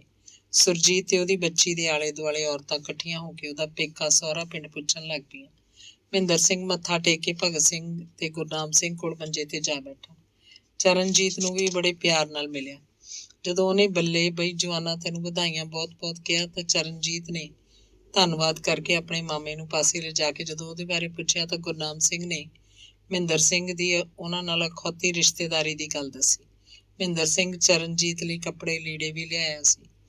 ਅਸਲ 'ਚ ਆਪਣੇ ਭਰਾਵਾਂ ਤੋਂ ਅੱਡ ਹੋ ਕੇ ਗਿੱਦੜ ਪਏ ਉਹਨਾਂ ਨੇ ਆਪਣੀ ਅੱਡ ਇੱਕ ਵਰਕਸ਼ਾਪ ਲਾ ਲਈ ਸੀ। 2-3 ਸਾਲਾਂ 'ਚ ਉਹਨੇ ਚੰਗੀ ਤਰੱਕੀ ਕਰ ਲਈ ਸੀ। ਉਹਦਾ ਵਿਆਹ ਭੁੱਚੋ ਇੱਕ ਸਰਦੇ ਪੁੱਜਦੇ ਘਰ ਹੋ ਗਿਆ ਸੀ ਤੇ ਹੁਣ ਉਹਨਾਂ ਦੀ 2 ਕੁ ਸਾਲ ਦੀ ਇੱਕ ਬੱਚੀ ਸੀ। ਕੁਝ ਮਹੀਨੇ ਪਹਿਲਾਂ ਉਹਨੇ ਇਹ ਕਾਰ ਵੀ ਇੱਕ ਸੇਠ ਕੋਲੋਂ ਖਰੀਦ ਲਈ ਸੀ। ਭਗਤ ਸਿੰਘ ਤੇ ਦਇਆ ਕੌਰ ਨੇ ਇਸ ਵਾਰੀ ਫੇਰ ਹੈਰਾਨੀ ਇਸ ਗੱਲ ਦੀ ਸੀ ਕਿ ਗੁਰਨੇਕ ਦੇ ਵਿਆਹ ਵੇਲੇ ਵੀ ਮਹਿੰਦਰ ਸਿੰਘ ਆਪੇ ਆ ਗਿਆ ਸੀ ਤੇ ਇਸ ਵਾਰੀ ਤਾਂ ਉਹ ਆਪਣੀ ਪਤਨੀ ਤੇ ਬੱਚੇ ਨੂੰ ਵੀ ਨਾਲ ਲੈ ਆਇਆ ਸੀ। ਔਰਤਾਂ ਨੂੰ ਇਕੱਠੀਆਂ ਹੋ ਕੇ ਸੁਰਜੀਤ ਕੋਲੋਂ ਇਹ ਪਤਾ ਕਰ ਲਿਆ ਕਿ ਵਿਆਹ ਦਾ ਉਹਨਾਂ ਨੂੰ ਕਿੱਥੋਂ ਪਤਾ ਲੱਗਾ ਸੀ। ਭਗਤ ਸਿੰਘ ਦੇ ਗੁਆਂਢੀਆਂ ਦੀ ਇੱਕ ਲੜਕੀ ਮਹਿੰਦਰ ਸਿੰਘ ਦੇ ਪਿੰਡ ਵਿਆਹੀ ਹੋਈ ਸੀ। ਉਸ ਲੜਕੀ ਦੇ ਸਹੁਰਿਆਂ ਦਾ ਘਰ ਮਹਿੰਦਰ ਸਿੰਘ ਹੋਰਾਂ ਦੇ ਘਰ ਦੇ ਨੇੜੇ ਹੀ ਸੀ। ਗੱਲਾਂ ਗੱਲਾਂ 'ਚ ਸੁਰਜੀਤ ਦਾ ਉਸ ਕੁੜੀ ਨਾਲ ਸਹੇਲਪੁਣਾ ਪੈ ਗਿਆ ਸੀ ਤੇ ਅਜੇ ਉਹ 10 ਕੁ ਦਿਨ ਪਹਿਲਾਂ ਹੀ ਆਪਣੇ ਪੇਕੇ ਹੋ ਕੇ ਗਈ ਸੀ। ਮਹਿੰਦਰ ਸਿੰਘ ਨੇ ਆਪਣੀ ਪਤਨੀ ਸੁਰਜੀਤ ਨੂੰ ਉਹਦਾ ਪਹਿਲਾ ਮੰਗਣਾ ਹੋਣ ਦੀ ਤੇ ਮਿੰਦੋ ਦੇ ਗੁਜ਼ਰ ਜਾਣ ਦੀ ਸਾਰੀ ਗੱਲ ਦੱਸਦੀ ਸੀ। ਮਹਿੰਦਰ ਸਿੰਘ ਦਾ ਸੁਭਾਅ ਮਿਲਾਪੜਾ ਹੋਣ ਕਰਕੇ ਉਹ ਭਗਤ ਸਿੰਘ ਹੋਰਾਂ ਦੇ ਪਰਿਵਾਰ ਨਾਲ ਬਣਾਈ ਰੱਖਣਾ ਚਾਹੁੰਦਾ ਸੀ। ਉਂਝ ਵੀ ਆਪਣੀ ਰਿਸ਼ਤੇਦਾਰੀਆਂ 'ਚ ਦੁੱਖ ਸੁੱਖ ਵੇਲੇ ਸਾਰੇ ਕੰਮ ਛੱਡ ਕੇ ਪਹੁੰਚਦਾ। ਦਇਆ ਕੌਰ ਨੇ ਸੁਰਜੀਤ ਦੇ ਮੂਹਰੇ ਬਹਿ ਕੇ ਉਹਨੂੰ ਚੰਗੀ ਤਰ੍ਹਾਂ ਦੇਖਿਆ। ਸੁਰਜੀਤ ਦਾ ਮੜੰਗਾ ਖਾਸਾ ਮਿੰਦੋ ਨਾਲ ਮਿਲਦਾ ਲੱਗਦਾ ਸੀ। ਚੌੜਾ ਮੱਥਾ, ਮੋਟੀਆਂ ਭੂਰੀਆਂ ਜਿਹੀਆਂ ਅੱਖਾਂ, ਨੱਕ ਮਿੰਦੋ ਨਾਲੋਂ ਥੋੜਾ ਮੋਟਾ ਸੀ। ਮਿੰਦੋ ਦਾ ਨੱਕ ਤਿੱਖਾ ਸੀ। ਮਿੰਦੋ ਦੇ ਬੁੱਲ ਪਤਲੇ ਸੀ, ਸੁਰਜੀਤ ਦੇ ਥੋੜੇ ਮੋਟੇ ਸੀ। ਰੰਗ ਮਿੰਦੋ ਦਾ ਸੁਰਜੀਤ ਨਾਲੋਂ ਗੋਰਾ ਸੀ, ਪਰ ਦਇਆ ਕੌਰ ਨੂੰ ਮੁੜ ਮੁੜ ਸੁਰਜੀਤ ਦੀ ਸ਼ਕਲ 'ਚੋਂ ਮਿੰਦੋ ਦਾ ਝੋਲਾ ਪੈਂਦਾ। ਕੁਝ ਪਲ ਤਾਂ ਉਹ ਸੁਰਜੀਤ ਦੇ ਮੂੰਹ ਵੱਲ ਵੇਖਦੀ ਰਹੀ, ਫਿਰ ਉਹਦੀਆਂ ਅੱਖਾਂ ਭਰ ਆਈਆਂ। ਸੁਰਜੀਤ ਨੂੰ ਵੀ ਪਤਾ ਲੱਗ ਗਿਆ ਕਿ ਦਇਆ ਕੌਰ ਮਿੰਦੋ ਨੂੰ ਯਾਦ ਕਰਕੇ ਰੋਣ ਲੱਗ ਪਈ ਸੀ। ਸੁਰਜੀਤ ਨੇ ਆਪਣੀ ਬੱਚੀ ਨੂੰ ਮੰਜੇ ਤੇ ਬਹਾ ਕੇ ਹੇਠਾਂ ਬੈਠੀ ਦਿਆਕੁਰ ਨੂੰ ਆ ਜੱਫੀ ਪਾਈ। ਸੁਰਜੀਤ ਵੀ ਰੋਣ ਲੱਗ ਪਈ ਸੀ। ਪੁੱਤ ਮੈਂ ਤਾਂ ਰੋਨੀ ਆ ਬਈ, ਮੈਨੂੰ ਤੇਰੇ ਵਿੱਚੋਂ ਮਿੰਦੋ ਦਾ ਮੜੰਗਾ ਦਿਸਦਾ, ਪਰ ਤੂੰ ਕਾਹਤੋਂ ਰੋਈ ਜਾਨੀ ਆ? ਦਿਆਕੁਰ ਨੇ ਅੱਖਾਂ ਪੂੰਝਦਿਆਂ ਪੁੱਛਿਆ। ਬੇਬੇ ਮੇਰੀ ਤਾਂ ਨਿੱਕੀ ਹੁੰਦੀ ਦੀ ਮਾਂ ਮਰ ਗਈ ਸੀ, ਮੈਨੂੰ ਤਾਂ ਸੁਰਤ ਵੀ ਨਹੀਂ ਸੀ, ਮੈਂ ਤਾਂ ਕਈ ਸਾਲ ਆਪਦੇ ਨਾਨਕੇ ਰਹੀ। ਆਲੇ ਦੁਆਲੇ ਬੈਠੀਆਂ ਤੀਵੀਆਂ ਨੇ ਵੀ ਹੌਲੀ ਹੌਲੀ ਹੋਰ ਗੱਲਾਂ ਤੋਰ ਲਈਆਂ। ਮਾਹੌਲ ਫੇਰ ਖੁਸ਼ਗਵਾਰ ਹੋ ਗਿਆ। ਸੁਰਜੀਤ ਨੇ ਚਰਨਜੀਤ ਵਾਸਤੇ ਲਿਆਂਦੇ ਕੱਪੜੇ ਕੱਢ ਕੇ ਦਿਆਕੁਰ ਨੂੰ ਦਿੱਤੇ। ਦਿਆਕੁਰ ਨੇ ਵੀ ਨਾ ਨੁੱਕਰ ਕਰਦਿਆਂ, ਨਾ ਭਾਈ ਤੁਹਾਡਾ ਹੱਕ ਨਹੀਂ ਬਣਦਾ ਆਖ ਕੇ ਰੱਖ ਤਾਂ ਲਏ, ਪਰ ਫਿਰ ਸੋਚਿਆ ਚਲੋ ਸੁਰਜੀਤ ਨੂੰ ਦੁੱਗਣੇ ਕਰਕੇ ਮੋੜਾਂਗੇ। ਜੇ ਮਿੰਦੋ ਜਿਉਂਦੀ ਹੁੰਦੀ ਤਾਂ ਉਹਨੂੰ ਵੀ ਤਾਂ ਦੇਣ ਲੈਣ ਕਰਨਾ ਹੀ ਪੈਂਦਾ। ਗੁਰਨੇਕ ਚੁਬਾਰੇ ਚੋਂ ਨਿਕਲ ਕੇ ਹੇਠਾਂ ਕਿਸੇ ਨੂੰ ਮਿਲਣ ਨਾ ਆਇਆ। ਸਾਰੇ ਵਾਰੋ ਵਾਰੀ ਚੁਬਾਰੇ 'ਚ ਜਾ ਕੇ ਇੱਕ ਇੱਕ ਕਰਕੇ ਮਿਲ ਆਏ। ਉਹਦੇ ਮਾਮੇ ਗੁਰਨਾਮ ਸਿੰਘ ਨੂੰ ਚੰਗਾ ਨਾ ਲੱਗਾ। ਉਹਨੇ ਡੌਂਫਲ ਨੂੰ ਸੱਦ ਕੇ ਇੱਕ ਵੱਡੀ ਪਰਾਤ 'ਚ ਲੱਡੂਆਂ ਦੀ ਗਰਮ ਗਰਮ ਬੂੰਦੀ ਪਾਈ ਤੇ ਉਹ ਦੋਵੇਂ ਜਣੇ ਚੱਕ ਕੇ ਚੁਬਾਰੇ ਤੇ ਲੈ ਗਏ। ਮੈਂ ਸੋਚਿਆ ਸਾਡੀ ਭਾਣਜ ਸਰਕਾਰ ਨੇ ਹੇਠਾਂ ਉਤਰ ਕੇ ਤਾਂ ਆਉਣਾ ਹੀ ਨਹੀਂ, ਚਲੋ ਅਸੀਂ ਉੱਥੇ ਲੱਡੂ ਬਟਵਾਉਣ ਆ ਜਾਂਦੇ ਹਾਂ। ਲੈ ਮਾਮਾ ਤੂੰ ਮੈਨੂੰ ਬੁਲਾ ਲੈਂਦੇ, ਮੈਂ ਆ ਜਾਂਦਾ। ਨਾ ਭਾਈ ਤੈਨੂੰ ਕਾਹਨੂੰ ਤਕਲੀਫ ਦੇਣੀ ਸੀ? ਉਹਨਾਂ ਨੇ ਗੁਰਨੇਕ ਨੂੰ ਵੀ ਲੱਡੂ ਵੱਟਣ ਲਾ ਲਿਆ। ਵਿਆਹ ਦਾ ਸਾਰਾ ਕਾਰਜ ਸੁੱਖੀ ਸਾਂਦੀ ਨਿਬੜ ਗਿਆ। ਦਿਆਕੁਰ ਆਪਣੀ ਡਾਕਟਰ ਨੂੰ ਦੇਖ ਕੇ ਫੁੱਲੀ ਨਹੀਂ ਸੀ ਸਮਾਉਂਦੀ। ਨਹੀਂ ਭੈਣੇ ਦਿਆਕੁਰੇ, ਵਧਾਈਆਂ ਤੈਨੂੰ, ਤੁਹਾਡੀ ਬਹੂ ਤਾਂ ਭਾਈ ਬਲਾ ਹੀ ਸੋਹਣੀ ਹੈ। ਤੈਨੂੰ ਮੈਂ ਦੱਸਾਂ, ਅੱਜ ਕੱਲ੍ਹ ਤਾਂ ਜ਼ਮਾਨੇ ਹੀ ਬਦਲ ਗਏ। ਤੈਨੂੰ ਮੈਂ ਦੱਸਾਂ, ਸੁਣਿਆ ਬਹੂ ਡਾਕਟਰੀ ਪਾਸ ਹੈ। ਹੈਂ? ਸ਼ਾਮੋ ਦੀ ਗੱਲ ਵਿੱਚੋਂ ਟੋਕਣੀ ਪੈਂਦੀ ਸੀ, ਨਹੀਂ ਤਾਂ ਉਹ ਬੋਲਣੋਂ ਚੁੱਪ ਹੀ ਨਹੀਂ ਸੀ ਕਰਦੀ। ਗੱਲ ਦੀ ਲੜੀ ਕਿਹੜਾ ਟੁੱਟਣ ਦਿੰਦੀ। ਦਿਆਕੁਰ ਨੇ ਵਿੱਚ ਹੀ ਟੋਕ ਕੇ ਕਿਹਾ, ਆਹੋ ਭਾਈ ਮੁੰਡਾ ਵੀ ਤਾਂ ਸਾਡਾ ਡਾਕਟਰੀ ਪਾਸ ਹੈ। ਸ਼ੁਕਰ ਹੈ ਵਾਹਿਗੁਰੂ ਦਾ, ਜਿਉਂਦੇ ਵਸਦੇ ਰਹਿਣ, ਰੰਗ ਭਾਗ ਲੱਗੇ ਰਹਿਣ। ਮਾਪਿਆਂ ਨੂੰ ਤਾਂ ਧੀਆਂ ਪੁੱਤਾਂ ਕੰਨੀਓ ਠੰਡੀ ਵਾਹ ਹੀ ਆਉਣੀ ਚਾਹੀਦੀ। ਨਹੀਂ ਦਿਆਕੁਰੇ, ਤੈਨੂੰ ਮੈਂ ਦੱਸਾਂ, ਤੁਹਾਡਾ ਮੁੰਡਾ ਤਾਂ ਅੱਖ 'ਚ ਪਾਇਆ ਨਹੀਂ ਰੜਕਦਾ, ਤੇ ਉੱਧਰ ਲੈ ਸਾਡਾ ਜਾਂਦੂ, ਤੈਨੂੰ ਮੈਂ ਦੱਸਾਂ। ਨਹੀਂ ਉਹੀ ਟੁੱਟ ਪੈਣਾ ਮੇਰਾ ਦਿਓਰ ਮੱਘਰ, ਹੋਰ ਕੌਣ? ਉਹ ਥੱਬਾ ਰੋਟੀਆਂ ਦਾ ਖਾ ਜਾਂਦਾ ਹੈ, ਤੈਨੂੰ ਮੈਂ ਦੱਸਾਂ। ਤੇ ਜੇ ਖੂਹ ਤੋਂ ਘਰੇ ਪਾਣੀ ਲਿਆਉਣ ਖਾਤਰ 2 ਗੇੜੇ ਲਾਉਣੇ ਪੈ ਜਾਣ ਤਾਂ ਪਟਮੈਲੀ ਪੈਂਦੀ ਹੈ ਇਹਨੂੰ, ਤੈਨੂੰ ਮੈਂ ਦੱਸਾਂ। ਇਸ ਬੰਦੇ ਨੇ ਤਾਂ ਸਾਡੇ ਸਾਰੇ ਘਰਦਿਆਂ ਦਾ ਲਹੂ ਪੀ ਲਿਆ, ਤੈਨੂੰ ਮੈਂ ਦੱਸਾਂ। ਡੱਕਾ ਤੋੜ ਕੇ ਦੂਰਾ ਨਹੀਂ ਕਰਦਾ, ਤੈਨੂੰ ਮੈਂ ਦੱਸਾਂ। ਲੈ ਹੋਰ ਸੁਣ ਲੈ ਨੀ ਸ਼ਾਮੋ, ਐਵੇਂ ਨਾ ਉਹਨੂੰ ਡੱਕਰੀ ਰੱਖਿਆ ਕਰ। ਸਾਰਾ ਦਿਨ ਤਾਂ ਵਿਚਾਰਾ ਉਹ ਤੁਹਾਡਾ ਗੋਹਾ ਕੂੜਾ ਕਰਦਾ, 2 ਮਈਆਂ ਸਾਂਭਦਾ, ਪਾਣੀ ਭਰਦਾ ਸਾਰੇ ਟੱਬਰ ਦਾ। ਦਿਆਕੁਰ ਨੇ ਟੋਕਦਿਆਂ ਕਿਹਾ। ਆਂਢ ਗੁਆਂਢ ਤੀਵੀਆਂ ਇੱਕ ਜਾਂਦੀ 2 ਆਉਂਦੀਆਂ। ਦਿਆਕੁਰ ਦੀ ਨੂੰਹ ਦਾ ਮੂੰਹ ਦੇਖ ਕੇ ਸ਼ਗਨ ਪਾ ਕੇ ਮੁੜ ਜਾਂਦੀਆਂ। ਵਿਆਹ ਤੋਂ ਦੂਜੇ ਦਿਨ ਵਿਆਹ ਵਾਲਾ ਮੇਲ ਵੀ ਤੁਰ ਗਿਆ ਸੀ। ਦਿਆਕੁਰ ਨੇ ਮਹਿੰਦਰ ਸਿੰਘ ਨੂੰ, ਸੁਰਜੀਤ ਨੂੰ ਤੇ ਉਹਨਾਂ ਦੀ ਬੱਚੀ ਨੂੰ ਵੱਖੋ ਵੱਖਰੇ ਕੱਪੜੇ ਤੇ ਮਠਿਆਈ ਦੇ ਕੇ ਤੋਰਿਆ ਸੀ। ਮਹਿੰਦਰ ਸਿੰਘ ਭਾਵੇਂ ਚਰਨਜੀਤ ਨਾਲ ਉਮਰ 'ਚ ਕਾਫੀ ਵੱਡਾ ਸੀ, ਫਿਰ ਵੀ ਉਹ ਇੱਕ ਦੂਜੇ ਦੇ ਨੇੜੇ ਹੋ ਗਏ ਸੀ। ਚਰਨਜੀਤ ਨੂੰ ਉਹਦਾ ਮਿਹਨਤ ਕਰਕੇ ਤਰੱਕੀ ਕਰਨਾ ਚੰਗਾ ਲੱਗਿਆ ਸੀ। ਮਹਿੰਦਰ ਸਿੰਘ ਨੇ ਵੀ ਗੱਲਾਂ ਗੱਲਾਂ 'ਚ ਦੱਸਿਆ ਕਿ ਉਹ ਪੰਜਾਬ ਤੋਂ ਬਾਹਰ ਜਾ ਕੇ ਕਿਧਰੇ ਕੋਈ ਹੋਰ ਵੱਡਾ ਕੰਮ ਕਰਨਾ ਚਾਹੁੰਦਾ ਸੀ। ਚਰਨਜੀਤ ਨੂੰ ਉਹਦੀਆਂ ਗੱਲਾਂ ਤੋਂ ਲੱਗਿਆ ਕਿ ਉਸ 'ਚ ਅਜਿਹਾ ਕਰ ਸਕਣ ਦੀ ਕਾਬਲੀਅਤ ਸੀ। ਗੁਰਨੇਕ ਦੇ ਸੁਭਾਅ ਅਨੁਸਾਰ ਮਹਿੰਦਰ ਸਿੰਘ ਉਸ ਨਾਲ ਬਹੁਤੀ ਖੁੱਲ੍ਹ ਕੇ ਗੱਲ ਨਾ ਕਰ ਸਕਿਆ, ਭਾਵੇਂ ਉਹ ਇੱਕ ਦੂਜੇ ਦੇ ਹਾਣੀ ਸੀ। ਮਹਿੰਦਰ ਸਿੰਘ ਨੇ 2-3 ਵਾਰੀ ਗੁਰਨੇਕ ਨਾਲ ਖੁੱਲ੍ਹ ਕੇ ਗੱਲ ਕਰਨ ਦੀ ਕੋਸ਼ਿਸ਼ ਵੀ ਕੀਤੀ, ਪਰ ਅੱਗੋਂ ਉਹਨੂੰ ਕੋਈ ਚੰਗਾ ਹੁੰਗਾਰਾ ਨਹੀਂ ਸੀ ਮਿਲਿਆ। ਧੰਨਵਾਦ।